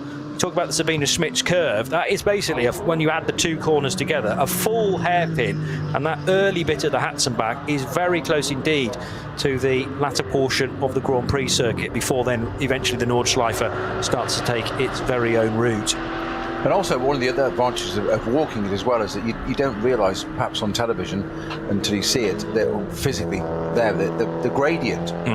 We say, I refer internally to that thing as a roller coaster, that part of the track, but you walk down, it's quite a steep walk down, and downhill, good workout coming back up again. True. You just don't realize it's just sort of foreshortened on television. You don't get that impression. Yeah, the track is obviously very it swings left and right, so no issue with that, the amount of steering input that you've got to put in. But yes, what the cameras don't necessarily generate is how much you then have to get on the brakes when you're slowing for the tighter corners, because also the car's getting away from you as it plummets downhill and on towards Hocheichen, Kittelbacher Hohe and Flugplatz, before then that significant stop at Arenberg after the really fast left-hander at Schwedenkreuz. A chance to catch up with what's going on in Cup 3, because that's starting to get slightly more spread out. It's Heiko Eichenberg that leads Cup 3 now in the Zorg Rennsport 959 car, but that's the 961 also part of the Cup 3 element. So we're talking about the 9th placed WNS Motorsport Porsche there. And in fact, as it crosses the line, it gains a position. Lots of tyre pickup bouncing around on the road there from one of the cars. Of course, the tyre wear takes place through the corners, but generally those balls of rubber will depart the car on the real quick stuff, on the straights, and it flicks around then onto the racing line potentially and causes issues for those cars behind. And an old set of tyres can so often be interrupted with some pickup. You can get a really bad vibration if you catch some of that in the wrong place, and then the car's just chattering for the remainder of the stint. You had any difficulties in the past with tyre pickup? And I think so. About to ask, had any difficulty with picking up in the past? Yeah, frequently. Well, yes, the list crossed is my long. mind. That would have been an easy pop. Yes, in the rejection pile. No, but I've heard stories of pickup actually convincing a driver that they've got a tyre down, and actually the sensors say no, all 4 tyres are fully inflated, but you've got just a wodge of pickup which is just causing a massive vibration. Yeah, because you're talking a slick racing tyre, i.e. no tread pattern whatsoever, completely smooth, and they work at a temperature, and you don't want pickup, i.e. things sticking to it, so you run a bit wide, you pick up bits of gravel or detritus at the side of the circuit. The marbles. It's the marbles, exactly, which is all the bits that come off the tyre. Very useful at the end of a race if you need to pass a ride height test. Yes. Which is why you always see it in touring cars, some of which you cover a bit in the UK for ITV. That they'll say, I think there's that famous line, isn't it, from picking up is still a popular pastime on the radio to a driver. I think it was Charlie Cox, where he had to run wide on the way in lap to deliberately pick up, because the tyres are hot and sticky, pick up stones and everything, which is horrible to hear it all clashing around the wheel arches. Because don't forget, on a road car, your wheel arches have got sound deadening. Race cars, they haven't. Again, why noise sounds, so you pick up every little bit of noise. We do that to increase the rolling radius of the wheel, to configure the ride height of the car to ensure it gets through the ride height test. And then you can fall foul of that. I think we had that at knockhill, didn't we? One of the touring cars lost a position. Yes. Tom Ingram. Yes. Lost one for not passing the right height test. So it is important that these race cars, back to what you're saying about that pickup, is that they have a critical height and position and rake. You'll see it in the Porsche's rake is fore and aft position of the car, how the car sits. Porsches tend to sit a little bit high at the back and a little bit low at the front, what they call rake, and they put more rake in it.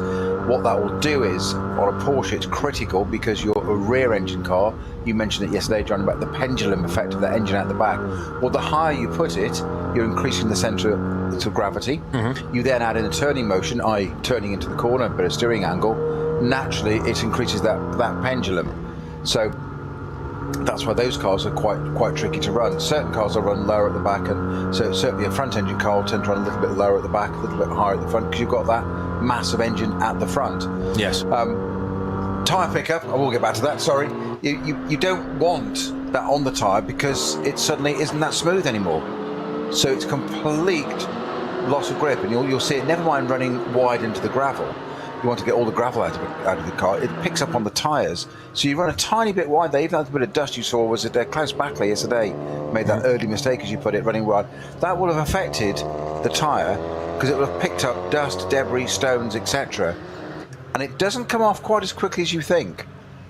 So you can suddenly be compromised at the next bit. It's as simple as that. You set tiny, almost infinitesimal little mistake of running a bit wide, and suddenly there's a knock-on effect of, and this is where experience does come in. You can make the mistake, recover from it, but what effect has it had? And this is where you need to understand the car engineering-wise with your engineers and experience of, hang on, at the next corner it's going to be compromised. If it's on that car, it was a left rear, wasn't it? Oh yes. Yeah. So if you're going into a right-hander, you don't want that. There's a great example from Ollie of the sort of tyre pickup we're talking about, hasn't he? Yes, yes. Now it's that shirt. I told you the shirt was good. There you go. It's natural skill for Ollie Martini.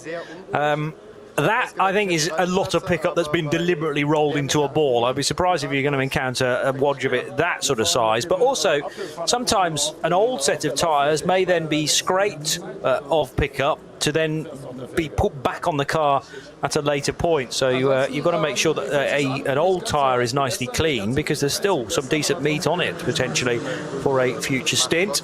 You're even testing, you'll see it, effectively they've got almost like a wallpaper gun, a heat gun, and they'll soften the tyre. The mechanic will sit there with a tyre in a roller in front of them, and literally they'll just roll it around, and they're just warming it up and scraping all the pick off, getting it back to that, because tyres are expensive, and certainly we'll go back to what we were saying yesterday about simulators and putting young drivers in the car.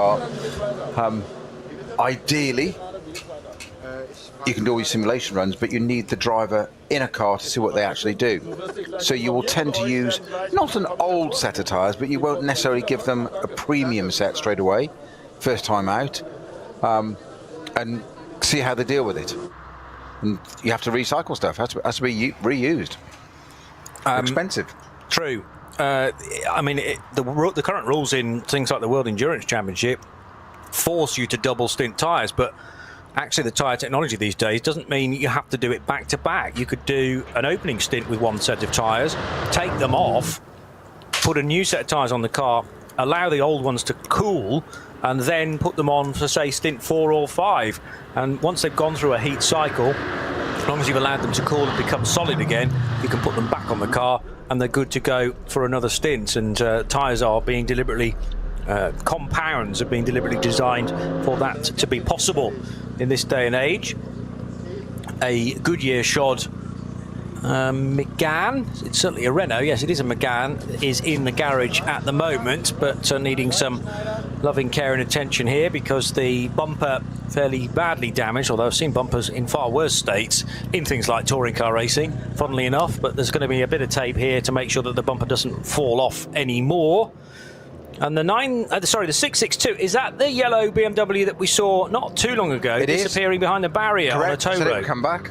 Yeah, so car 662 British racing car is again competing, which is brilliant to see as part of the 240i class. In fact, this is the car that took pole position yesterday for the 240i class, so the smireless racing car, and it's Michael Frigger who is doing the driving there.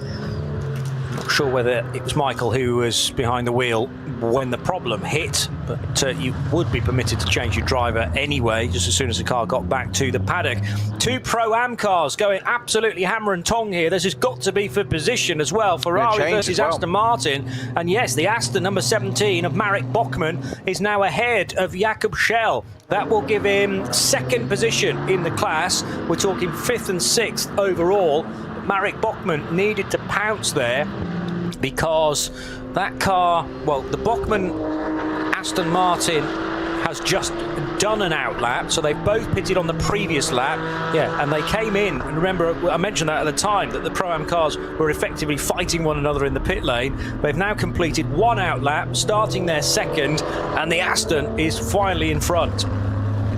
Two total different design philosophies there. Your Aston Martin being a big front-engined V8 GT3 car, the Ferrari being a mid-engine, totally different philosophy, but two different ways of being equally efficient.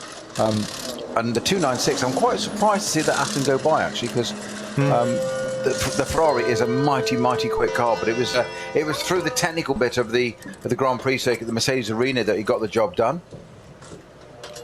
I think that's an element of the Pro-Am lineup where you've got a slightly more Pro overtaking a slightly more Am. It's actually got not a lot to do with the performance of the cars and more to do with Jakob Schell's lap time. He'll be getting more and more used to this Ferrari 296 as well, but they're highly technical cars and there will be an awful lot going on in the cockpit of that machine, even though they are designed to be easy, no, probably not easy, but you know, comfortable for an AM driver.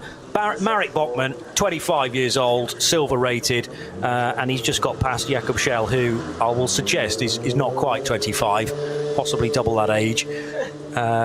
So the Ferrari.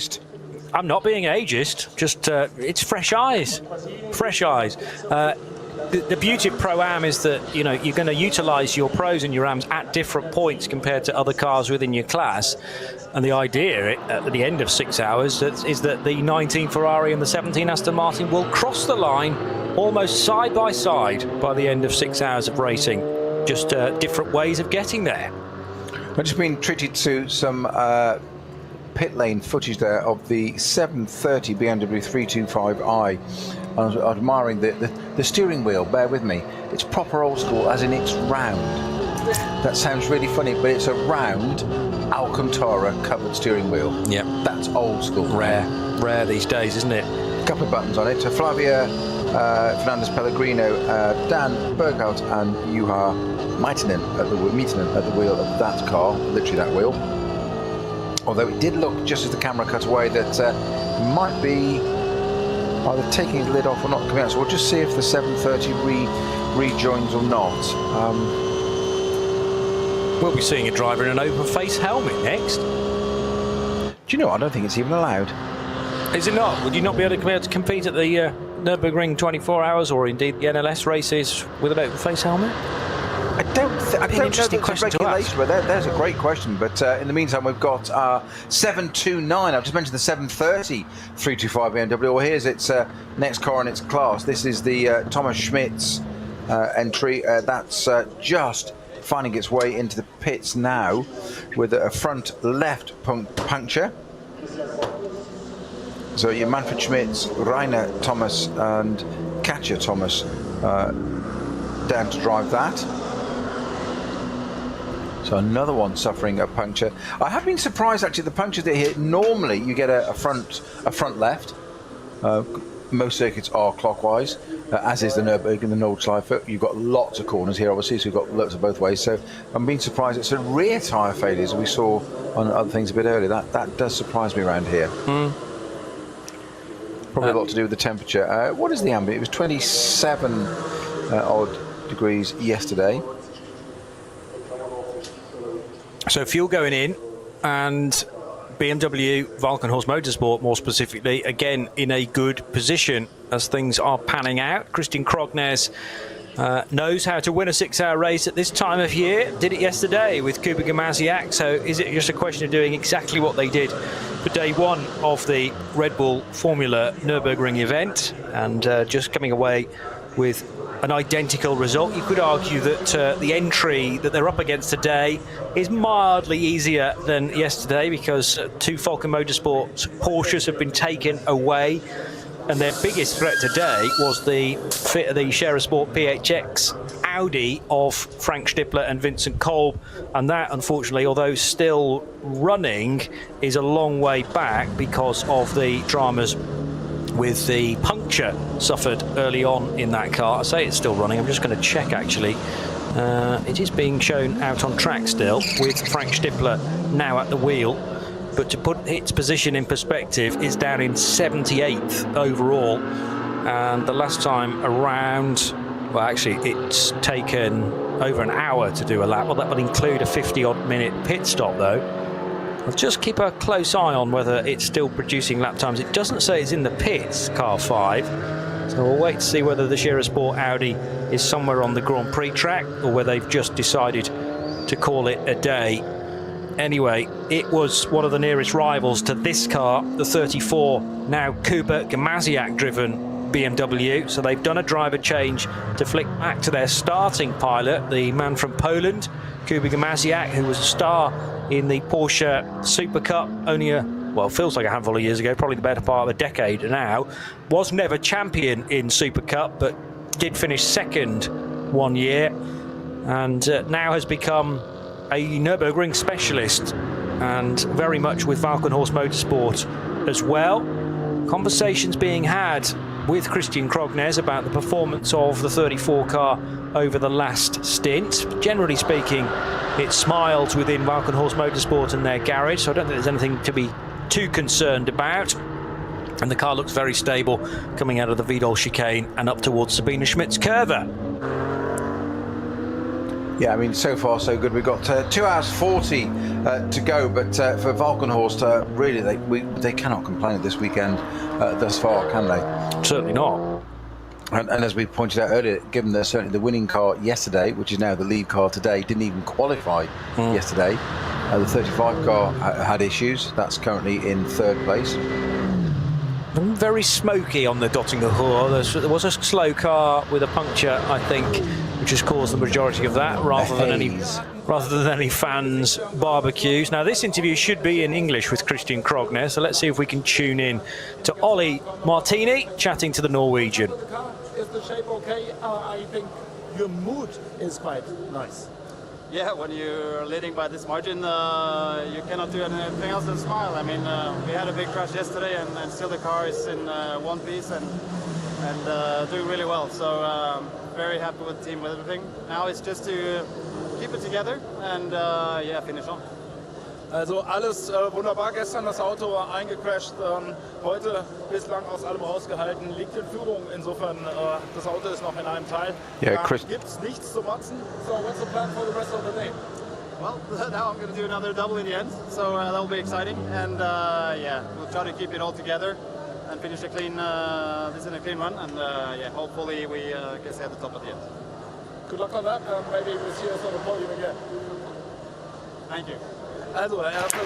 Christian Krognes does not want to go too early on that. Maybe we'll see you on the podium again, says Ollie. Whoa, whoa, whoa, whoa. Don't jinx it. Don't jinx it. Yeah, but he's saying that when you've got this much of a lead, what else can you do but smile? Yeah. Well, there isn't anything. And now that Kuba's got back in the car, this is well-deserved rest for Christian Krognes. It's 3:20, so he may have already taken some food on board, but it's important, nevertheless, to hydrate now. Between now and the end of the race. This is probably a bit too far out for Kuba to finish things off. He did a double. We've now had a double stint from Christian. Or was it a double? No, strangely it wasn't. So no, he said he's going to do a double today. So going to do another double today. I reckon it's going to be, well, it has been Kuba, Christian, and now it's going to be Kuba, Christian. So there's a bit of overlap right in the middle, but Gamaziak's principal stint's done at the start, Christian Krognes' principal stint's done at the end, but there's this interesting crossover in the middle, which means we will ultimately get 1, 2, 3 driver changes in total. across 2 drivers, but it means that they're going to do singles in this part of the race, but at the end of this Kuba-Gamaziak stint, Christian will get back on board, and that'll be him then through to the finish, although 1 pit stop required. I've just noticed, it's taken me this long to realise, the Duel Motorsport Aston Martin is not on Michelin tyres, it's on Pirellis. So that would link in with the GT World Challenge. I think that championship still runs on Pirelli tyres. Bruce Jones would be the man to answer that question, but he's busy elsewhere this weekend. I'm sure he's down in the diary, though, for at least one more of the NLS races this year. And, Pirelli tyres again. I'm down for both. Are you? Good. Excellent. Doesn't mean I'm going to be I'm not sure I can do either of them, so hopefully Bruce has been inked in for the remaining 2. But again, Pirelli tyres, Michelin tyres, Yoko's, Goodyear's. There are more GT tyres, very much evident further down the order. It's open category, unless you're in one of the one make classes. So Cup 2, they have a control tyre. BMW 240i's control Goodyear tyre. And that's done deliberately because it is so close there. You couldn't have Cup 2 teams rocking up saying, let's run something very, very unusual. Most of their components, their key components on those cars are stipulated by the championship, including the rubber things that are on the bottom of the cars. Meanwhile, the K. Kramer Porsche slotting its way through past a back marker there into Hohenheim. And now this will be the other teammate that we didn't catch up with yesterday. We had an interview with, was it Ben that we caught up with, or Ollie caught up with yesterday? So I'm suggesting this is going to be Phil. Michael will help me out with this. I think it is. It is Phil Durr, yes. Yeah. And thank you, Jan, for the information there. Again, though, in German, so we'll try and pick the bones out of that for a moment. The Pirelli badge is resplendent on Phil's racing overalls there, together with Aston Martin. And I'll be interested to know whether the plan is to make sure there's going to be another Aston Martin in the field for 24-hour races moving forward. Durr did take part in the 24 hours this year, I want to say. Let me just make sure that I have got that from the facts rather than the area of my brain that just generates a load of nonsense. Yes, but it was neither of the Durr brothers actually took part. Oh no, they did. There was a number of Durr Motorsport Aston Martins, but that doesn't tell me which classes they were in, so bear with me a moment again. I think the hope will be to be a regular SP9 entry for these cars. They ran as 67, 68 and 69. But I'll need to work away at that to find out precisely how many of those cars were SP9 cars this year. But if Nicky Team and the Durr brothers have worked well as a combination in this 12-hour weekend, then I see no reason why they couldn't continue as a partnership moving forwards. They'll probably need another driver for a 24-hour race, but that's definitely one to keep our eyes peeled for. Durr brothers early on in their racing career. Durr Motorsport, on the other hand, are well used to preparing a lot of cars up and down the order. Car 103 is part of the Cup 2 class, and Cup 2 is led by Ben Leuchter in number 100 from Reinhard Koffler and Ben Bunagel. So it's Max Cruiser Racing, number 100 from Team Matol's 107, and Ben Bunagel in the Black Falcon Team Identica car. Then Michele Di Martino for K. Kramer. This is not the K. Kramer, though, of Di Martino, instead of Kramer himself. Oh, and a bit of contact there with the treble one of Klaus Aberlan. So they're having a nibble at each other coming out of the Mercedes arena. Very nearly clang door mirrors as well. Merest of squirms, well controlled in the end by Klaus Aberlan. And that was, well, it wasn't a clean overtake. There was some contact in the middle of it, and it might be something the race control take another look at. Klaus Aberlan, I'm sure, won't be too happy with those tactics, but the K. Kramer car is through nevertheless. Craig Kramer have been involved in quite a bit of punchy driving this weekend, shall we say, today. So I'm not saying anything's wrong with that, but they've been, I don't want to use the wrong terminology, but if there's been something going on in this Cup 2 category, which there has a lot of, they seem to be in the thick of it one way or another now. Abelan struggling there now, keeping out of the way of the number 5 Shearer Audi, which is... do you know, to be honest, I'd forgotten about it to an extent. It is. I posed the question, was it back in the race? Because it had been in the pits for well over an hour. I'm trying to find out where it is, actually. 78th the last time I checked. It's a long way down. Oh, no, it's 75th now. Oh, okay, that's progress. Yeah. Who thought you'd utter this sentence in a commentary that Frank Stippler running 75th? Yeah, but that shows you how damaging a puncture is halfway around the lap, basically, and also it tore through some sort of pipe, we reckon, because the car was leaking fluids from the rear right, which the team clearly wanted to address before sending it back out again. And Vincent Kolb initially did the running after the damage. Frank Stippler came in after a double stint with that punctured tyre, gave a lengthy interview to Ollie in the pits to give him the credit that he deserves. And now we've got more 36. problems. That's the Pro-Am Valkenhorst BMW, unless I'm mistaken.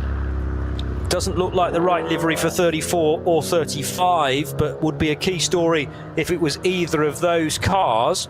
No, they're both running. Oh, well, 35 is in the first sector somewhere. That's Bollrath at the wheel of that. If it's a 36 car. It is the 36 car, because the door's just partially been closed Bollrath again. One of the drivers has yet to get into that car. Now it's been pulled back, and then that's gone straight on again. That's onto what I'm describing as the escape road for today. You've got the Mercedes arena, then you'd blend right. We can see on the screen shot we're getting now, or the television camera shot we're getting, is a green flag to the right, because that is the Valvoline hairpin where we cut back to the NLS circuit we use effectively. If you go straight on, you're going down to the bottom part of the GP circuit, and that's another car that's gone straight on and connected with the barriers. Now there's some heavy front damage to that car. I don't think that 36 car, it is Valkenhorst Motorsport, it's got big WM down the side, even I can decipher that.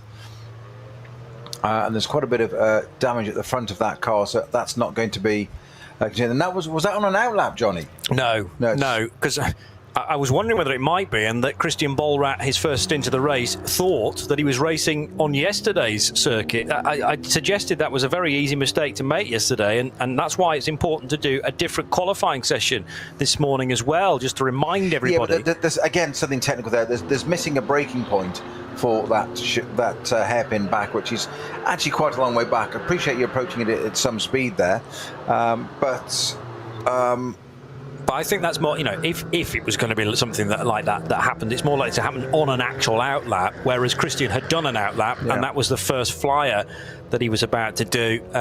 He may have had contact in the braking area, of course, which chucked him off the circuit.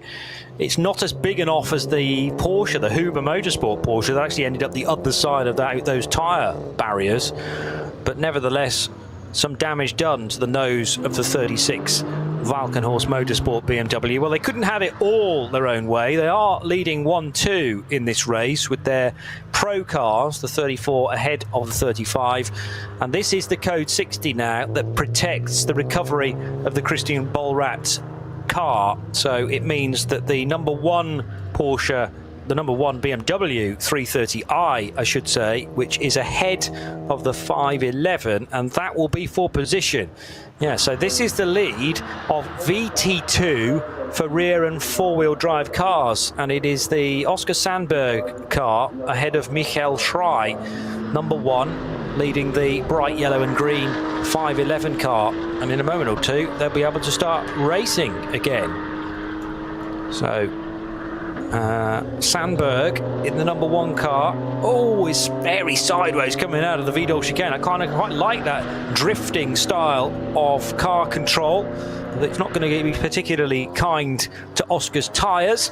So it's Oscar Sandberg together with Philipp Leisen and Daniel Zils, who have great pedigree in the NLS across the years. And indeed, that car, together with their lineup, Daniel Zils, Philipp Leisen, are the defending NLS champions. Hence the reason why they can run with the number one on their door. So 1 and 5, 1-1, 42nd and 43rd overall. Nearing the end of another racing lap is the Racing One Ferrari, homing into view, and the Ferrari is now where in the order? Racing One's car of Jakob Schell has slipped to third within SP9 Pro-Am. So behind the Marek Bachmann-driven Pro Sport Aston Martin, behind Charlie Putman in his CP Racing Mercedes, and Jakob Schell over the line now to tick off 24 laps to the Ferrari's name. We had a pitch stopper in amongst there. That was the Equipe Vitesse Audi R8, the only car in SP9 AM that has come down pit road. And SP9 AM, well, stands a good chance actually of getting onto a theoretical Pro-Am podium here, because if you take the SP9 Pros out of the reckoning, you've got a Pro-Am as the best SP9 car. Second place is another Pro-Am, but then the third car is AM. So the Audi in the Primer Grey has managed to get ahead of the other Pro-Ams in the lineup. This Ferrari and the Christian Bollrat Volkenhorst Motorsport BMW, and we know all about Bollrat's trials and tribulations recently. So the Ferrari heading through the cut-through and out of the Code 60. You can pity me this side of the commentary box, because our other commentator has suddenly been drawn in by an entirely different race meeting, it seems. But he'll get back onto topic in a short time. There we go. It's still quite good stuff, this, you know. It is. I just heard there was an incident somewhere else that involved somebody you and I both know, so I wanted to make sure all was okay. Okay. That was all I was doing. Saw a car in the barrier. I didn't see much else. Yeah. All right. News on that perhaps to follow. Exactly, when things are a bit clearer, but looks like all okay, but sort of that natural instinct. Meantime, the Ferrari over the rise and into the left-hander of Hatzenbach, and the rear lights are not flashing to the naked eye, by the way. That's just because the frame rate on the camera there is a little quicker than we would see it as humans. So the LED lights do that, apparently. Not that you would be able to tell if you were looking at them in real life. No, they do in real life as well. They flicker. That's not useful. It is. It's a safety feature. Genuinely, I'm talking about this, the filter down to road cars. It's a safety feature. When you deploy the ABS system, it will flicker the brake lights. Well, he wasn't on the brakes there. No, I know, but that's what it will do on a road car. Okay. Yeah. So when the ABS all of a sudden is stopping the wheels from locking, then the brake lights start to flash. You press the pedal so hard, you've activated the ABS system, so it therefore automatically flashes the brake lights to warn every user behind you, because that driver is stopping far quicker than normal. Yes. And then usually it will come on and put the hazards on as well. But you're absolutely right about the flick rate of the cameras when it's in a straight line. If he's on the brakes there, then that would have had his lap time. Excellent. Okay. I mean, I know about rain lights, and I know about there was the system in the FIA World Endurance Championship, I think it's still used actually, where the tail lights flash when the car is harvesting energy, so that, you know, that's hybrid information basically for everybody else behind, which is most useful. Sometimes, of course, you may be applying the brake, and actually the physical brakes on a car with these hybrids don't actually engage, because the hybrids taking all the speed out of the car, winding up that what used to be a turbine, but now of course it's all about charging a battery as quickly as possible. Meantime, the BMW that leads the race of Kuba Gamaziak, 25 laps done from Nicholas Cruton. 58 seconds is the difference between those two leading cars. Marek Bachmann, I wonder, might be finding a bit more time now on his fellow Pro-Am runners, with the 24 car of one of the Durs, and that must be Ben now at the wheel of the Vantage GT3, a good 1 minute and 56 seconds further back.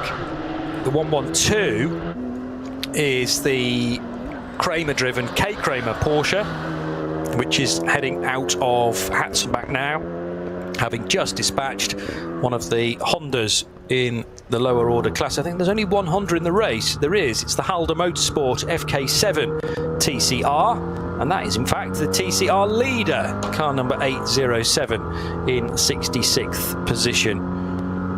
TCR Fewer cars today than we had yesterday. It might actually only be that Honda FK7 that is competing today, whereas yesterday we had the Cupra number 827 and the VW Golf. Now we've got a 961. Is that the Müller Porsche? The colours look right. Johnny, you're an expert on these Porsches. That wasn't meant to put you under the bus, put you under the pressure there. I just don't know you're very good at these. 961, it knows W&S Motorsport, 718 Cayman GT4, that Andreas Gabler and Sebastian Cocconi. That is smoking. It isn't barbecue on this occasion. That generally is exactly the camera shot I got yesterday of Dennis Fetzer's car on the Falcon car on the Hatzenbach. It's exactly the same shot, but it was actually a spectator's barbecue right in the camera line. It was fantastic. But this one is generally WS 718 Cayman. That's on the approach to the Vidal chicane, isn't it? Yeah. It's gone to the left-hander, and it's swapped in. It looks a way up. Oh, now a Golf is coming out in sympathy and going around the high side of that and through the gravel out the other side. That's going to affect the pickup of those tyres. You would have thought so. Yeah, it's a Golf chassis, but that actually was a Sirocco. But I know where you're coming from. VW, nevertheless. At least it didn't say it was a Cupra. Sorry, you didn't. My apologies. No, it's all right. So making Sirocco look like a Golf now, then? Well, they're the same floor plan, aren't they? I think. Floor plan or pan? Both. It's called a plan when it's on the draftsman's board. Okay. And then it's built into a floor pan afterwards. This is where you absolutely excel, is in the way you would just recover there. So just quick sort of 105 entry there. The Porsche that had the DRS air brake at the front of it. That's been, I'm suspecting, unceremoniously folded back against its wishes of material and taped down into place. I did say yesterday that no race car can finish a race without some gaffer tape on it. You did. They haven't got colour coded. Slightly difficult though, because it's a mixed sort of pattern of black and gold, so it'd be quite be there for hours trying to get them neat and tidy. I was going to say that, yeah, the amount of possible combinations of where body damage may have taken place, and then you've got to try and, well, you imagine sort of jigsaw puzzle type pieces of sticky back plastic or race tape that is all deliberately laid out for whichever bit of the car needs to be taped up.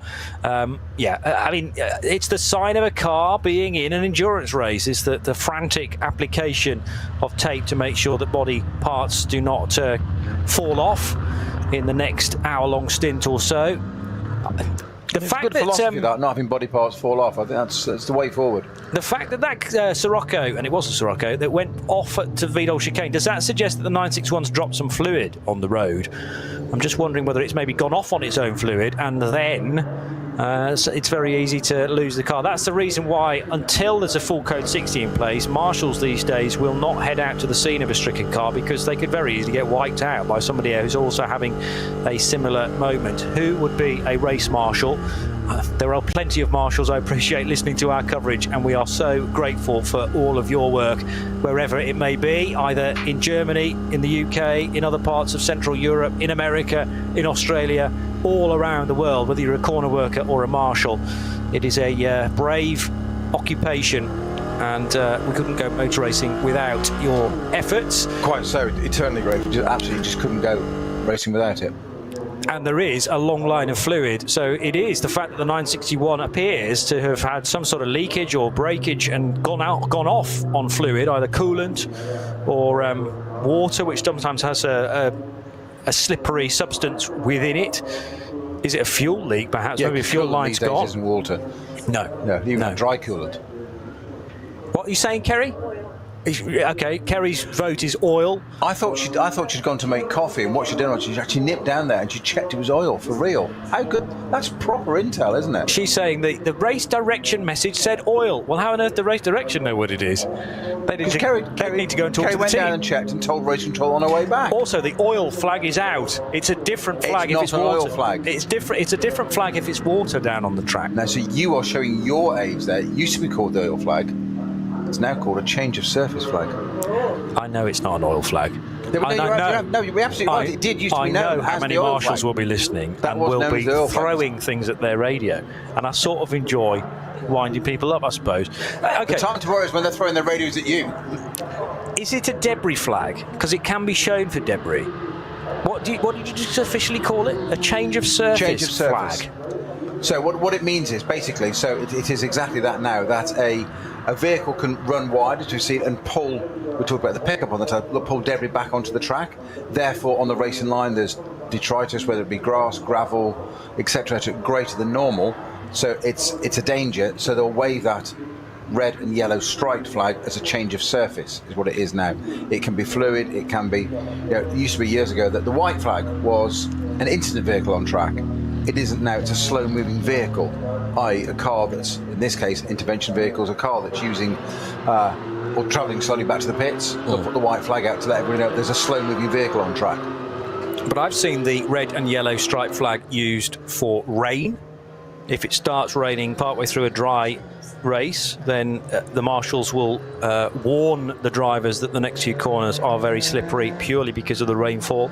I've seen it used for debris on track if there's a bumper or a large component that's ended up on the circuit, hence the phrase debris flag that it's sometimes used for as well. Change of surface flag, there we go. That's what officially it is called in 2023. I knew there was a reason why we got you on board, Peter Snowden. Thank you for that. It's becoming more self-evident, isn't it, with every show? It's taken a while. It's taken a while, I have to admit, but yes, it's very obvious now, front and centre. Here's the 100 Nico Otto car that is on an outlap. So he's just taken this over from Benny Leuchter again. I like the 100 car. There are only two drivers, so it could only be Nico Otto or Benny Leuchter, whereas the others within Cup 2, some of them as many as 4 different drivers, and you've always got to keep your eyes peeled on the timing and scoring screen. That is a real shame for 961. It was always just outside the top 6, but nevertheless 961, after it qualified in 9th position this morning, had Andreas Gabler at the wheel during this incident, and clearly it nearly accounted for at least one other car that needed to go straight on. Nearly accounted for a few more there. It's now been pushed up the escape road, which we've mentioned about the incline of Hatzenbach. Of course, what goes up and goes down must happen first, so it's going up to the Vidal chicane. That car's being pushed out of the way. Then obviously there was a foot off the brake, and the car was rolling back out towards the track. Slightly alarmingly, so 6 odd marshals to run around to the front and put their lives at risk. We say about we can't run meetings without marshals. 6 of them literally ran around to the front of that Porsche and said, no, you're not going back on track. Literally put themselves between this and a live track.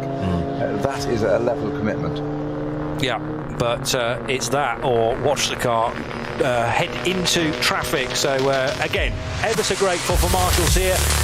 We're continuing with NLS 7 for 2023.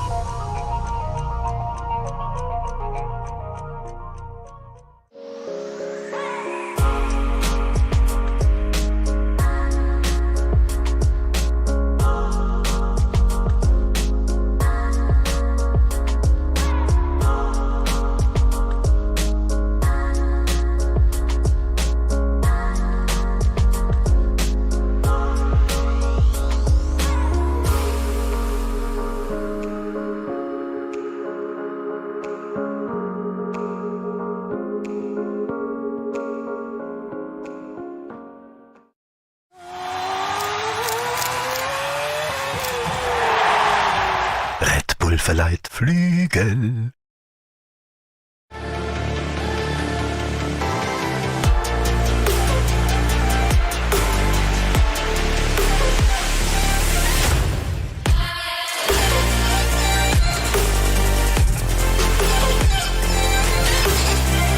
Faltenreifen.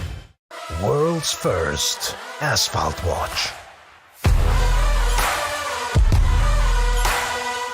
Nürburgring Asphalt 1. Over 90 years of racing history.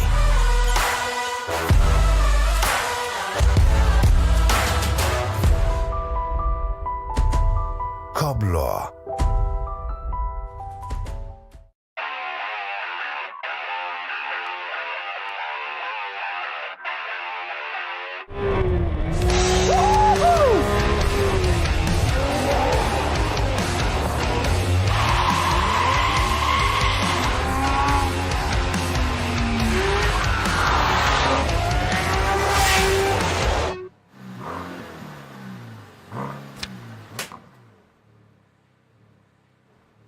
Liebe Fans, besucht unsere Social-Media-Kanäle auf Facebook, Instagram, YouTube, Twitter und TikTok. Willkommen bei der NLS.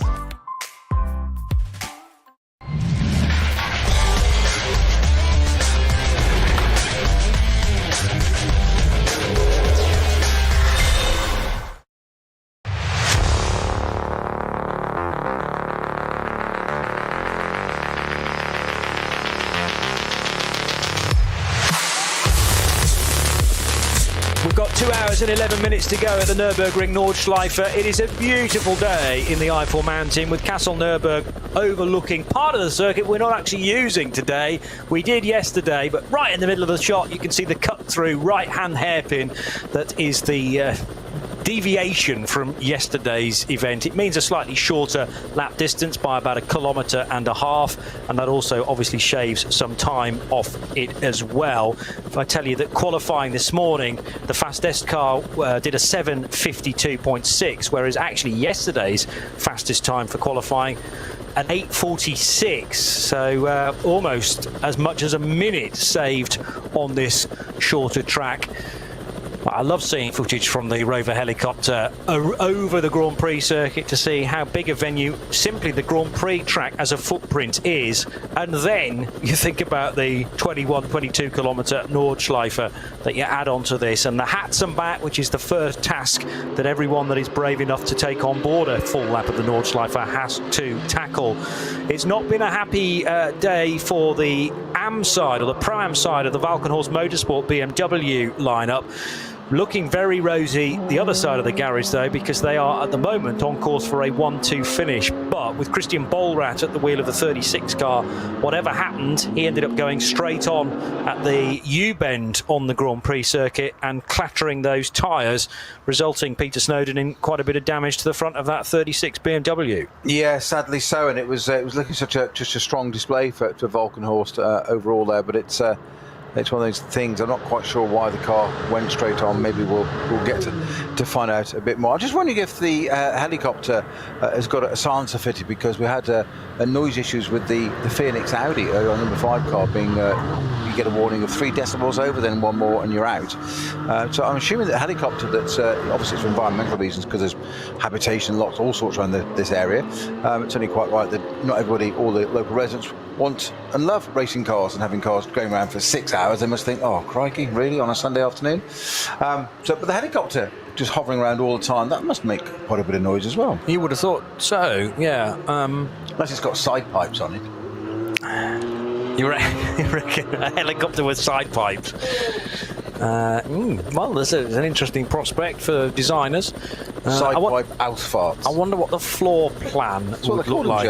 It's Ausfahrt. I wonder what the floor plan of a helicopter with side pipes would look like. But it's an interesting point that you raise. Are racing engines more assaulting to the ear than helicopter blades that could be argued as quite relaxing? I mean, I find racing cars quite relaxing, actually. I have no trouble whatsoever sleeping at a 24-hour race because it's a constant noise. In fact, it's the full course yellow that wakes me up, because all of a sudden that's a change and all the engine revs drop off. full course yellows that Peter Snowden is still coming to grips with, and the fact that there might be a button on the steering wheel that drops the car to 80 kph. If you weren't around for that story, if you weren't around for that story earlier on, then you can go back in the archives to revisit it. He knows all about them now, fear not. 27 laps in after a mammoth nearly 4 hours of running, so we are verging on a sort of distance that we would get from a standard 4-hour race of NLS. They tend to run to 28 or on occasion 29 laps.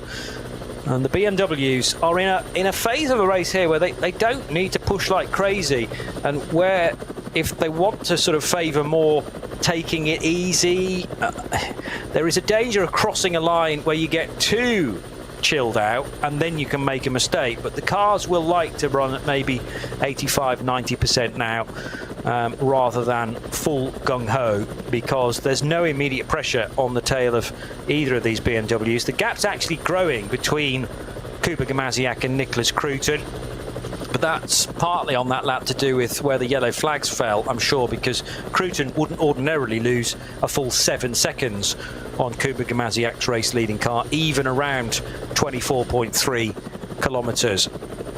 Cup 2 has the Max Cruiser Racing Porsche leading the way. Let's run you through actually the overall lineup as we've got them on the screen. So 27 laps done. Kuba Gamaziak ahead of Nicholas Cruton in the 34 and 35 BMWs. Marek Bokman doing a good job in the Pro Sport Racing Aston Martin is third ahead of the Dürr Motorsport Vantage GT3. And then it is Van Donwitz in the number 102 car for Black Falcon Team Identica leading the Cup 2 division.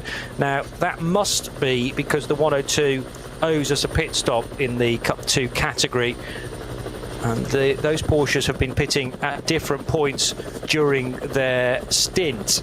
So 102 is the Hendrik von Danwitz car.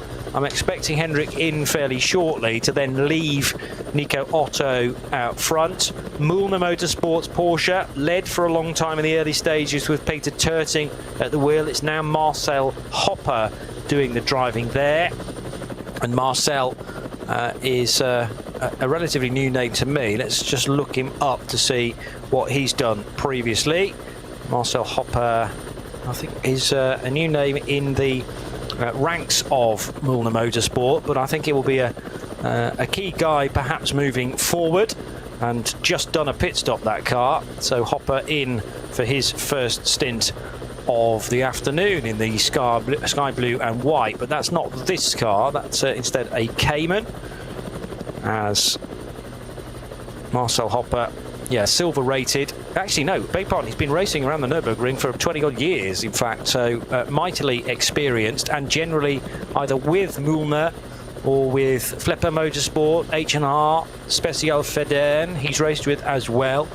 But ever since 2018, pretty much been a regular with Bertie's team. Mühlner Motorsport based very close indeed to Curve Paul Frere at Spa. So if you drive out the track there from down at the bottom of the hill, what that corner used to be called, the right-hander after Campus.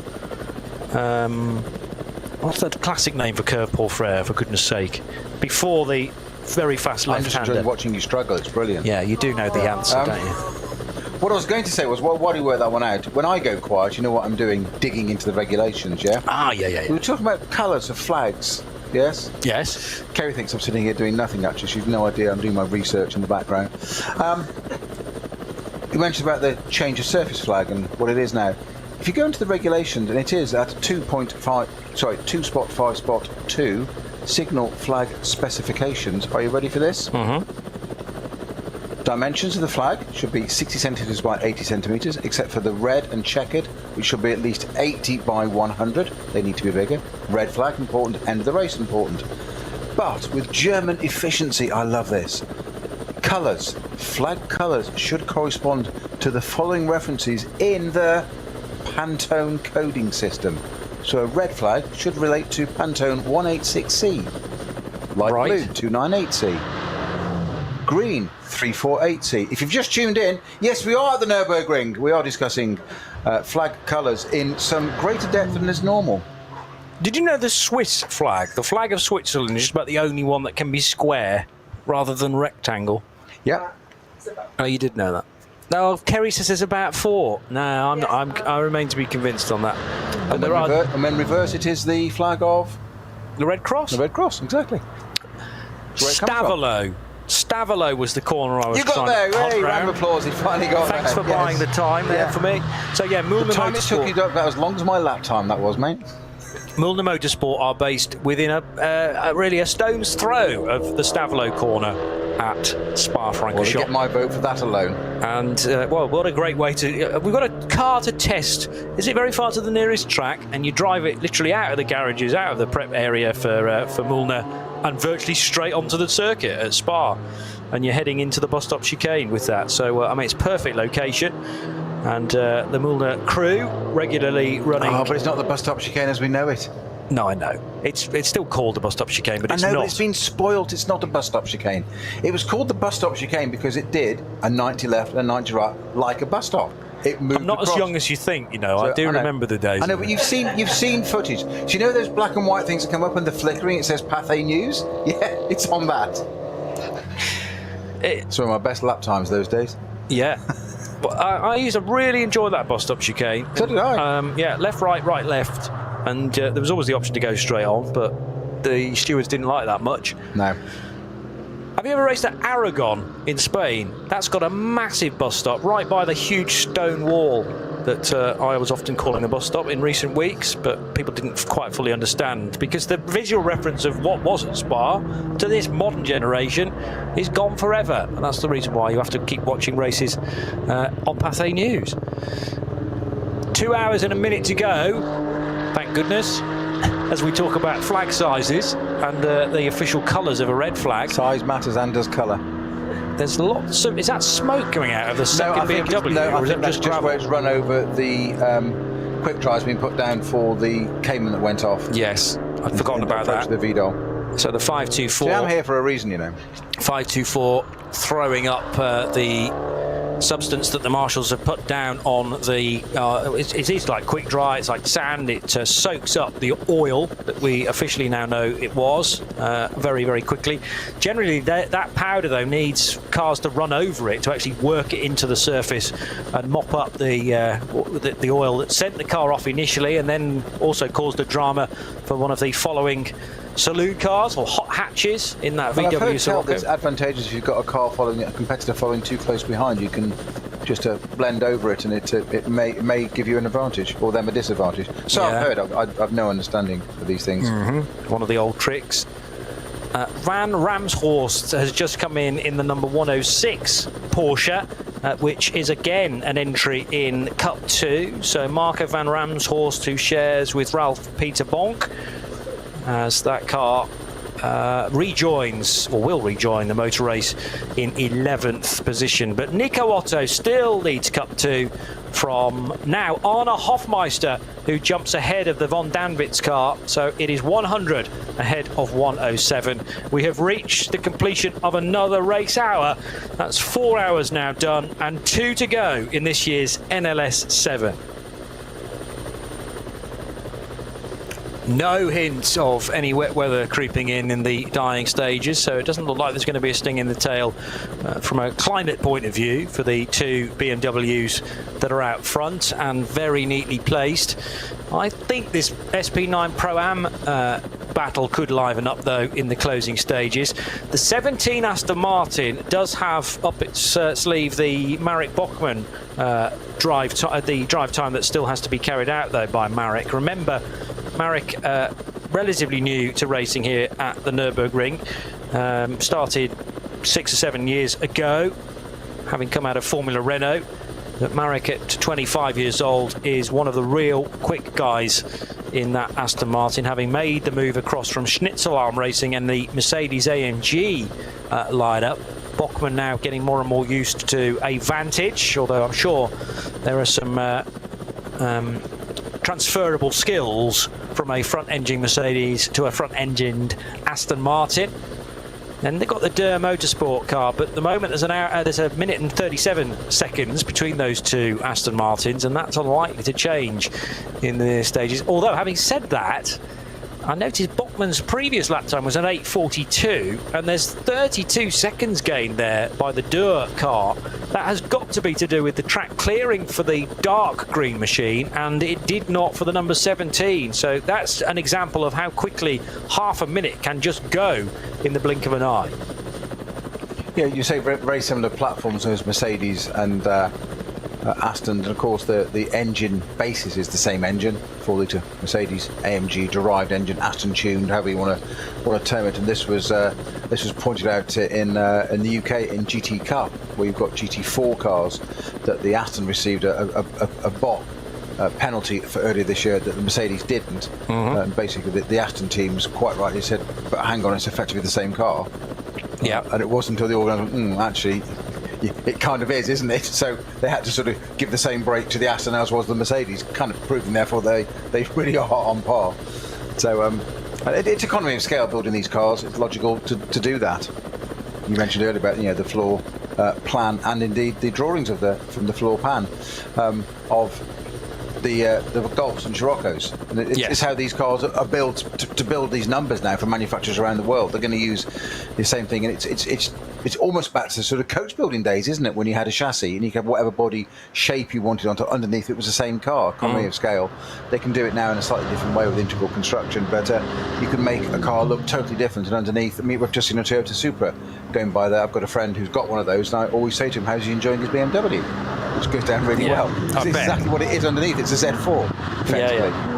True, but I had a really good chat with Chris Gregory, who works for Tom Ferrier's outfit TF Sport, and he said he was talking to me about if you want to convert a 4-litre Mercedes engine from, let's say, GT4 spec, because it's the 4-litre turbocharged engine that goes in the front of a GT4 Mercedes, and you want to turn that into a GT3 Aston Martin engine, you are talking about 2 weeks worth of work. Oh yeah. And even more then to make a GTE engine out of a Mercedes GT4 car. So that then in my mind told me, okay, yes, they are related, but actually to turn one into another, you're talking quite a lot of working hours there to do it. So yeah, the block is the same. You wouldn't get that engine in the Aston were it not for Mercedes doing the initial design process, but it's been developed and changed significantly. It's a little bit like comparing the engine that goes in a Lamborghini Huracan with an Audi R8. They are both principally the same V10, but there have been quite a lot of changes along the way. I think the politest and most accurate way of putting it, there's a family heritage. Yeah. It's there, but they're often very, very different animals. I mean, I can remember back in the days when we raced the Lister Storm in GT1, it was a Jaguar V12 engine. Well, it was, in as much as I can tell you the origins of most of those engines, actually, you used to go to the breaker's yard and get a broken Jaguar XJ12 whatever with its engine, take the engine out of it, pay about $1,000 for it, because the car was scrapped, the engine usually hadn't failed, it was the car that rotted away. And it came back to the workshop, and the entire engine was stripped down to 4 bits. Right. You had a cylinder block, 2 cylinder heads, then a pile of bits. The pile of bits were thrown away, and you used literally the block and the cylinder head. So you used genuine Jaguar manufactured components as per the rules. It was a production casting, so nothing wrong with that. You're not even getting around the rules. It's exactly correct. But it was a pure build. And then Ian Smith, a legendary engine builder at Lister, built up some of the most amazing engines. It was from scratch. So it was everything was different. Crankshaft, the whole lot, the whole thing. But it was genuinely based on an engine because it came out of a car. You couldn't get any better. You went and got an old engine and used it. In fact, they were better because it had various heat cycles that had been used. So it was much better than a new casting. Right. It's actually better to do that. It was used to being used. You are using a literal template, therefore, built by a well-known road car manufacturer, but then yes, all the extraneous bits become brand new and hand-built, pretty much, and that's what takes the time. Is having somebody highly skilled in order to do that. Meanwhile, the Kuba Gamasiak BMW with 28 laps now done. So as I say, this is pretty much now the length of race that we see in a normal NLS competition. but we're going for another 50% worth of it again. So of the total time, that is 5/6 of it done now. 10 hours in and effectively 2 more to go. As the Porsche Cayman, again, plenty of dust being kicked up, or quick drive being kicked up after the earlier work from the marshals. After a similar car to this, it was the 961 rather than the 952 left the road. And again, that might be as a result of the 961 having done a full 6 hours yesterday and then allowed to cool off, a bit of prep work again being done by the team, but being asked once more to do a further 6-hour race at as high a speed as possible. It will take its toll on these racing cars, no matter how durable they have been built through many years of being revised and revised. Christopher Rink, Francesco Merlini, Josh Bednarski in the 952. It is Rink at the wheel of that Smearless Racing Cayman. And ultimately they're trying to hunt down the 959 of Fabio Grosser, who drives the Team Zorg Rennsport car. I mentioned, unfortunately, for the early pace setter, the Avia WNS Motorsports 960 car, they had dropped down the order. Actually, those lunchtime pizzas might have done their job at Avia, because Marius Rauer is back towards the top 5 again now, and only got 13 seconds to try and find it was the addition on the of the car in Emmental, front. though. That's what did it. Yeah, the Emmental, which was being applied liberally, it has to be said. Layer, no less. I think there was about 2 or 3 layers of Emmental going on there before the cooking process began. Would lie heavy on a driver's stomach, wouldn't it? But slow release energy from a bit of Emmental. So I like your thinking there, you see. Yeah. So our race leader, Kuba Gamaziak, in the number 34 Vulcan horse BMW, is 6 or 7 laps in. I've got one graphic that says 6 laps in progress and one that says it's 7 on my little pie chart. More to the point, it's going to do no more than 8 laps. I would suggest it probably does 7. Gamaziak, it's Christian Krohn did an 8 lap stint in that, and Gamaziak's now on 6. Second place car, I'm just going to look where that's at. So a new fastest lap in Cup 2 for Muller in the 121 911, just set an 8:18.4. I was just looking at my analysis screen, so I'm just going to have a look at the Dylan Pereira car that's in second place, the sister car to this, the 35 car.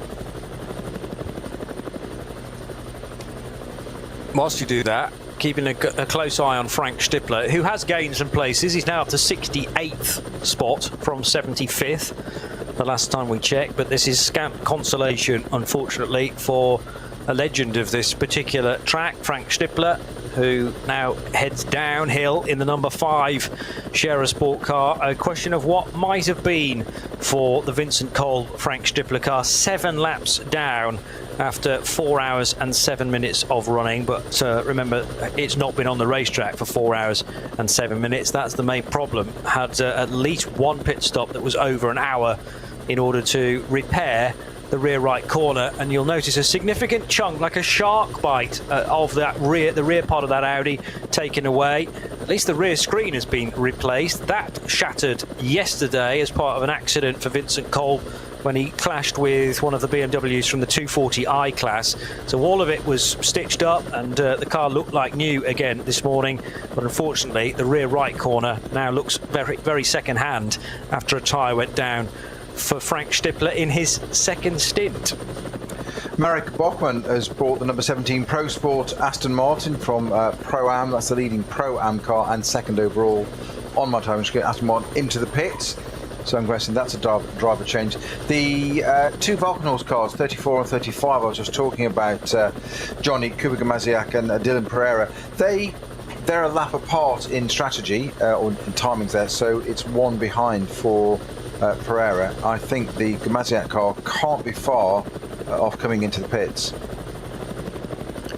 Gamaziak last pits it was. I think I said they were about 3 laps away from one another. So yeah, Cruton in, and 3 laps later I'm expecting Gamaziak to come in. So Pereira's very nearly completed his out lap, and Gamaziak's done an extra one, so he'll be on his 7th lap with Kuba Gamaziak within the stint, and then there'll be one more at the end of it. So within the next probably quarter of an hour we will see Kuba Gamaziak in, and that will be, I reckon, one final driver change for car 34. Gamaziak back to Christian Krognes, and Krognes then will be in for the remaining duration, which will be not quite probably a full double, maybe a stint and 2/3, stint and 3/4, something like that, as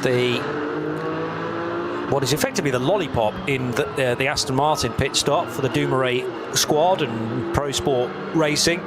This is Marek Bachmann, who's brought from 2nd position on the road, the Aston Martin, but a net position of 3rd. Vantage though 3rd and 4th when you factor in the Dur Motorsport GT3 too. Dylan Pereira, having just made a pit stop, has dropped to 4th, but that should be a 2nd place by the end of things. Car 266 is being given a stop-and-go penalty for 30 seconds, and that's because of speeding in the pit lane. Car 266 is the HY Racing AMC Sankt Vit 718 Cayman. So you hear Cayman and 718 must be in Cup 3. On this occasion it's not, it's an SP4T car for the driver known as Brody. Simply Brody. Pretty clear, isn't it? Not Dave Brody or Jimmy Brody. Just Brody. It's Brody. There's the 17 Aston Martin rejoining, and did we get a driver change there? Maxime Dumoulin has taken over from Marek Bachmann. Dumoulin now through the Mercedes arena, a couple of minutes behind the Kuba Gamaziak BMW, and then the Dur Motorsport Aston Martin will have gained some ground actually, because it did not pit last time around. Might even put the Dur Motorsport Aston Martin, yes, up to 3rd position, albeit temporarily. So Dur into the top 3, Dylan Pereira running 4th. Dumoulin on an out lap will drop behind the Aston Martin, and that might even put the Dur car briefly 2nd. I'll check them through the splits. No, it is 2nd. Yeah, so Dur Motorsport now runs 2nd and ahead of Dylan Pereira, as far as I gather, because Pereira is a sector behind the Phil Dur and Nicky Thiem piloted Aston Martin from the German team. An hour and 45 to go, and there is a hard-working Aston Martin from Pro Sport. Unfortunately, that very smart green and white paint job has been rather affected by the carbon that's pouring out the back of that exhaust.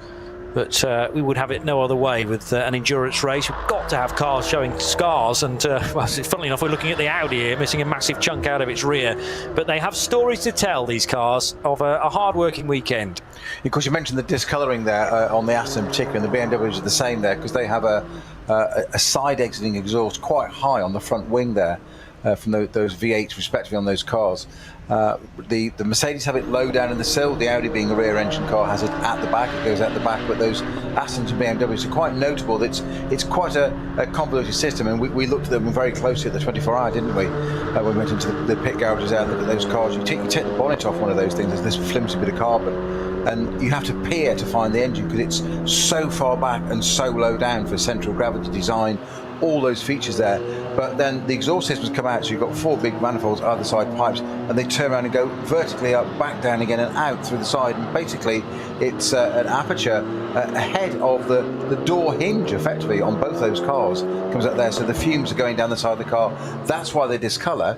But of course, like Formula 1 cars, the exhaust system goes out and through the floor and under the diffuser to help use those exhaust gases underneath the car. The same on these GT3 cars, the exhaust gases go on the side. Yes, the side effect is a bit of discoloration on the panels there, and of course it's white and coloured on the panels there to see the numbers, but it also makes bits of aerodynamic architecture work greater down the side of the car because you've got exhaust gases going through it, making it work a bit more. It's all very cleverly thought out. Less so is the 711 car that's facing the opposite way. That's one of our BMWs in V4. I think that's got to cut himself out on Is it on the quick dry there? There's a lot of dust, or was he just run wide? Well, I wonder whether it's even been through the conventional route of the chicane. There is a tighter chicane that I'm pretty sure DTM have used here in the past. And I'm talking about DTM when they used to run as saloon cars rather than the modern day GT3 category. That's it's one of the Muller cars. So it's got Desiree Muller or Philippe Romboy or Tim Lucas Muller at the wheel. So I'll just find that word out on 7-11. 69th position, I reckon. Correct. It's still nonetheless. It's one of the Mullers. Why couldn't it just be Romboy? The other driver that isn't a Muller. Are there at least two drivers with the surname Muller? Correct. Desiree and car? Tim Lucas in that car. Oh dear. Okay. Well, as I've said before, many times covering NLS races, it's a bit of a guessing game as to which specific Muller it is. You get backed into a corner often with that challenge. Get it? Muller? Corner? Yeah. Oh, yes. So if they're not very heavy, they're Muller light. Very good. Hey, we've worked on this act, folks. That's the more embarrassing thing. We're not paying enough, are we? Come on. The more embarrassing thing is that, this is actually all scripted. Takes us an age. Here's the number one BMW working through Tiergarten and into the tighter Hohenrhein sequence of corners. And over the line will go, what's Oscar Sandberg? Is it still Oscar at the wheel of car one? Yes, it is. And leading the class, no less, which is VT2 for the rear and four-wheel drive cars. Second position for 651, also a BMW. So Komatsu at the wheel of that. And then we've got the 665 car. And who is driving 665 currently? Third in VT2. That will be Bryson Morris, who's joined by two fellow Americans. And we've not actually mentioned Samantha Tan's car.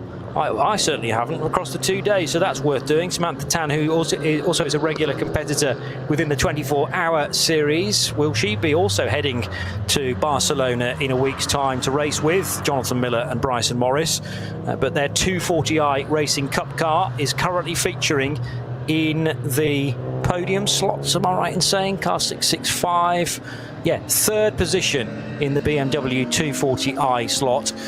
But of course, those are 240i's. The Oscar Sandberg BMW is a 330i, and he is a long way clear of his nearest rival, which is Bjorn Simon in car 504. So Sandberg 38th overall, Bjorn Simon 44th overall. So actually 6 positions on the timing screen. That's not taking into account the amount of time involved there. Could easily be 10, maybe 15 minutes separating the top two in VT2. Another lap completed for Christian Krognes. In fact, another lap completed by Kuba Gamasiak, who came in on that lap and handed over to his Norwegian teammate Christian Krognes. So that should be the final driver change that takes place for car number 34. Krognes will be installed now for basically an hour for fuel, and then the car will be brought to the finish with Krognes driving it. Now, all weekend... A bonnet being prepared here. All weekend, I have had issues, and I've stated them as well, that the fact that the bonnet on the Aston Martin... Longer than just this weekend, my friend, but anyway, we'll gloss over that. Okay, in a more generic... We're here. But did I not raise concerns that I thought the nose of the BMW, the 24, was not quite sitting right on the car? Now, of course, it was. No, it was the Aston you kept talking about. But did I not... what car did I just say? 34. You said BMW. Right, I didn't mean the BMW 34, I meant the Aston Martin 24. We're here to... I've just said we use support mechanism, yeah?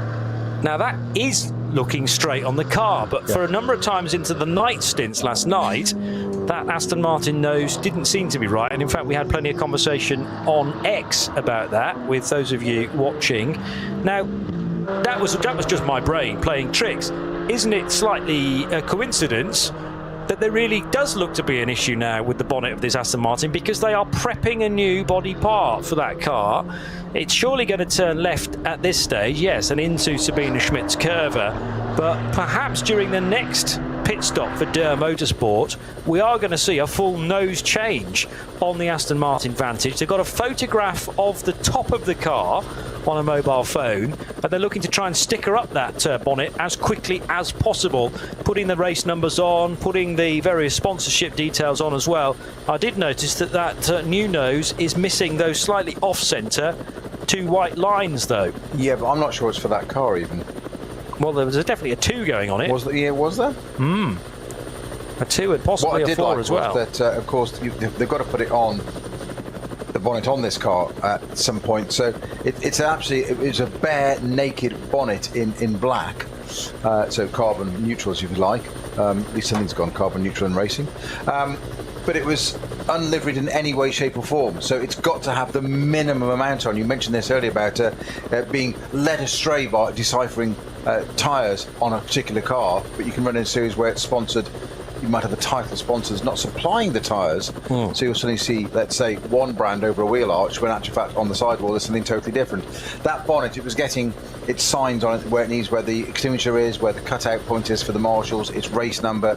It's got to have certain things on as an absolute minimum. Side by side for Pro-Am, Stefan Aust in the Racing 1 Ferrari, the CP Mercedes of Shane Lewis, and this is through the really fast bits of Klostertal and Kesselchen. And they're reaching now the high points where they will get towards the right-hand turn in to the base of the carousel. And it is the Ferrari that has just about the advantage. So working their way through. Here is the start of the carousel then, turning right now.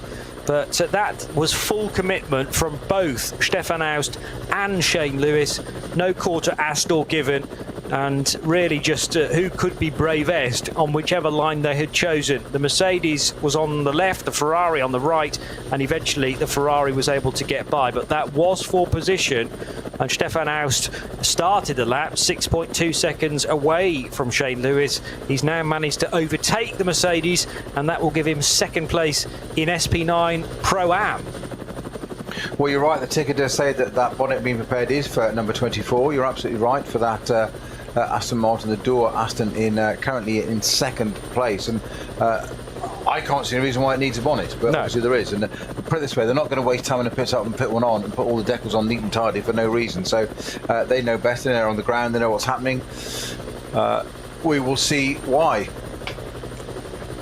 I hope, for whatever reason, they weren't paying close attention to our commentary from yesterday and going, oh, Johnny does things our bonnet's not on straight. We better. Johnny doesn't like the livery, so we're going to change it. It was never the fact I didn't like the livery. Just for whatever reason, an optical illusion was saying to me that the Aston almost had some frontal damage and it had forced the bonnet slightly upward of its normal seating position. But that was entirely nonsense made up by me. However, not 24 hours later, it's genuinely a problem. Maybe I can predict the future. I can imagine the team, write down the first 6 numbers that come into your head. yeah. I can imagine the team meeting last night over whatever, and they're all sitting there going, he's gone on about it all day. Should we? Shouldn't we? At what point in the race are we going to put the bonnet on? Shall we tease him? But you know, how excited will he get? And I think that's probably the conclusion they've come to, that if they did it too soon, you'd peak early. So it's best to leave the bonnet replacement until an hour and a half to go. And didn't I say earlier that hour and a half is the point where it all starts to happen? That's kind of like the witching hour, and it looks like it's going to be spot on. So they really are keeping the commentary team it's great. Satisfied, basically. It's Aston Martin, it's you, it's a bonnet, we're just happy. Durr Motorsport, I doff my cap. Can they get that work fixed within the pit stop window time? Remember, it's going to be a clock counting down, so you don't have to do the pit stop as quick as possible, like your F1 style pit stop. And all of these cars will have at least one maximum timed pit stop. The one closest to the end of the race is the bigger concern, of course, because the closer you come in for that final stop to the checkered flag, the quicker the pit stop can be. Unless you've got massive jobs like replacing the whole nose of a front engine car, of course. The engine won't need changing, but at least the bit that the bodywork that wraps around it will do.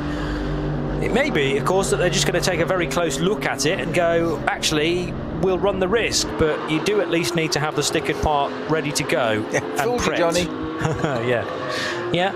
Ferrari over the line, Mercedes in second within Pro-Am. So Stefan Aust in Racing One's Ferrari is now running in 9th place overall, ahead of Shane Lewis and in his CP Racing Mercedes.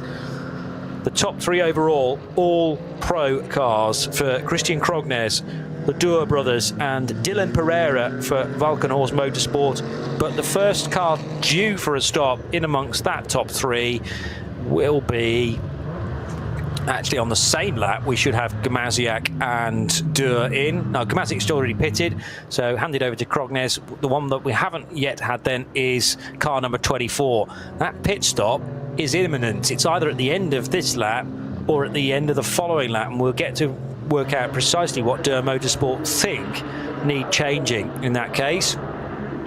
The Ferrari, this newly designed Ferrari 296, is certainly very striking in the day when you look at how many headlights are involved in the nose of that car compared to the Mercedes, which has just got the 2 standard main beam headlights. There are 1, 2, 3, 4, 5, 6, I make it, massive headlights on the front of this Ferrari. If you didn't feel pressurized just purely from the look of it in the pit lane, stationary, then to have that hunting you down in the dead of night here at the Nürburgring, maybe 2, 3 in the morning, very daunting prospect. Yeah, I'm looking at the philosophy there compared to the Aston. We've seen the door Motorsport Aston coming up there, which has got standard yellow Continental lights, a pair of them. The Ferrari's got, as you say, a whole range more. It's got 3 times back, 6 of them. You've got the 2 main lights as the Aston comes into the pit now, so we need to see if this bonnet gets it. Johnny, I'm going to keep talking because I know you need to concentrate on bonnet gate for this at the moment. But the Ferrari, it's got slower ones down at the right that light up the apexes, I'm guessing, at night racing. And then it's got 2 central ones, which are pretty well long distance ones, but they tend to be the flasher ones. Yes. Long distance, dotting a hoe, you can get those going. But interesting change of philosophy there, or different thoughts on that for the 2 cars. The Aston Martin, 2 simple laps. There's the bonnet damage on the right-hand side above the front left wheel, and that will be a fixing point there on that. There's no urgency to change that bonnet because they've put the stop board against that, but it is being released. Yes, it is. They are. Johnny, this is your moment. There's a bonnet change going on the Aston here. You've been waiting for this. Well, I'm not sure I've ever predicted work on a car quite 24 hours out, but having been spooked into the bonnet not quite sitting right on the Aston yesterday, when in fact it was, and it was a perfect fit, it's today that it gets changed, and that's going to be a quicker job than I'd actually expected. Although, where is the new body piece? Has it got all the stickers it needs? Yes, it's being carried out now. Phew. So here it comes with the right race number as well. But without the 2 white lines, so part of that livery's not quite going to marry up, and if it didn't sit right in my head yesterday, this is going to totally throw me out of orbit now. But the bit that actually put your mind out of kilter and threw you completely was the bit in front of the bonnet, on the bonnet slam and shut down into the air grill, because it's got that particular grill shape of an Aston Martin. What they've done is they followed the body contour line there, so the white piece to the right hand side, that's the bit that threw you. That's not actually on the bonnet, that's still on the car. So they've replaced the bonnet for you, but still left you with a problem. True. And there's a conundrum for you. It's the bit around the grill, isn't it? Psychology Live with RSL. Yeah, so, well, we'll see how we get on and whether I still get the motion sickness by looking at that Aston Martin down the Dottinger Hood. It's a beautiful car. I don't want you to think otherwise. But was meaning that I was slightly off kilter. Anyway, the 35 BMW should be back up the 2nd place now in the hands of Dylan Pereira. And behind Christian Krognes, those 2 cars will not switch positions and will still be separated by a good chunk of time. But potentially today's result for Dylan Pereira and for his teammate Nicholas Cruton will be an awful lot better than yesterday, when the 35 car was called in all manner of times to the pits and not in the correct sequence of pit stops either. It was rarely able to complete the full 8 laps for some of its stints. We're now inside the final 90 minutes, so a pit stop made, well, within the next half an hour, you are going to have to pit again. And that's obviously what Christian Krognes' crew are thinking. They've They've made a stop in the last 15 minutes, but one more stop required to get to the finish. Any pit stop, though, made after the next 28 minutes should be fine to get you to the end, because a GT3 car will do an hour around here and an 8-lap stint. 8 times 8 roughly is in the right sort of margin, of course. Meanwhile, conversations down at Motorsport. I don't think that's cost them a great deal of time, actually. 3:15 for the final sector. We'll get an idea in a moment or two as the car rejoins the race how long this first sector is for the Aston Martin. But because it's a considerable amount of time to be sitting in the pit lane doing a standard pit stop, then clearly once the car's been fueled, the driver's been changed, the new tyres have been bolted on, there is still a little bit of flexibility to change the bonnet as well if you feel that is worth doing. And clearly that hood was carrying some damage on the left hand side, but the car is back in the race and it will have cost it very little time at all. In Cut 2, Nico Otto for Max Cruiser Racing leads by 42 seconds over Arne Hofmeister for Team Mattel. And then it is Hendrik von Danwitz in the Black Falcon Team Identica Porsche number 102 in third position.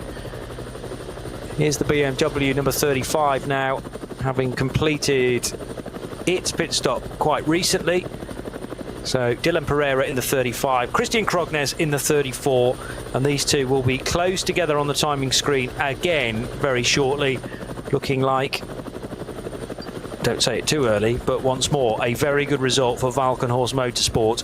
They took a win yesterday but didn't get any of the other cars on the podium. This time it could be a win and a second place finish for their 34 and 35 cars respectively. But it is amazing how much an hour and 26 minutes of racing can throw at you. So they will not be counting any chickens just yet down at Valkenhorst Motorsport. Just after 4:30 in the afternoon. A very pleasant day to be doing a bit of motor racing around the Nordschleife, Snowy.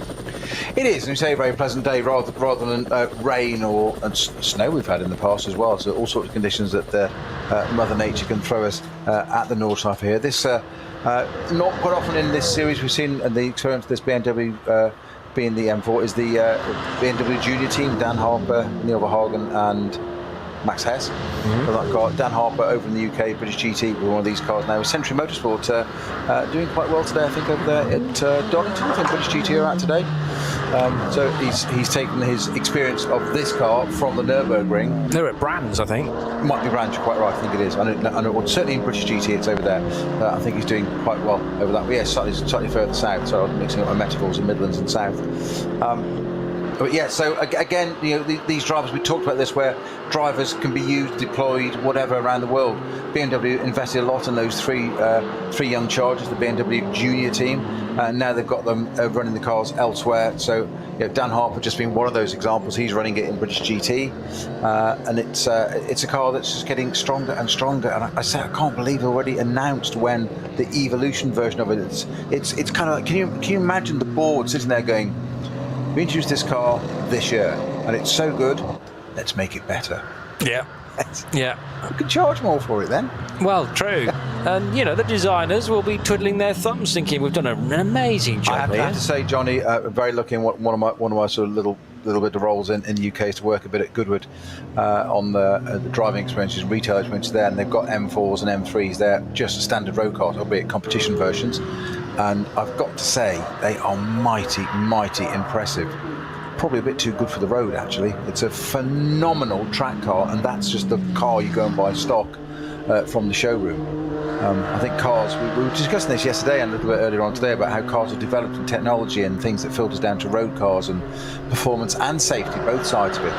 But the cars are just so phenomenally quick now, road cars. They're quite extraordinary and so consummately capable. Go and get one for a track day, great fun. All right, you heard it here first, or perhaps not Other first, brands are but available. there are, and that is the point. Actually, one of the joking things we say now actually is nobody makes a bad car anymore. That was a time when, you know, even 20 years ago, there were some less than adequate cars on the road, shall we say, brand new. Nobody really does that now. All cars, the whole level's moved up, and that's a lot of that is a result of technology. Certainly the 4 key German manufacturers who are always fighting it out amongst themselves here at the Nordschleife very rarely make shabby cars. Porsche, BMW, Audi and Mercedes. This point in time, though, we have 2 BMWs looking very, very strong.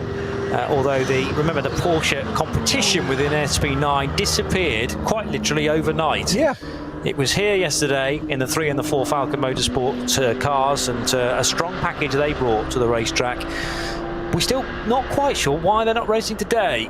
But no, I have asked the question. We've not had an answer as yet, but I'm not really sure why. It's certainly official that they weren't going to do it. But yeah, they were never on the entry list, in fairness.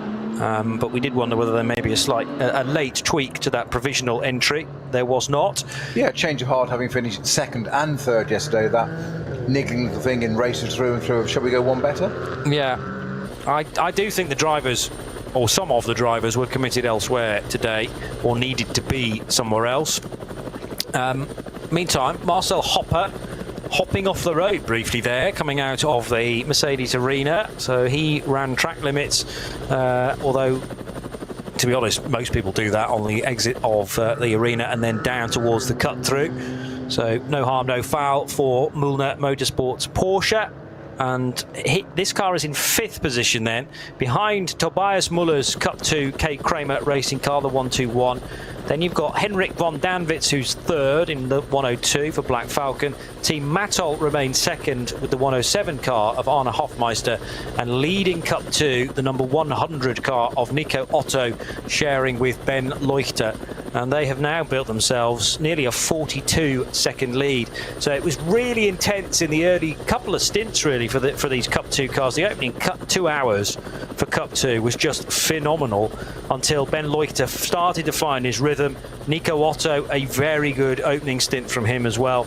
And they've established a decent lead, which is basically the length of the Dottinger Ruhr now over everybody else within Cup 2. I'm sure we can look this up on the wonderful interweb system, whatever it's called. But you were mentioning about the Vidal chicane. We just got the fantastic helicam shot again from Rover Oils, and thank you for that. But you were saying about how the Vidal chicane looked absolutely perfect in the way it's a new tarmac. And I'm just following. There is a line of new tarmac going into that, and we have an unbroken footage of that, and we're all the way down through the end of Hatzenbach now, and I still haven't seen a change in line. So I just wonder how much of this track was resurfaced. And I must have missed it at some point. I can't believe they've run all this. I mean, that's if you a layer of driveways to get the gig of relaying the Nordschleife. That's just all Christmases to come at once, isn't it? You'd have to book off them. How big's your driveway? Yeah, 25 kilometres. Yeah, funny. You'd have to book out about 4 months, wouldn't you, of potential driveways to instead 4 come. months. Yeah, to instead come here to the Nordschleife. And well, right, we want the end of the Grand Prix track all the way down to Arenberg, and probably a bit of the Foxhole as well. That's going to be a lot of trucks. Yeah, this year. Yeah.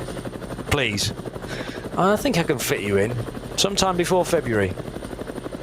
Yeah, and also, though, that will have a detrimental effect to the income of the track, of course, because you think about a lot of money coming in through tourist laps.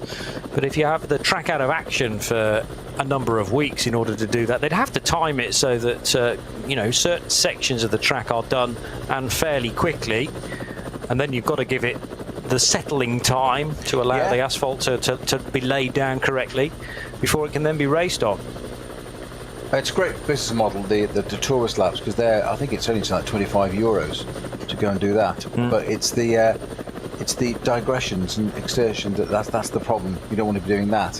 If you have an excursion, they then charge you for the barrier per meter. Yes. Per length, the nuts, the bolts, the washers, the time, the damage to the grass, the downtime if the circuit's closed. So you can end up with a massive bill for just making a simple error, and of course you've obviously at that point probably damaged your car as well. So it's not a good day. Which your insurance company won't do anything exactly, about. Well, highly unlikely. Where were you? It was at Chiswick High Street. No, I don't think you were. That was at Arenberg.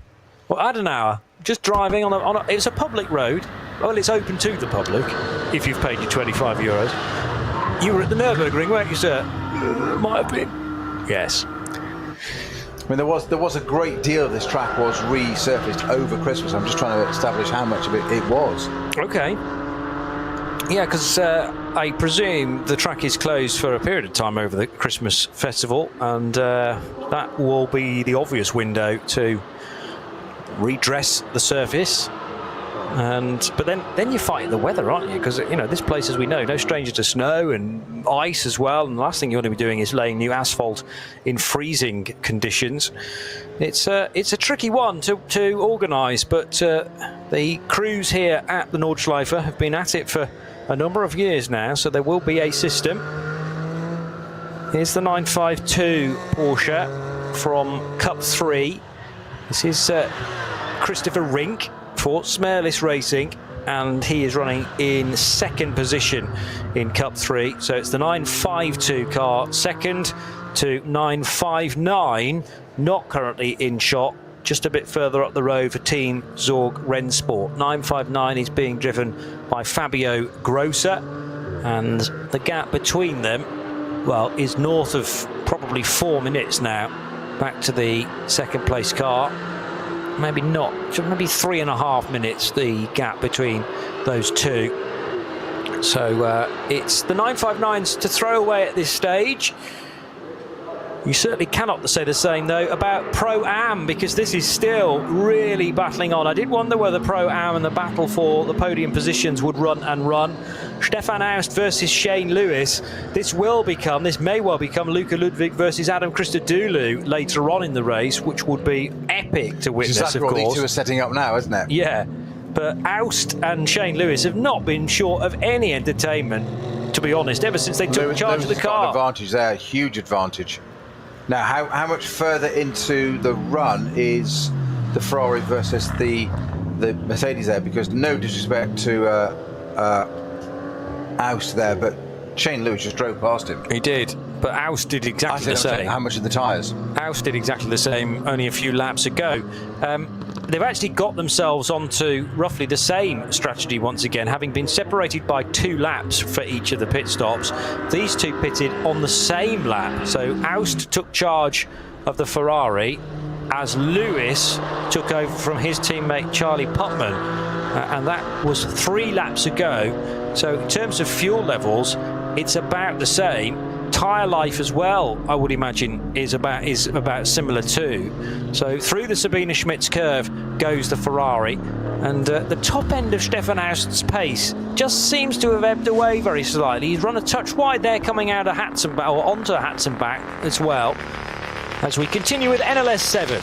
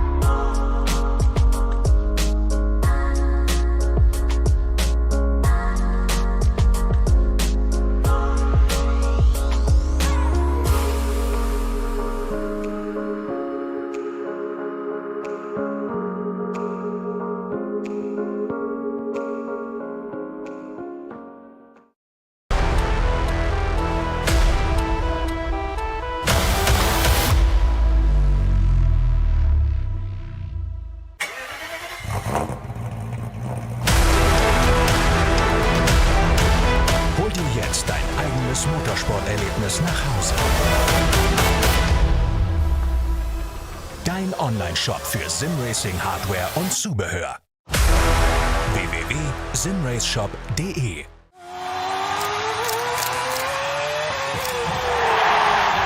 Red Bull verleiht Flügel.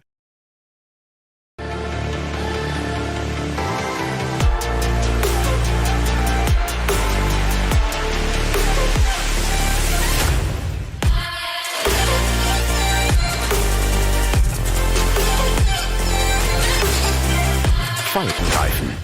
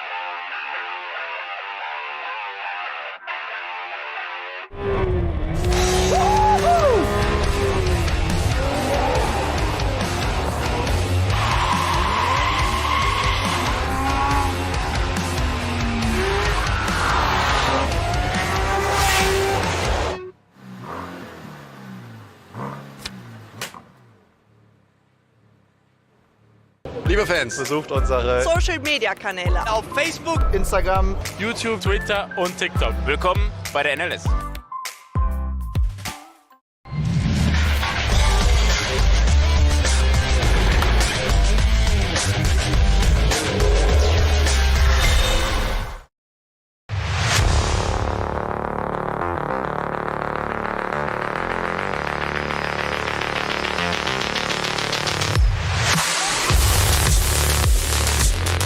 To the action that involves the Mercedes that is the 45 CP racing car.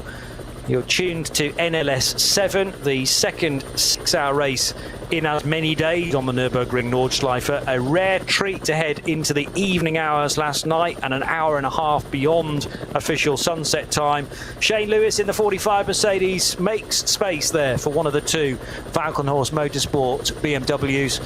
And through the Kleiner Carousel, now there is clear road in front of Christian Krognes, who leads this motor race by something like a couple of minutes. I want to actually get to the end of this lap to get a full idea of what the gap is, because I think 2 minutes and 4 seconds is slightly misleading. The leading BMWs are pitting laps apart from one another, so as we speak, Christian Krognes is 3 and nearly 4 laps into his current stint, whereas Dylan Pereira has nearly completed 6 laps, and therefore for the Luxembourgish driver it'll be 2 more, and the BMW will need to come in for some fuel, but that should be the final pit stop of the race. So in the next 50 seconds we'll get Christian Krognes over the line. He certainly leads by at least a minute, and it's probably a bit more than that. Falkenhorst Motorsport 1 and 2, with then the leading SP9 Pro-Am car of Maxime Dumouriez up in the provisional overall podium slots, and for a Pro-Am driver lineup, that is mightily impressive, Peter Snowden. It certainly is, and that Pro-Am lineup just dropped away a little bit earlier on. It was mightily impressive. If I go back to our qualifying order, we had the Shearer Sport PHX Audi of Frank Stippler and Vincent Kolb on pole position. That's the number 5 car. That's had a traumatic weekend. Just hasn't delivered in the way that we'd come to expect of Shearer Sport.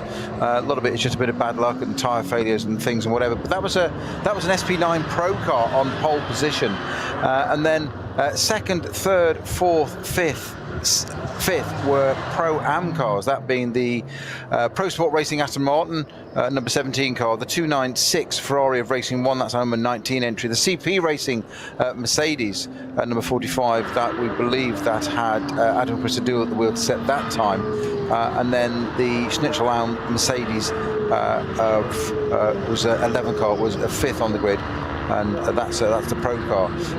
We then had the Falkenhorst BMW 34, that's the car that's now leading, was only 6th on the grid. But yesterday it didn't even qualify for the race. Kuba Gamaziak having an unlikely error, and not like him at all, to put the car into the gravel. I believe there was an accident as part of that as well, because they did talk about repairing the car, which we hadn't been aware of. We only got to hear the report. We didn't see footage of the actual incident, but he did say post-race that he was keen to rectify the problems and show to the team that it was. He said, "My mistake," absolutely straight up and honest about it.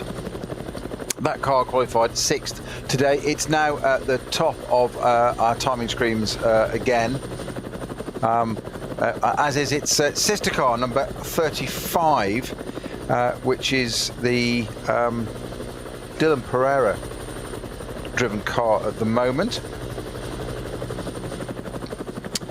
And then we had the Aston Martin is the first of the Pro-Am cars there, and then we've got those Cup 2 cars. Now Johnny and I were talking about this a bit earlier about Cup 2 cars being able to take the lead, take the lead, but they wish so, take the battle to these SP9 cars. So just to clarify, SP9 cars are GT3 cars to us, the rest of the world around. They're slightly different. It's a slightly different setup here for Nürburgring.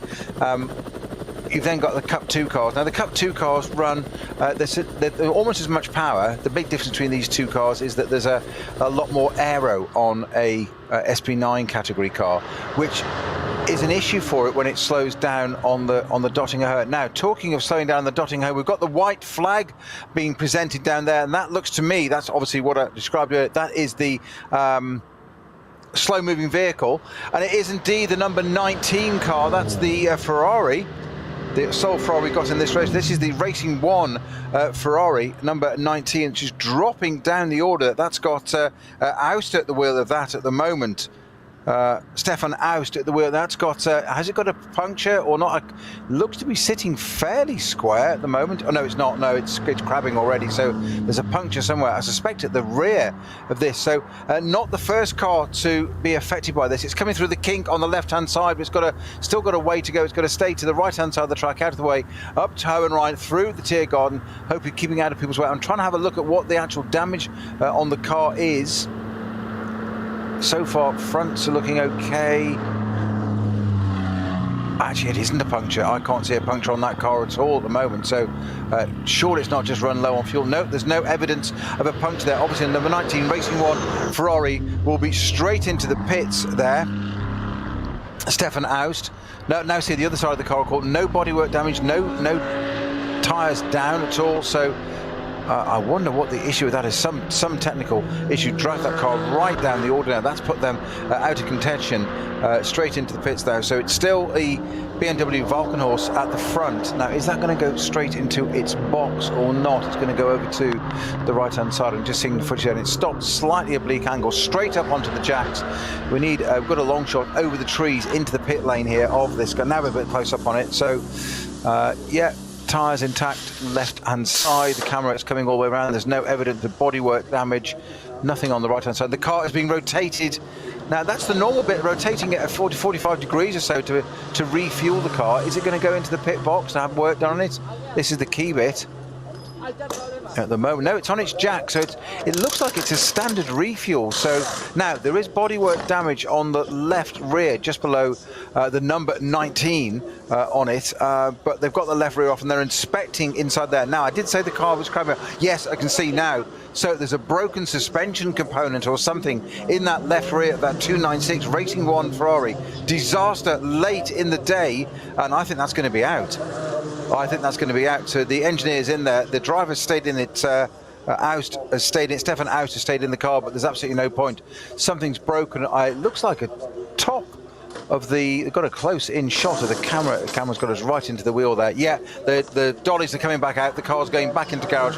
So the 296 Racing 1 Ferrari is out. I did say in the last hour and a half that's when it starts to all happen, and it just suddenly seems to come alive again. And that is sadly exactly what's happened. It's got massive, yeah, you can see it just drops it off its air jacks onto the go jacks as Stefan Aust gets out of it, and you can see the rear suspension rocking back and forth under vibration there, which it should not be doing. So sadly, not quite Ferrari's day. It's got the pace. Still appears to be a little fragile overall. That said, Friccidelli managed to get their car to the end of the 24-hour in the top spot. So not so much luck for Racing One there. So not quite what sure's broken on that. Not quite sure what has broken on that is what I'm trying to say. Get my words in the right order. But so late drama with just over an hour to go. Racing One 296 Ferrari number 19, Stefan Aust at the wheel, bringing the car slowly down the Dottinger Höhe. I thought it was going to be a puncture.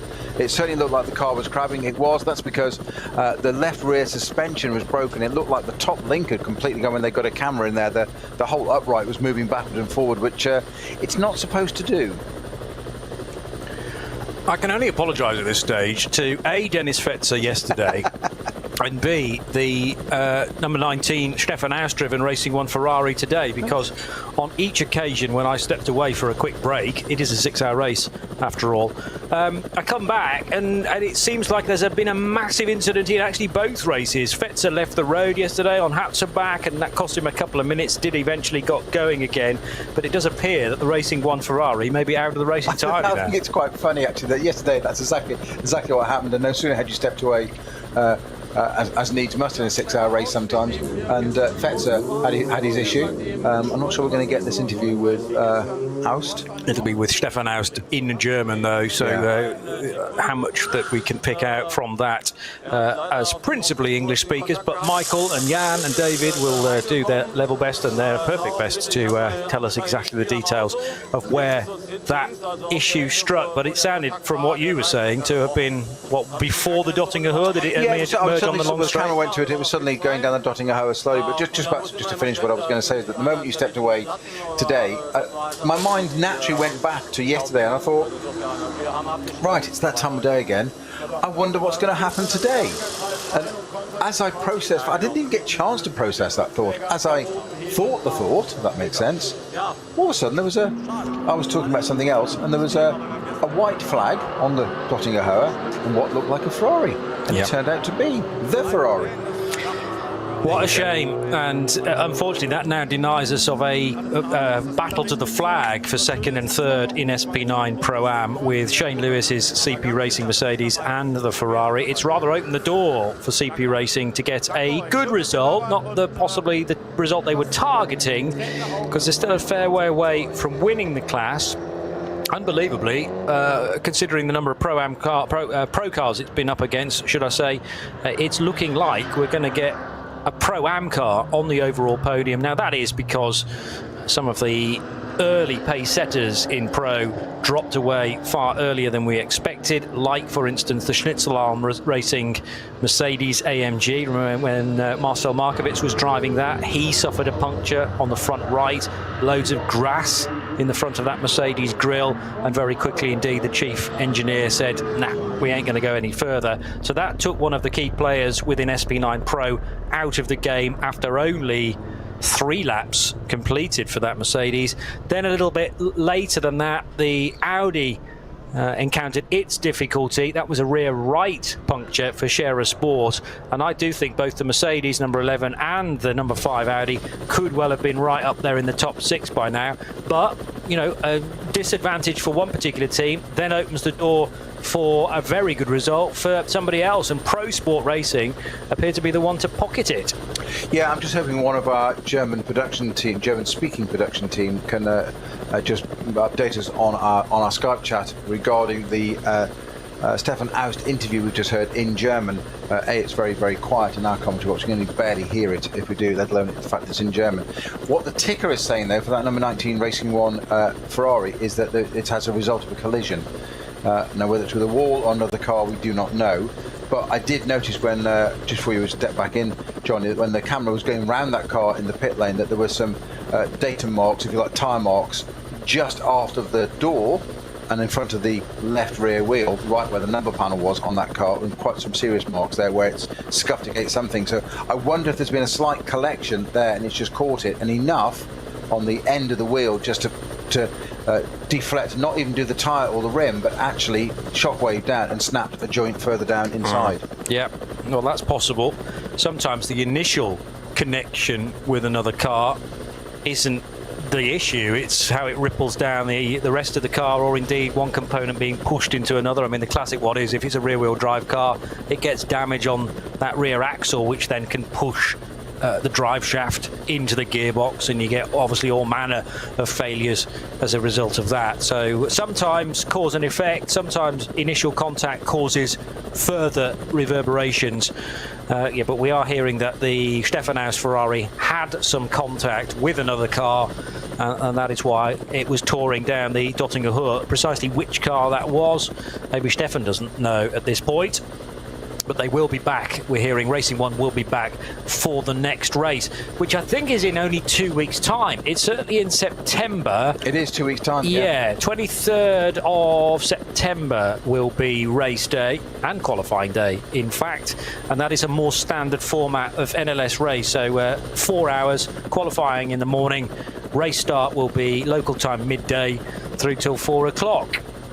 So looking forward to that. Again, of course, full coverage right here on the Radio Show Limited network of channels. The final round, 2 further weeks after that, Saturday the 7th of October, to complete this year's Nürburgring Langstrecken Series.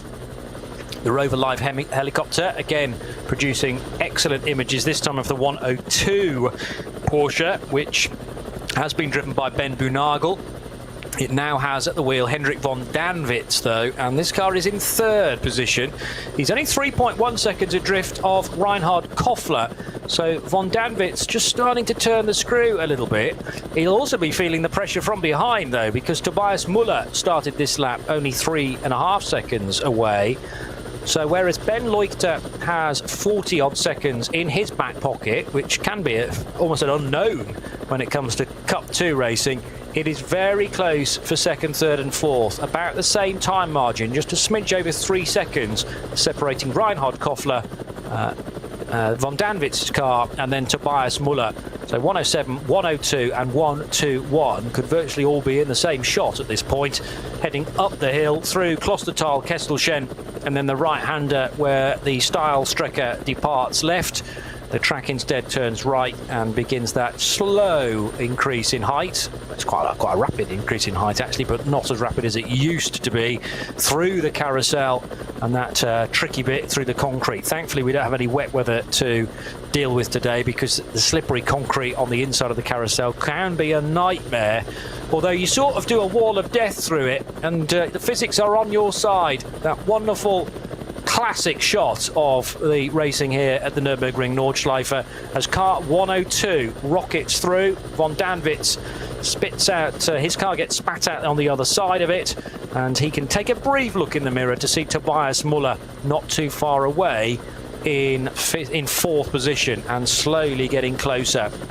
Valkenhorst continue to lead, and that is a legitimate gap, though, now, isn't it? 2 minutes. Yeah, I just noticed that, sorry, John, that Shane Lewis at the wheel of the number 45 CP Racing Mercedes had a little incident at Metzgersfeld, is continuing in 9th now. That car was a little bit higher up the order, so that's put paid to their better result than they were hoping for. And I suppose, well, the one saving grace there is that the Ferrari is now out of the race, so that's not going to be able to catch the Mercedes. The other car in SP9 Pro-Am, Christian Bollrat in his Valkenhorst BMW, the one that had the crash at the cut-through on the Grand Prix circuit. And you remember further back than that, the Huber Motorsport Porsche, that had a huge off on the Grand Prix circuit, really hitting the tyre barrier very heavily indeed, where you should be turning right. But whether that was a stuck throttle for Joachim Tyson, we still don't know. But sadly, that beautifully turned out Huber Motorsport Porsche at the start of the weekend looks very second-hand now. And what was a highly popular, well, we had a decent amount of cars in SP9 Pro-Am at the start of the weekend. We're basically now down to just 2. And that's not to detract at all from Pro Sport Racing's Aston Martin charge, because I think they would have been up there anyway, even if if all of the Pro-Ams would have finished this race. Pro Sport would have taken some beating today. Yeah, let's just put a centre perspective on that. As you said, the Ferrari that's now out of the race, what was driven by Stefan Aust at the end there, apart from that little incident, number 19, Racing 1-296, its best lap of the race, which is the fastest lap of the race, is a 7:56.7. the next fastest car is our leading car. Christian Krogner is currently at the wheel of the number 34 Valkenhorst BMW M4. That's done a 7:58.7. There are only 2 cars to dip under. Oh, sorry, there is actually one that Dylan Pereira in the sister car, number 35, done a 7:59.6. But let's just put that Pro-Am on. We're talking pro drivers there, effectively. The Pro Sport Aston Martin Vantage, number 17th in 3rd place, has done an 8-minute .00863. And the Ferrari with the car that was challenging the Ferrari, Shane Lewis, in the CP Racing number 45 Mercedes, done an 8.00828. So we're talking, a few hundredths in it, not even tenths, 4 hundredths between them. That's evenly matched. And again, we said this before, such totally different philosophies in cars. A big front-engined Mercedes GT car and a big rear-end, mid-engined Ferrari. And also the Mercedes now is, I hate to use the term long in the tooth, but it's been around a while. Yes, that GT3 iteration of that Mercedes. It's a well-proven package, which can be an advantage. The Ferrari's quite a new thing. Yeah, let's just see I think it was 2020 when that Mercedes received its latest Evolution upgrade, and because it was the SLS prior to that, wasn't it? Well, yeah, but we had AMG. Well, okay. Chassis number 28 of the GT3 regulations was the SLS AMG, which came out in May 2011 and is no longer eligible to be running in GT3 competition. Then we had the first version of the Mercedes AMG 2016, and then there was the Evolution in 2020. Interestingly, that's not actually on my list as an updated car. So the GT replaced the SLS in 2016? Yes. Yeah. Yes. 7 years ago. But there was, it didn't have that shape of grille that it currently has. So, and there was a significant upgrade. But the engine stayed the same. It's still a 6.2 litre V8. They haven't gone the turbocharger route in the Mercedes. And you wonder when is the new Mercedes going to arrive on the scene? Somebody, I'm sure, will know the answer to that. Well, interesting. If they're going to follow the road philosophy. AMG 63 is a 6.3. It's synonymous with AMG, big V8s, and they're just starting to phase out the last of those now, C63s in the UK, and it's replaced by the C43, which is a 2-litre V6. Yeah. And but the thing, this is again, it goes back to technology. It doesn't have the sound maybe, but it's got the performance. Yeah. And you go down to. When I started racing, or when I grew up around cars, we always used to say 100 brake horsepower per litre was kind of like your halo figure. That's just been blown out of the water now. I refer to, again, AMG, for example, their Mercedes little A45, 2 litre, 430 brake, standard trim. Then you get the S version, they get another 20 out of it. They're getting 450 out of those. And they do love that oil pressure, though. Because it's quite stressed. Yeah, I can imagine. As a road car, it's fine. I can imagine. Yes, even though the Mercedes did have an Evo package introduced in 2020, that's actually classed in GT regulations as the same car. So imagine the 2016 car with new bodywork on it, effectively, but the underpinnings remain very much the same. It's a bit like the second generation Aston Martin Vantage. That is still considered by the regs to be the car that came out in 2019, even though that was Evo. I was going to say, how old's the Aston? 1st of March 2019, produced by ProDrive, but that has had an update, hasn't it? December 2028? 2028, yeah, because generally there's a sort of 7 or 8 or 9 year lifespan on these cars. You can bet there'll be an update somewhere within that time scale, but the puncture, right. Johnny, right rear for Mercedes 140. That looks like it's a GT4 car, SP8T, indeed it is. So it's one of the turbocharged versions. Going against exactly what we were just saying, because it's a turbocharged version down at SP8 category. It is the only car in that category, in that class. It's a VLN 24-hour special SP8, so 2.6 to 4 litre with turbocharged, or mit-Turbolader, as they say in Germany, and that's the only car in that class, the Black Falcon car. It's got a right rear puncture. Most of it appears to have disappeared, but doesn't look like a lot of bodywork damage to that. Mercedes got it back, and that's one of those things again where the tyre, the sidewall has, or the tread, as it were, we call it the tread, even though it's a slick. We still say the tread, the contact patch, if you like, has gone. But the bead is still stuck to the rim, which in some ways actually is quite good. It saves it floating around too much. That's gone, and it's just helped drive it in. So the not driving in on the rim, ridiculous. It gives it a little bit of ride height, so you're not actually dragging bodywork and exhaust and all sorts on the track. Interesting there. It took a moment or two to get that off. A little bit of a non-colour coded tape. Come on, guys, you've got yellow tape on there. Not good enough. They didn't wipe it clean first. That'll come unstuck on the dirt. But a little bit of bodywork there. Just we saw on the Audi earlier, tyre flails around, just a little bit of bodywork damage. A bit of tape on there just to stop it deteriorating any further. In the last 46 minutes, we have just over of this second NLS 6-hour race this weekend. There must be something different for this car compared to the others in SP10. It's not the turbocharger, because you can run a turbocharged car in SP10, which is the official GT4 entry. Case in point, other Mercedes GT4 sort of running SP10 through recent races, and also the Aston Martin GT4 car is also turbocharged. So yes, it's in SP8T, but there must be something else that prevents this car, or Black Falcon have just decided not to run it in SP10. I think there may be some sort of upgrade work here outside of the homologation, which wouldn't permit it to be running in SP10. Therefore, great to have it as part of the entry. Just a shame that there are not other cars, officially speaking, to race with it in the same class, SP8T. But there will have no doubt been cars along the way that its drivers have been able to rub shoulders with. And the 140 car is thankfully running again, despite that potentially race-ending problem with the tyre going down. It was really very dependent on how much damage might have been done to the rear right corner. Let's get you a driver as well for the 140 car, which is now returning back again from the hairpin bend of the Grand Prix circuit.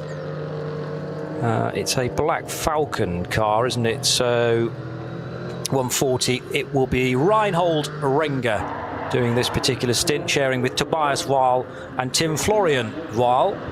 And it's the Weil backing that you can see emblazoned on the side of that car as it was parked up in pit lane, currently in 27th position. And we have the rare treat of a fully green racetrack now, 24.3 kilometres of open road where you can go at race speed. How long will that last? Not wanting to put the Johnny curse on things. I have had a tendency to say, come on, we've been green for a long time, this segment of the race, and then literally within seconds we go into a caution. Sorry about that, folks. Christian Krognes, Dylan Pereira, first and second, and the gap is continuing to grow between these two BMWs. Now, is this an element of Pereira going, well, I'm not going to be able to catch my rival. We want to be able to get a really nice finish to look good on our press releases, so let's just ease things back. I'm under no firm pressure from the Aston Martin behind, and we can just afford to just tick off these laps nice and comfortably now. Yeah, I'm just looking at the regulations, and it wasn't as clear as I thought it might be on the VLN site. But well, the class structure, not the regulations. My apologies. But the SP8T, that 140 Black Falcon Mercedes, is one of the many cars or many classes that are regarded as specials. So you have the specials car and your production cars. So production cars are close to standard vehicles with minimum requirements for mandatory safety devices, etc. Some freedoms in the modifications in suspension, etc. permitted, but engines are stock production. That's quite key there, I'm sure. Cars can be balanced with a fuel tank and capacity weight. But you then get the specials, which can include GT3 and GT4 cars. So you've got SP3 up to 2 litre, SP3 with turbos, then up to 2.5 litre, SP4 with and without turbo, etc., etc. The pattern follows. Then we have SP8 over 4 litre, SP8T up to 4 litres with a turbo, SP9 GT3 FIA cars to FIA/SRO rules, and it gets then you've got your SPX, as we said earlier about the BMW M4, ran in that originally, as with the Glickenhaus, if it's not unhomologated car. So it's not, so that Black Falcon car is not a production car, basically. No. So it's built as a race car, possibly for another series. Therefore, it's allowed to run under that class in this event. Yeah. To make sure you can run a whole variety. You've got somewhere else to run it. They're not going to exclude it. They're just going to say, right, it's not a production car. It's a special with a turbocharger up to 4 litre. That's fine. Yeah.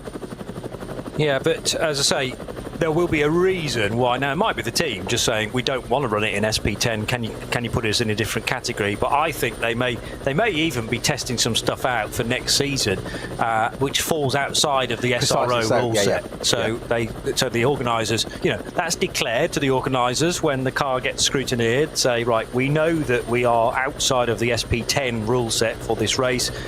But you're not going to turn us away, are you? Just put us in a different class, and that's what's happened. Yeah, but SP10 would be a production car, wouldn't it? SP10 is predominant. Well, it is SRO GT4. So no, I mean they are based on production cars, but they're not production cars. No, actually you're right, because SP10 GT4 SRO is a class within specials of. So you treat GT3 as SP9, as we all know. GT4 is SP10 by any other name, but what you're going to have is the odd GT3 car that cannot, for whatever reason, run in SP10, and often SPX will be the category for that. GT4 cars that aren't properly SP10, they tend to tumble into either SP8 or SP8T. Yeah, SPX is pretty clear to me, because that's just basically a car under development, yet to be homologated. So the Glickenhaus, logically in that, the M4 that we're seeing now that's fully homologated when it wasn't. Did it run in 21, late 21, the M4? It was an SPX car just to give it a trial run. Almost it certainly did a round of the NLS in SPX category to say, hey, I'm the future, and it was trounced by its outgoing M6. Yes. I think I can't remember, it was yourself and I, or Bruce and I covered that one. Just like, can you imagine the backers and the bean counters at BMW saying, why are we spending all these euros on developing this car that the old one's still quite good? True. Yeah. I think the answer's on the timesheets here now, chaps. Well, yes.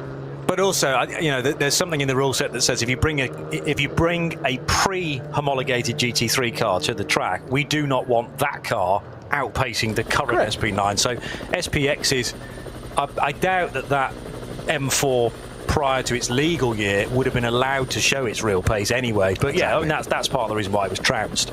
But what it does do is enable the BMW to stay top of their game. With the M6 previously, which was always a big car, I thought. You talk about, we talk about saloon cars and Austin Westminsters and whatnot. In the modern era, to go GT racing with effectively a touring car, the M6, the M4 feels like a bit closer now to a GT car. But yeah, I mean, there was also, which car did, there was a point where there were 3 different BMWs all being utilised.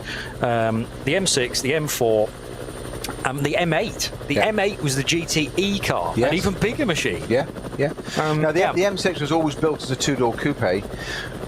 Slightly different back to floor plan, because it was quite a bit longer as a car than now M4. They're a bit shorter and wider if you look at them. But if you look at a difference between an M4 and an M3 now, even just the road cars side by side, the obvious thing is that the M3 is 4-door and the M4 is 2-door. Yeah. So M4 isn't 4-door. M3 is a 4-door, but if you look at them two side by side, and I've seen multiple of them lined up together, and sometimes, and if particularly in the same colour, you have to look at them and go, right. So easy way is, if you can't see the badge, look at the side. Has it got a beeper? Has it got doors? Has it got rear doors or not? Because they're pretty, certainly with that new grille and that massive intake, which I know opinions divided. I'm probably going to start another social media round whirlwind now, but. I actually like it. I like that grille. I think it looks fantastic. We talk about the Mercedes grille when it got its evolution, going bigger and wider, and we used to say a few times, look at that in your mirror, see that coming behind you. It's got that menacing, almost that growl. It's coming to get you. It's got presence on track, as it does have on the road as well. But I think the M4, it needs not to have a number plate on it on the road. Now that sounds silly, or obviously it has to have legally. But when you see it without the number plate, and there's a couple of teams, I've forgotten who it was. Who's the team that did them in mostly black? with a pale blue livery, and what they did was the whole front of the car was black, but they did the inside of the air aperture, the intake, in the blue to make it really stand out, but very, very cleverly, but also quite subtly. I think it works really well. We've got one of the Cup 2 cars off, have we not, Johnny? Is that the 106? It is. So it's not one of the front runners in Cup 2, but you are right in its identity. It's the Bonk car, isn't it? It's Marco van Ramsort, who shares with Ralph Peter Bonk. Yes, and it is Is that actually entered as Bonk Motorsport then? I haven't got an entry name, but it would make sense if it was effectively Bonk Motorsport, even though their name isn't above the door this weekend. So the 106 car that was 12th, and that's not a position that it has sort of descended to because of this off. Unfortunately for them, they've been flirting with those early positions in the second 10 of the order, so just beyond Felipe Fernandez Lars's car in 10th. Fricadelli Racing's car has dropped more significantly than I was expecting. I think they may have been fighting one or two issues with the Treble 1 car as well. So you've got the 119 in 11th, and now a car off again at the tyre wall. We don't often see this during an NLS weekend, but it's three of them in total now. Again, got through that, and I'd looked at those barriers at a distance before and thought they were just safety barriers, little ones there, just to close it off, because it's effectively a escape road. I've said a few times now, but you were absolutely right from the outset, Johnny. But it is tyres. And it still amazes me that and I don't mean this in at all negative way, but it still amazes me that circuits worldwide, we've got all this technology in the cars, whatever, and barriers, still one of the most efficient ways of absorbing energy from a car going off out of control, where probably, let's just say, a mechanical failure, whatever reason's got it there, is a tyre stack bolted and braced together. And have no illusions, they're not just tyre stacks standing there, they are bolted together all the way through, sideways to the next one, down through to the bottom one. So it's a complete unitary construction.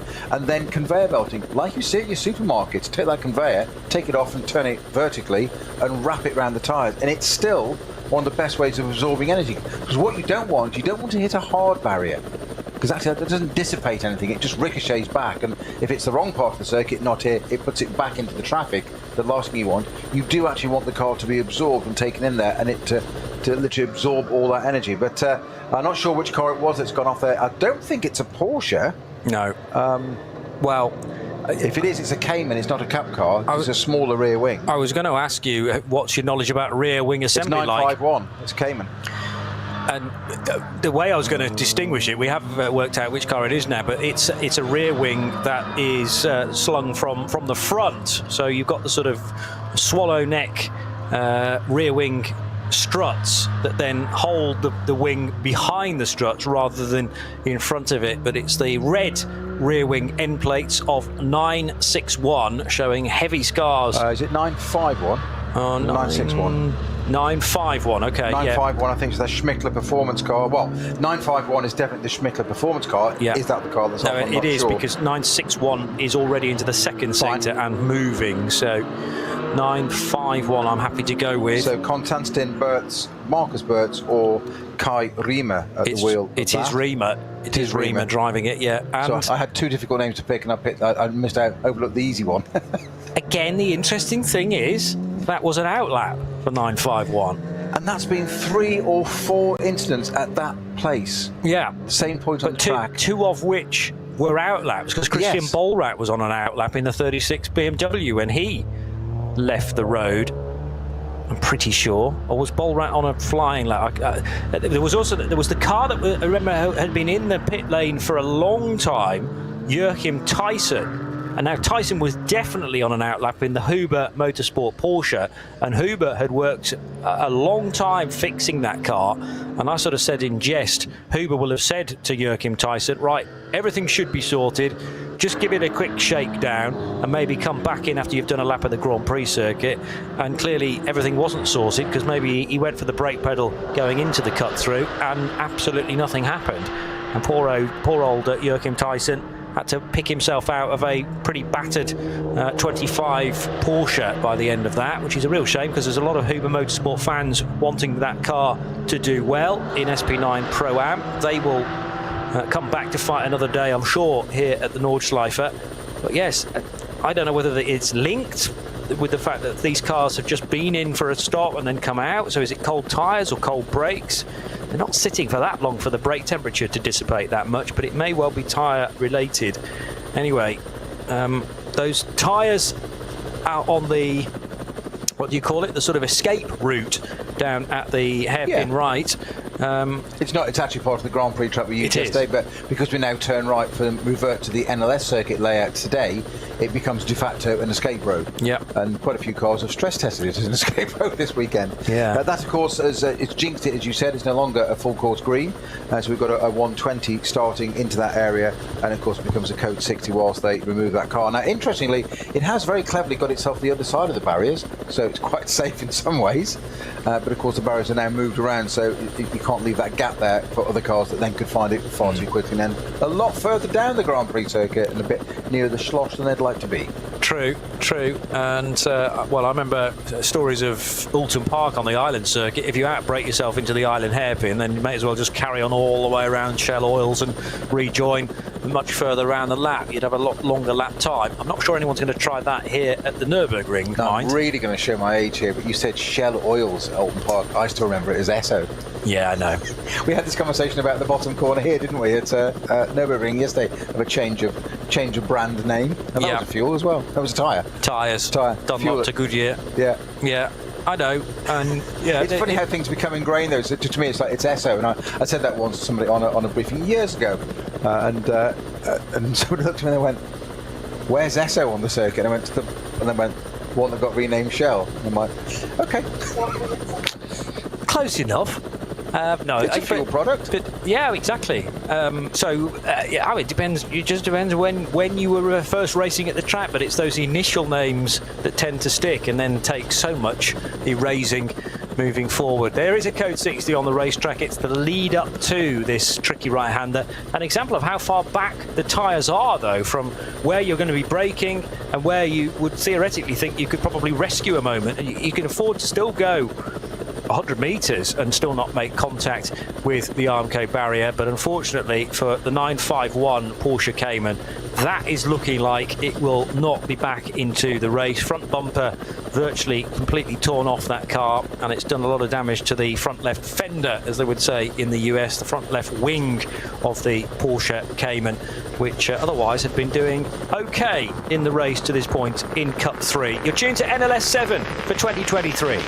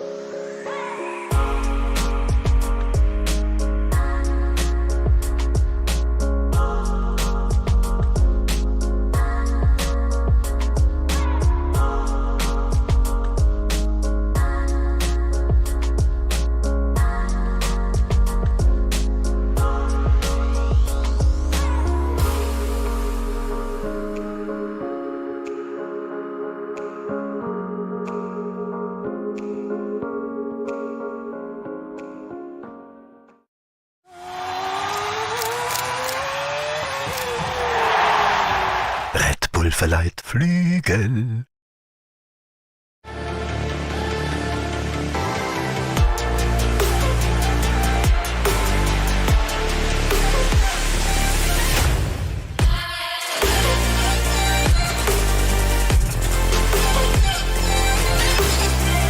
Falkenreifen.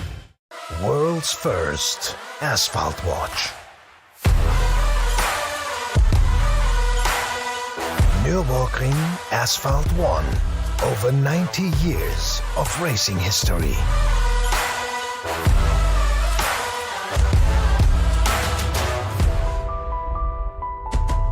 Cobbler.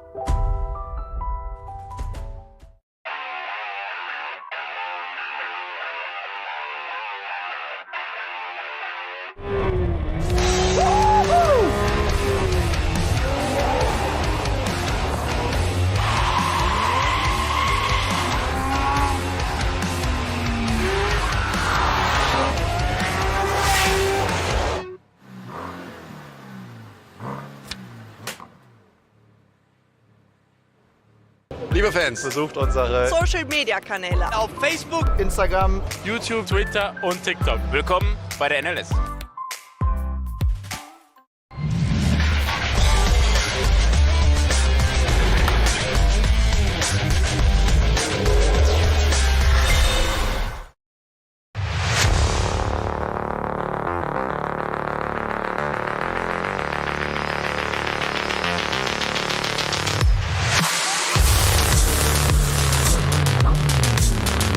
Less than 30 minutes still to go, and now there's a problem for the Max Cruiser racing car of who's at the wheel? Is it Tom Coronel? Is it Jan-Jaap van Roon? Is it Andrew Engelman? But a brief off there at Hohenrhein, and thankfully for the 127 it's not that far away to get into the pit lane. To answer my own question, Andrew Engelman has had the moment, thankfully nowhere near as big as the Marcos Adolfo Vazquez crash yesterday. Tom Coronel will be checking the driver ID there, won't you, to make sure he's not getting I wonder thrown under the bus for anything again. Well, I thought it was a prime opportunity to say, maybe that's Tom Coronel off the road again. Yeah. In fact, Tom's not been off the road at any point, I don't think, this weekend, but we've blamed him for at least 2 accidents involving his car.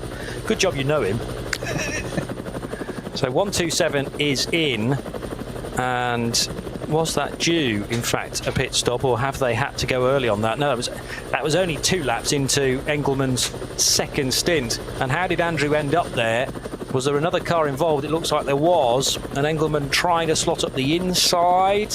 Oh, and the two got together and ended up in the tyre barrier virtually as one. Now, what I can't do is identify the other car at all because there's now a tree in the way. Over to you, Snowy. Thank you for that. Yeah, I think it's an oak. No, very good. Well, here we go. This will provide an answer because this is not the one. Well, is this the 127 car? Oh, it is. You're right. Yeah. But strangely, it looked like the 127 left the scene secondary there. So did the car that was closer to the barrier almost was able to reverse out and get going again? Whereas that inevitable thing with the Porsche, though, it doesn't look that much. If that was your road car, you'd be very unhappy. It's a race car, you just wouldn't worry about it. No. Because it's a Porsche, those left-hand corners, you've got those radiators down there for efficiency, but they're not very durable, resistant to races. The leaders in SP9 Pro, 2 of the 3, have now completed their what should be final stops. Dürr Motorsports Aston Martin due in the next few minutes, by which point we'll be lighting the blue touch paper because Nicky Team will be hopping from foot to foot at the front of the garage and eager to get going. Here's a glimpse of our race leader heading through Kittelbacher Hoor and Flugplatz, the next right-hander, which is barely a ease of the throttle there, maybe just a bit to balance the car, and then floor it once more through the double right-hander. And now on towards the left-hander at Schwedenkreuz. So Schwedenkreuz, Arenberg, and they're passing, or the BMW is passing one of the saloon cars, trailing a bit of bodywork there, but safely negotiated by Christian Krognes, who again will take this descent, I should say, down into the foxhole. Now, so 105 is the other car, Johnny. Okay. And 105 did indeed leave the scene before the 127. That wasn't quite right in my mind. Before exchanging insurance notes as well. Details. I'm not sure about the 105. I don't think he hung around at all.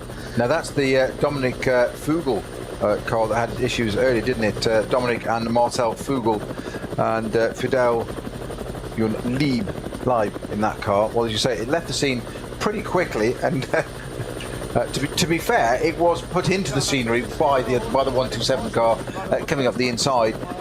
It's for what little bit of the overhead shot we saw, which is quite a long range shot, but on initial observation, I would suggest it's a bit of a racing incident. It was possibly a little bit optimistic of 127. You could then throw in that 25 odd minutes to go of a race. Why would you risk that? But it's happened now. The point is, it's done, sadly. The car on the inside, 127, will say, well, I was fully alongside. That was my apex. I don't think he was. That was my apex. Well, Andrew Engelmann will say that. Not actually, I don't. This is where we need to get into data and look at steering traces and angles and that kind of stuff, because that's where this gets really interesting then, because did the 105 deviate, or was he already on that trajectory? Then you start to compare to previous laps, etc. I would say it was slightly ambitious going up there, but you'd need different camera angles, not just that long shot, to say, was it absolutely legit? Did he turn in? So did 105 turn on 127, or did 127 be optimistic and he had to go? What we saw from the overhead shot, he had to use a lot of the right-hand curve, which then pitched him into the 105 car. But was he on the curve because 105 turned in? It's tomato time, isn't it? And one thing I will absolutely guarantee: neither driver will agree with the other. No, that is for sure. Two bronze drivers, but I like to see bronze drivers who are elbows out, and Andrew Engelmann felt there was an opportunity there. Actually, that's the car that has been penalised because it took more time to get out from the tyre wall and does appear to be carrying more damage. I don't think Fidel Lieb came in to the pits at the end of that lap. That was a straight fight for position, and it wasn't for the lead, it wasn't for 6th place, it was actually for 9th and 10th in Cup 2, but that's how serious some of these guys are taking it. It's still position. Precisely right, and I mean, you know, if you're not willing to go door handle to door handle into Tiergarten after a cracking opportunity down the Dottinger Hor, then perhaps you're in the wrong game, and fair play to both of those guys who were eager to do it, and Fidel Lieb did indeed stay out of the pits.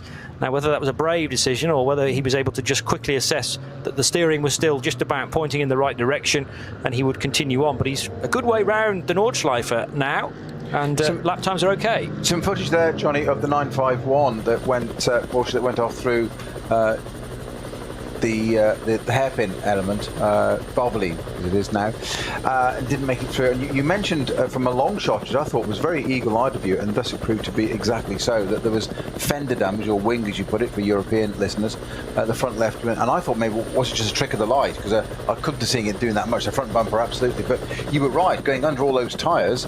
This is about the 10th time you've been right this weekend. It's quite extraordinary. It's making me feel very, very uncomfortable. But that wing is creasing because it's a metal wing. It's a production wing on that. It literally will be a production on no flares, nothing like the GT3 cars, SB9s, and that's it's a seriously second-hand front left wing stroke fender on that Porsche, sadly. And I don't think that car's going to be run in the race again. Far too much of damage to be repaired. That's a real shame for the team. And yesterday, I have to check the results to see how they did within Cup 3. Let's hope that the result yesterday was at least half decent for that crew, because there's going to be a lot of furrowed brows for 951 and the associated drivers for the remainder of the evening.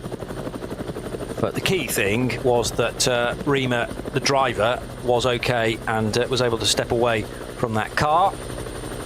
Meanwhile, homing in on the number 34 Christian Krognes driven BMW, the one with a slightly bit more white around the nose compared to the 35 car, and still 2.5 minutes. This actually could run close to being the fastest lap of the race, because he's got two absolute bests on this lap alone, including the longest sector, which takes just more than 3 minutes. In fact, it took Christian 3 minutes, 2 seconds, .274. Let's see whether he can link it all together and go even faster than the 7:58 that this BMW has already done in the race.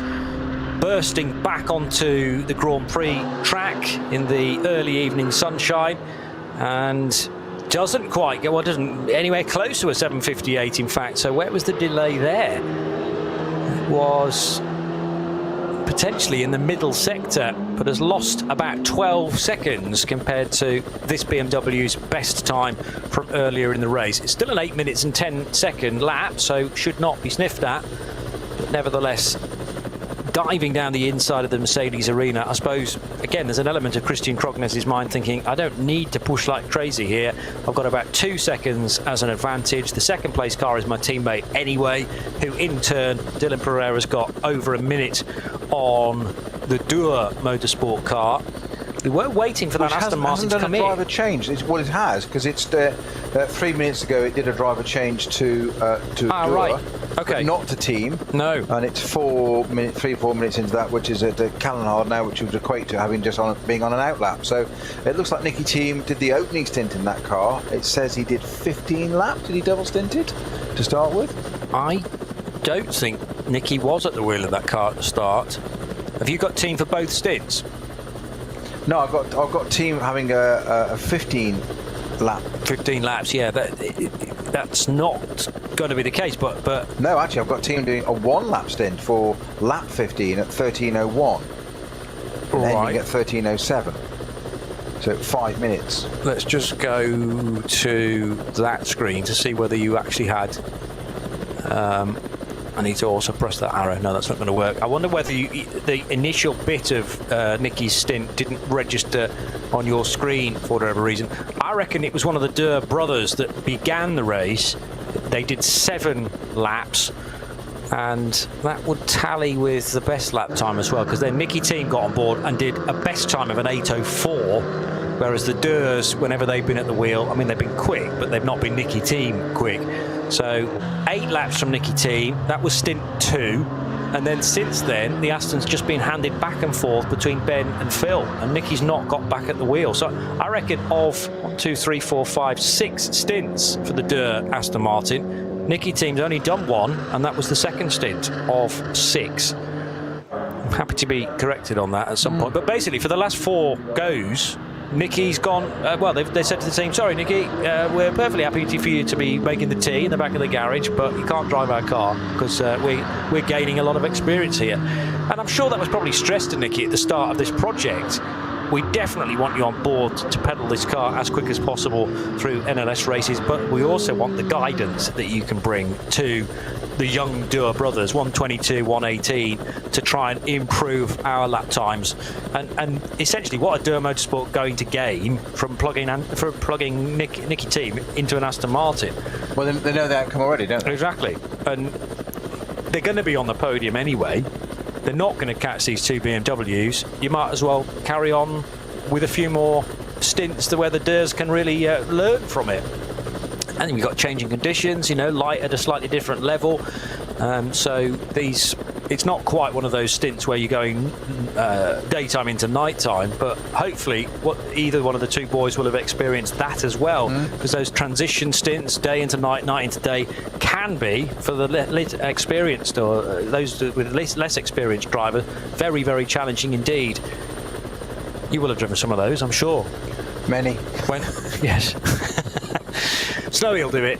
But when you've got a low sun, I mean, that can very easily creep into the cockpit and cause a massive problem from a visibility point of view. Oh yeah, it's all. I romanticised it yesterday, saying that twilight and dusk ones in 24-hour races, that they're lovely stints to do. They are, but there's a bit depending on the circuit length. But let's take Spa as a sort of a good 24-hour with so different to this. But still a decent length circuit. Yeah. But there's going to be a bit where there's about 3 laps roughly where it's plain awkward because it's the wrong position. If it's bright and sunny as it is today and the sunrise comes up and it's beautiful, it's all very well waxing lyrical and pleasant though it is to wander through a garden of bright images and all that kind of stuff. You're still in a racing car and you can catch somebody out and not see somebody, and if you get that bit of sunlight, and it's that thing of also tend to do visors on your cars. I used to run a Caracoat, other brands are available too, so a reflective iridium visor, yeah. because it looked really cool. No, but it's that multicoloured visor. But that's for the daylight. Yes. And then you have a clear one for nighttime. But if you tend to either have I was lucky enough I had enough to have two helmets. You want to you just swap rather than doing the visor and dropping screws on the garage floor and scrabbling around for mechanics laughing at you because they let you do that.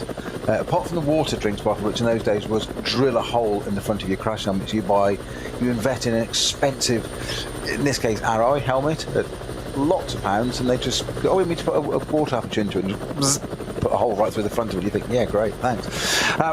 I digress. But if you forgot to put the right helmet on, or you just double stint and you're in that clear one for night time, and you quite often you can run a car in a closed car with the lid down, the visor down, because the amazing amount of trash that comes in through air vents and stuff and all sorts, and it can be advantageous to have the visor down. And all of a sudden you can't see, and you don't know whether there's a slower class car in front there minding their own business in front, and if you happen to be in a quicker class car, that's your concern. As if you collect them, it's going to be probably some distance before you put them down again. Yes. And I mean, the armchair viewer would say, well, you know where the track goes, it's going exactly the same direction as it did a lap ago. Yeah, but all the cars around you have moved. Yeah. And you, in multi-class racing, who knows who's going to be around the next corner? The marshals are doing their level best to warn you, but literally if you're getting blinded by the sun, you're not going to be able to see the flags either. So yes, but it's interesting you say about 3 laps. So it's really just grit your teeth through those and know that by the 4th lap, things should have improved. Yeah, it changed quite a bit. There's tree lines and all sorts. It does change. But I remember doing it here, and it was quite spectacular. And around here, this is so dark. It's just pitch black for the bulk of the circuit at night. And then you suddenly come past the pits where it's just like there's activity. There's teas and pizzas and bits going on over there, and back into the darkness again. And see you in a few minutes, about 10 minutes time. And that becomes a more of an adjustment issue, doesn't it? From kind of sometimes floodlit parts of the track to then plummet straight into darkness. Yeah. And your eyes do take a couple of seconds just to work out where everything is. So less of being sort of blinded by the sun, but more just that change of environment. Good chance to peer right into the cockpit of the Fricadelli Racing Cup 2 Porsche, which is the treble 1 of Felipe Fernandez-Larza. He was a winner this year in the Nürburgring 24 hours, driving a very different car, the Ferrari 296 GT3. But Klaas Aberlaan has had a stint in this car. Also, the driver simply known as Jules. But it's back to Felipe Fernandez-Larza with those bright yellow door mirrors and matching rear wing end plates for car 111. And I feel this car has shown a bit more speed than the 7th place that it currently occupies, although I think it might be just about to jump up into 6th because Christopher Mies has just pitted, and it depends where Chris Mies is going to re-emerge in the number 103 Team Techstar car. Interesting, we're actually now going back to the original drivers that we had. Do you remember that long line of Cup 2 Porsches in the opening 20 minutes or so? There was about 7 or 8 of them. Most of the teams have now gone back to those original drivers. So Ben Leuchter driving the 100 car again, Tobias Muller in 121, Ben Boonagel in 102, Chris Mies, Peter Terting, Felipe Fernandez-Larza. So whoever starts the race, generally in this, is also going to finish it. Talking of Chris's, with just literally, as I said now, just under 9 minutes of this race to go in a 6-hour race, Chris Krognes has just set a new fastest lap of the race in the Volkenhorst BMW M4, number 34, just to prove it. You ready for this? A 7:56.7. I know it hasn't got that much fuel on board now at this point of the race, but comparatively, but equally its tyres will be somewhat more worn. True. So it's yin and yang. But Christian Krognes, he's enjoying that car, isn't he? And what was it Kura Gamaziak said to him yesterday, or said it in the post-race interview when they won this yesterday? And he said that I knew Chris was the right person to have in the car. I could just sit at the back in the lounge and just relax. Yeah. And there is your evidence as to exactly why. This morning's qualifying time for that BMW was also a 7:56. It was a 7:56.5. So he's got within 2/10 in race of his qualifying. And we're not yet at the end of the stint. I mean, so he's not done yet, is he? No. And what I didn't do, actually, well, no, I think we'll complete this lap and quite probably go around again, unless Valkenhorst Motorsport get on the radio to Christian and say, if you back off in certain areas around this lap, you could potentially finish the race the next time you cross the line. And he does have enough time in hand to do that. A horrible sight. Interestingly, 2 more laps completed already than yesterday. It was 39 laps for the 6 hours yesterday. Yes. We're on 41 already. Yes. That's an excellent point, and I wonder whether, well, there was a significant chunk of the track affected by long-term barrier repair yesterday at Hohenrhein, and also remember we ended with Hatzenbach being under code 60 for the rest of the time, didn't we? That BMW that rolled twice, they just decided to effectively leave it there or do the recovery, but then not repair the barriers, and warned everybody that we would stay under code 60. So that will have denied us quite a bit of racing time as well. This is going to be tight between the end of the race and where the BMW is on the racetrack. As I say, is Christian Krognes willing to give up some of that 2 minutes 49 seconds? We're now green all around, by the way. It was only Valvoline and Marshall posts 12 and 13 that were preventing us from being green. But also, oh, and Wippermann as well. Wippermann was just affected by a code 60 about a minute or so ago, and they had a new code 60, and then within 2 minutes it was cleared. Clearly track conditions are very good at the moment, because the 187 FK Performance BMW has just done its best lap of the race as well. 187 for Wustenhagen, just doing an 8:37.775. So 8:37 in a GT4 car is a very impressive time as well. I wouldn't be surprised to see that being quicker than we saw the SP10s go earlier today. So cars getting nice and light. Most of them will be beginning their final lap of the race, but it's all going to be dictated by where Christian Krognes is and whether he just starts to ease out the throttle a little bit. He only needs to lose probably 10 seconds on this lap to ensure that it is a 1-2 finish for Valkenhorst Motorsport. Otherwise, of course, in Christian Krognes' mind, he's thinking, hang on a minute, I want to complete this lap and try and improve on my best lap time again, and then I want to go around again for the 43rd time and see if I can get the best lap of the race on the final tour. So how are Valkenhorst going to play this? 5 minutes and 10 seconds still to go on the clock, of a clock that initially read 6 hours, off the back of the first day here at the Nürburgring, where we also did 6 hours of racing to go together to form the Red Bull Formula Nürburgring 12-hour weekend.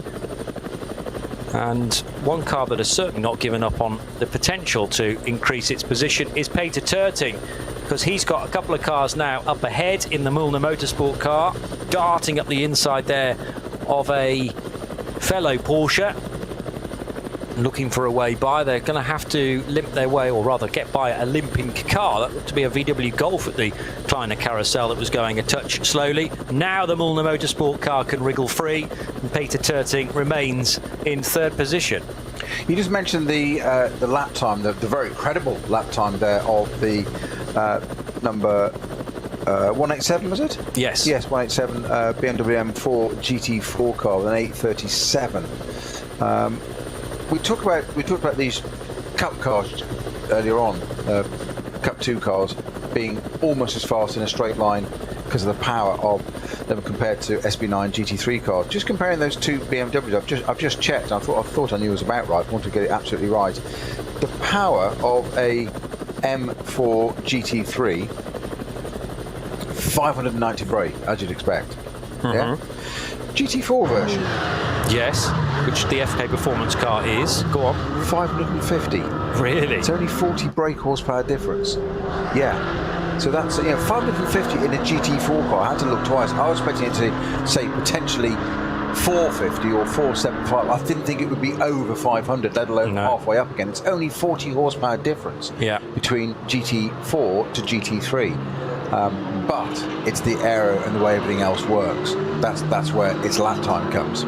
Yeah, true. But that's why GT4 for 40 seconds difference. The more modest budget, shall we say, is such an attractive proposition now. GT4 racing has just exploded globally. GT3 was already there, but there was there was talk at one point that some GT championships would become GT4. Of course, we've got the Michelin Pilot Challenge in IMSA, which is a GT4 championship together with TCR as well, and that's always so heavily subscribed with entries.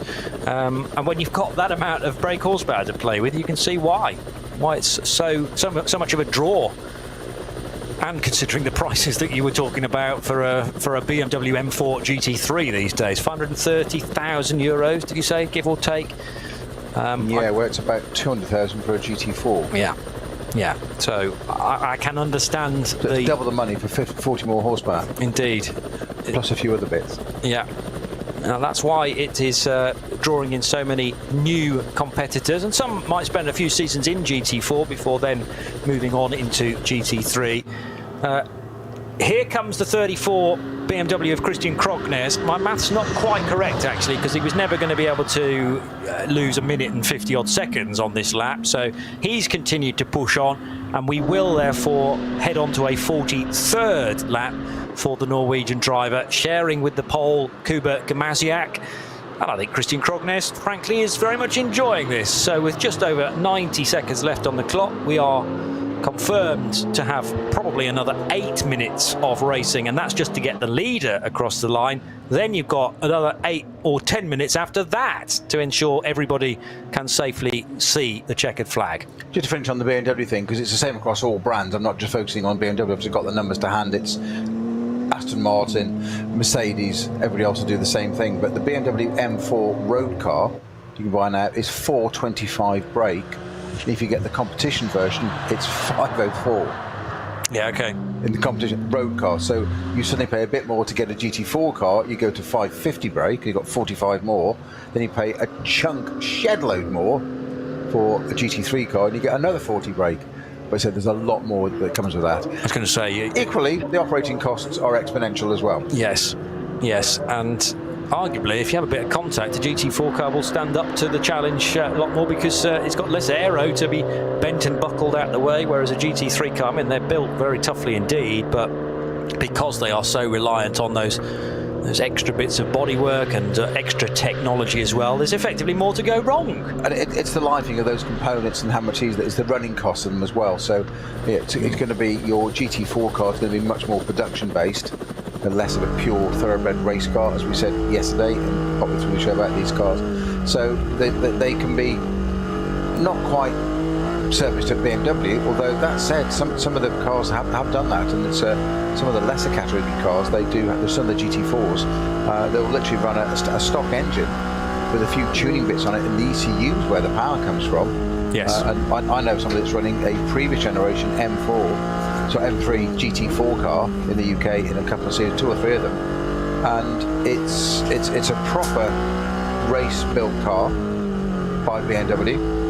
Team Brazil car, you know what series that was from, proper BMW car, and they have it serviced at BMW. They put it on a trailer, take it in, and it gets a BMW service, gets its book stamped, and it comes back. Then it goes race prepped. Yeah, and the engine is absolutely stopped, to the point that they did a race in that car where they had an engine failure on the Saturday or Friday in testing, qualifying testing I think it was, and they genuinely found an M3 engine on eBay, went and bought it, plugged it in, and then plugged up all the clever ECU brain bits and whatever, because the engine was stock, and off it went, and it won the next day's race. Wow. That's almost like the days where you used to drive your road car to the track, race it, and then bring it back again. Yeah. Phenomenal. Well, but it just shows that that there's a lot more to compare between a street car and a racing car, particularly in certain specs. The track's obviously in a great condition, because I'm seeing fastest time followed by fastest time. Tobias Muller has just done the quickest effort in the Cup 2 category with an 8:15 flat, and that car is in second position. Tobias clearly trying to push as hard as possible, but he's got 26 seconds in arrears over Ben Leuchter's car, and Leuchter, together with his teammate Nico Otto, have been the class of the field today within Cup 2, so it's very likely the 100 car will, despite how hard Tobias Muller is pushing, still finish top of the shop in a very competitive Porsche 911 GT3 Cup class. There's also the SP10 battle. Oh no, that really is livening up, because talked about the 187 BMW having just done an 8:37.775 a couple of laps ago. The SP10 leaders, Toyota Supra versus BMW, they crossed the line with 0.187 of a second between them. 2 tenths. For BMW 187. So if he could have chosen a time, that would have been it. Although, now, of course, that's the BMW that did the 8:37.7. Exactly. Compared to the Supra in front did an 8:41.8. Yes. 4 seconds in one lap. Yes. So is that an indication of the difference in driving ability, perhaps, in their chosen final pilots? So we got Wustenhagen versus Goulden, basically, and they will be going round one more time, because Christian Krognes has to complete one further lap as well, making it a 43-lap race for the SP9s. SP10 cars will reach 40 laps, I reckon. But every credit to Nick Wustenhagen, who is realising there is an SP10 race win up for grabs here, and he's looking to try and close in on Andreas Goulden, who is certainly no slouch either in his Toyota Supra GT4. He's done it. Has they changed around? Yes. So confirmation that the BMW has managed to get ahead. I've got the right number. Hang on. That was it might have been. Have we got a different Supra? We've got more than one. How many Supras are in the race? They were on board with. We've got 3 Supras in this race. Right, I think it's a different one. My apologies. Well, I think the speed that Wustenhagen is able to lay down is sufficient enough to get ahead of Andreas Goulden, but it just depends whether there's the opportunity to do it. Yeah, I think it was a 635 Griezmann Toyota Supra GT4 I was looking at. It was running in the alternative fuels category. Andreas Goulden, a wily old fox, he's got more years of experience over Wustenhagen. Wustenhagen, 26 years old, silver rated, and began his run on the Nürburgring in 2019. So the big BMW in the M4 iteration, so basically the same car that runs in GT3, but as we've said, different performance levels. And now I can confirm that the FK Performance BMW is ahead of the Toyo tyres with Ring Racing Supra on the splits. For whatever reason, Goulden now has lost a further 21 seconds in one sector alone. So I think that is silver driver up against bronze, but also working their way through some code 60s here and there too.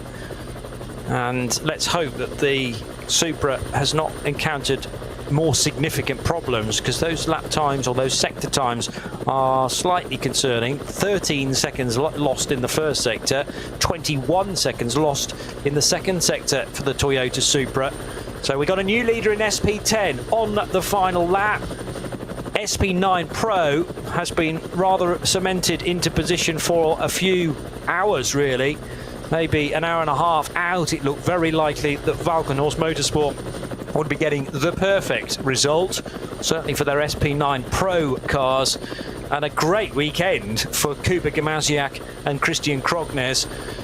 You can do the business on Saturday in a 6-hour race, but it's not just a question of rocking up to the track the following day and doing the same again. They had to make sure that the team was going to be in lockstep with them, and Kuba Gamaziak needed a clean couple of stints. He was able to take the fight to the initial pace setters, but remember that the BMW did take a while to work its way to the front. It was the Luca Ludwig Ferrari that set the pace, together with the Audi in the hands of Frank Stippler. Unfortunately, Stippler's Audi dropped away with a rear puncture. We also had problems for the Schnitzelar Mercedes as well, but BMW win for the second time in as many days, and again it is the 34 car of Christian Krognes and Kuba Gamaziak for Valkenhorst Motorsport. And this BMW M4, introduced last year but in 2023, is going from strength to strength, and it will chalk up yet another victory in this year's NLS Championship. Peter Snowden. What did you say? Back to back. It didn't even qualify for the race yesterday. Started at the back of start Group 1, but still won it. It qualified 6th today, was it? So it wasn't. It wasn't right at the front. It's only the 3rd row, but it's still it still won it. Its teammate has done exactly in second place, so that's the 35 car will follow it home in second place.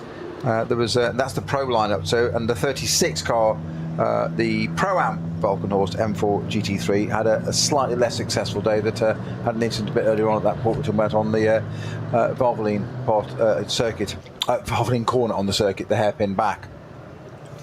I think what is extraordinary there, just looking at this,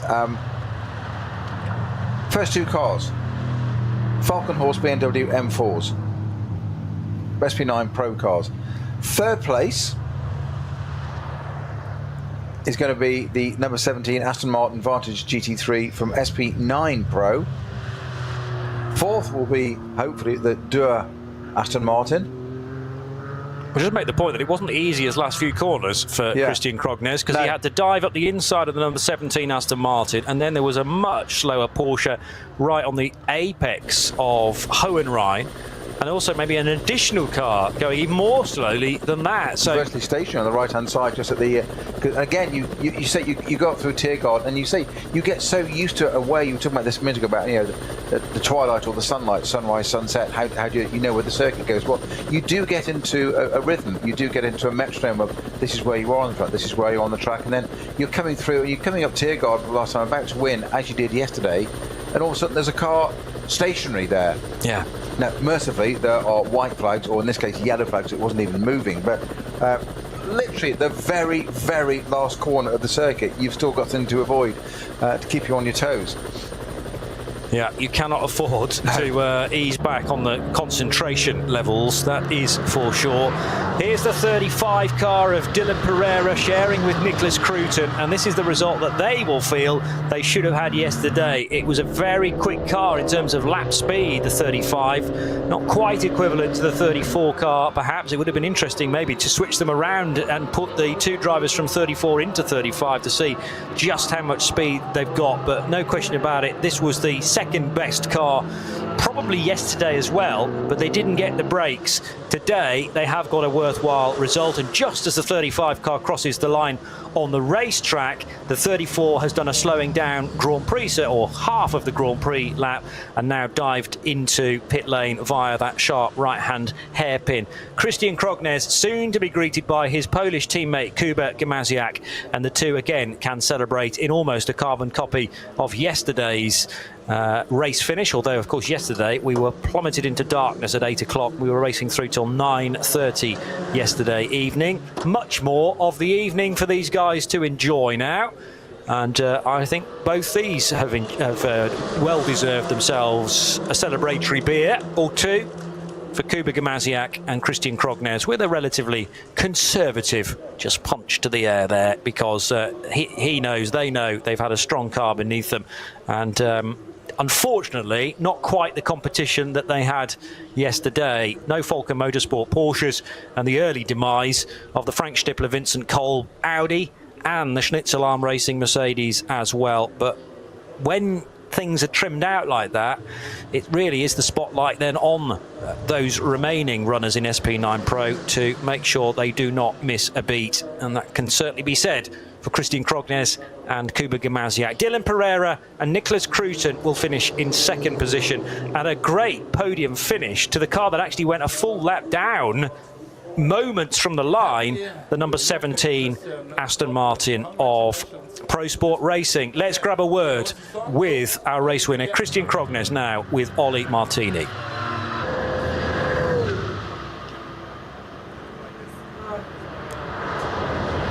And I assure you the microphone is under the nose of Christian Krognes right now.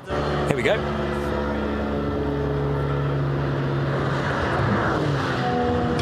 I definitely heard his voice then, but it's not quite loud enough for us to hook into. The voice is in your head again, Johnny. Yeah. The 12 hours have got to you. The nice thing is that we have already heard from Christian, of course, after his initial single stint.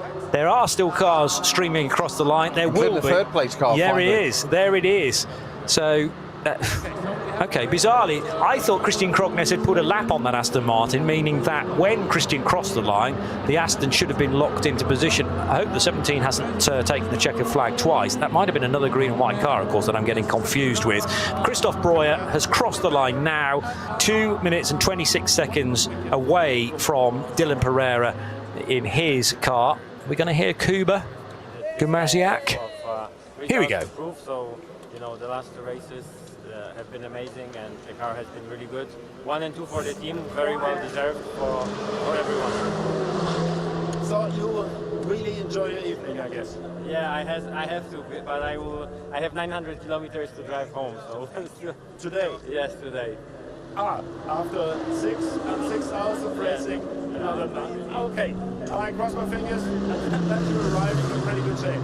Thank you very much.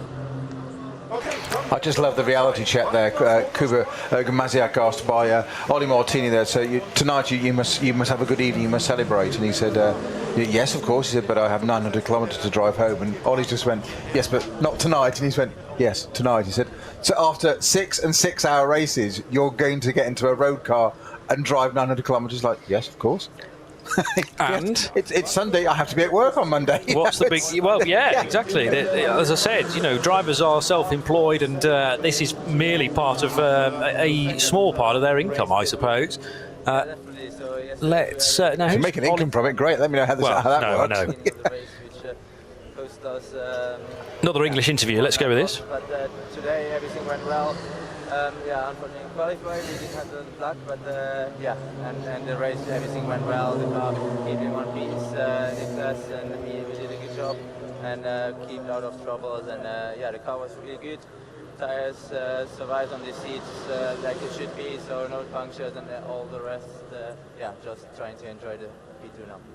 Perfect. Congratulations. Sagt der ehemalige Porsche Supercup. That was Dylan Pereira then, having a quick conversation with Ollie Martini. Pereira's just got out of the number 35 car, sharing it with his German teammate Nicholas Cruton. To put 900 kilometres into perspective, we've just done a lap of 24.358 kilometres. If I multiply that by 43 laps, I get to 1,000 and a bit. So effectively, Kuba Gumasiak's got to do, again, the distance we've just covered in 6 hours, all the way home tonight. Nicholas Cruton chatting to Ollie, but this will be in German, because Nicholas is German. Yeah, you must admit why you was doing the calculations on your phone there. And there it is, it's just come in there, the third place car, the Aston Martin. Is it Nicholas Breuer at the wheel of that? Christophe Breuer. Christophe Breuer, my apologies. Christophe, it's a thing this weekend. You like Chris's. But Ollie Martini just had to turn to Dylan Pereira and just go, who's next? Because there were 2 Vulcan horse cars there, and it's just like there's no third place there. And he's like, who do I interview? And he's basically, Dylan Pereira had to lean in and just go, it's up there. And there's this Aston appearing. Lovely little segue. They just didn't quite get out. There's a space. I need to talk to somebody. There's no car. Somebody must be third. They are. Somebody wants to be third. How much do you want to be third? But not only are they third overall, they are also, more importantly for them, Pro-Am winners. So it's Christophe Breuer, Maxime Dumouriez and Marek Bachmann. Bachmann at times was the absolute star in the Aston Martin, but you have to have some good AM drivers as well. I'm always a little bit resigned to calling them full amateurs, because they're really not. They're just basically non-pro drivers. But grins all the way around here. I like that. That's actually that's a very, very accurate and kind description. Let's just see whether we can hook into this interview. And today we did an amazing job. Thanks to Pro Sports, thanks to my colleagues. Just amazing. Really happy. Congratulations. Wir haben einen deutschen Vertreter. Mann, oh Mann, dickes, breites Grinsen verdient. So this will be Marek Bachmann now, who will chat to Ollie in German. We might grab a word with Christophe Breuer will also be in German as well. But Maxime Dumouriez speaking English, because he's from Belgium, and I think the French-speaking part of Belgium. So that's the reason why we could dive in and have a quick chat with Maxime, who again has been mightily impressive in amongst the pro sport guys. You can't really take your eyes off Marek Bachmann's grin. This means a great deal to these guys, and it's been a hard day as well. 6 hours worth of racing. Yes, they've not always been at the wheel of the car for those full 6 hours, but a shared effort. The car's done the full distance, obviously, but now they can actually talk to one another with some time in hand and go, God, what happened to you in that stint when I took over from you, and vice versa. And there'll be always many, many tales to tell. You don't need to be a professor of body language, do you, to know that Marek Bachmann's quite chuffed with that result. Yeah, it was like a Danny Rick smile, wasn't it? So there is the Nürburgring Castle. We're going to say goodbye to you for the evening. Hope you've enjoyed 2 days full of action at the Nürburgring Nordschleife. And the next NLS race, NLS 8, is in 2 weeks' time. So 23rd of September for the penultimate round of the season. My thanks to Kerry Cobb, who's been making sure we're on air in London, to Peter Snowden, who's been alongside me for the full 12 hours, and from me, Johnny Palmer. We'll see you very soon on the Radio Show Limited network of channels for the 2 remaining NLS races. Bye-bye for now.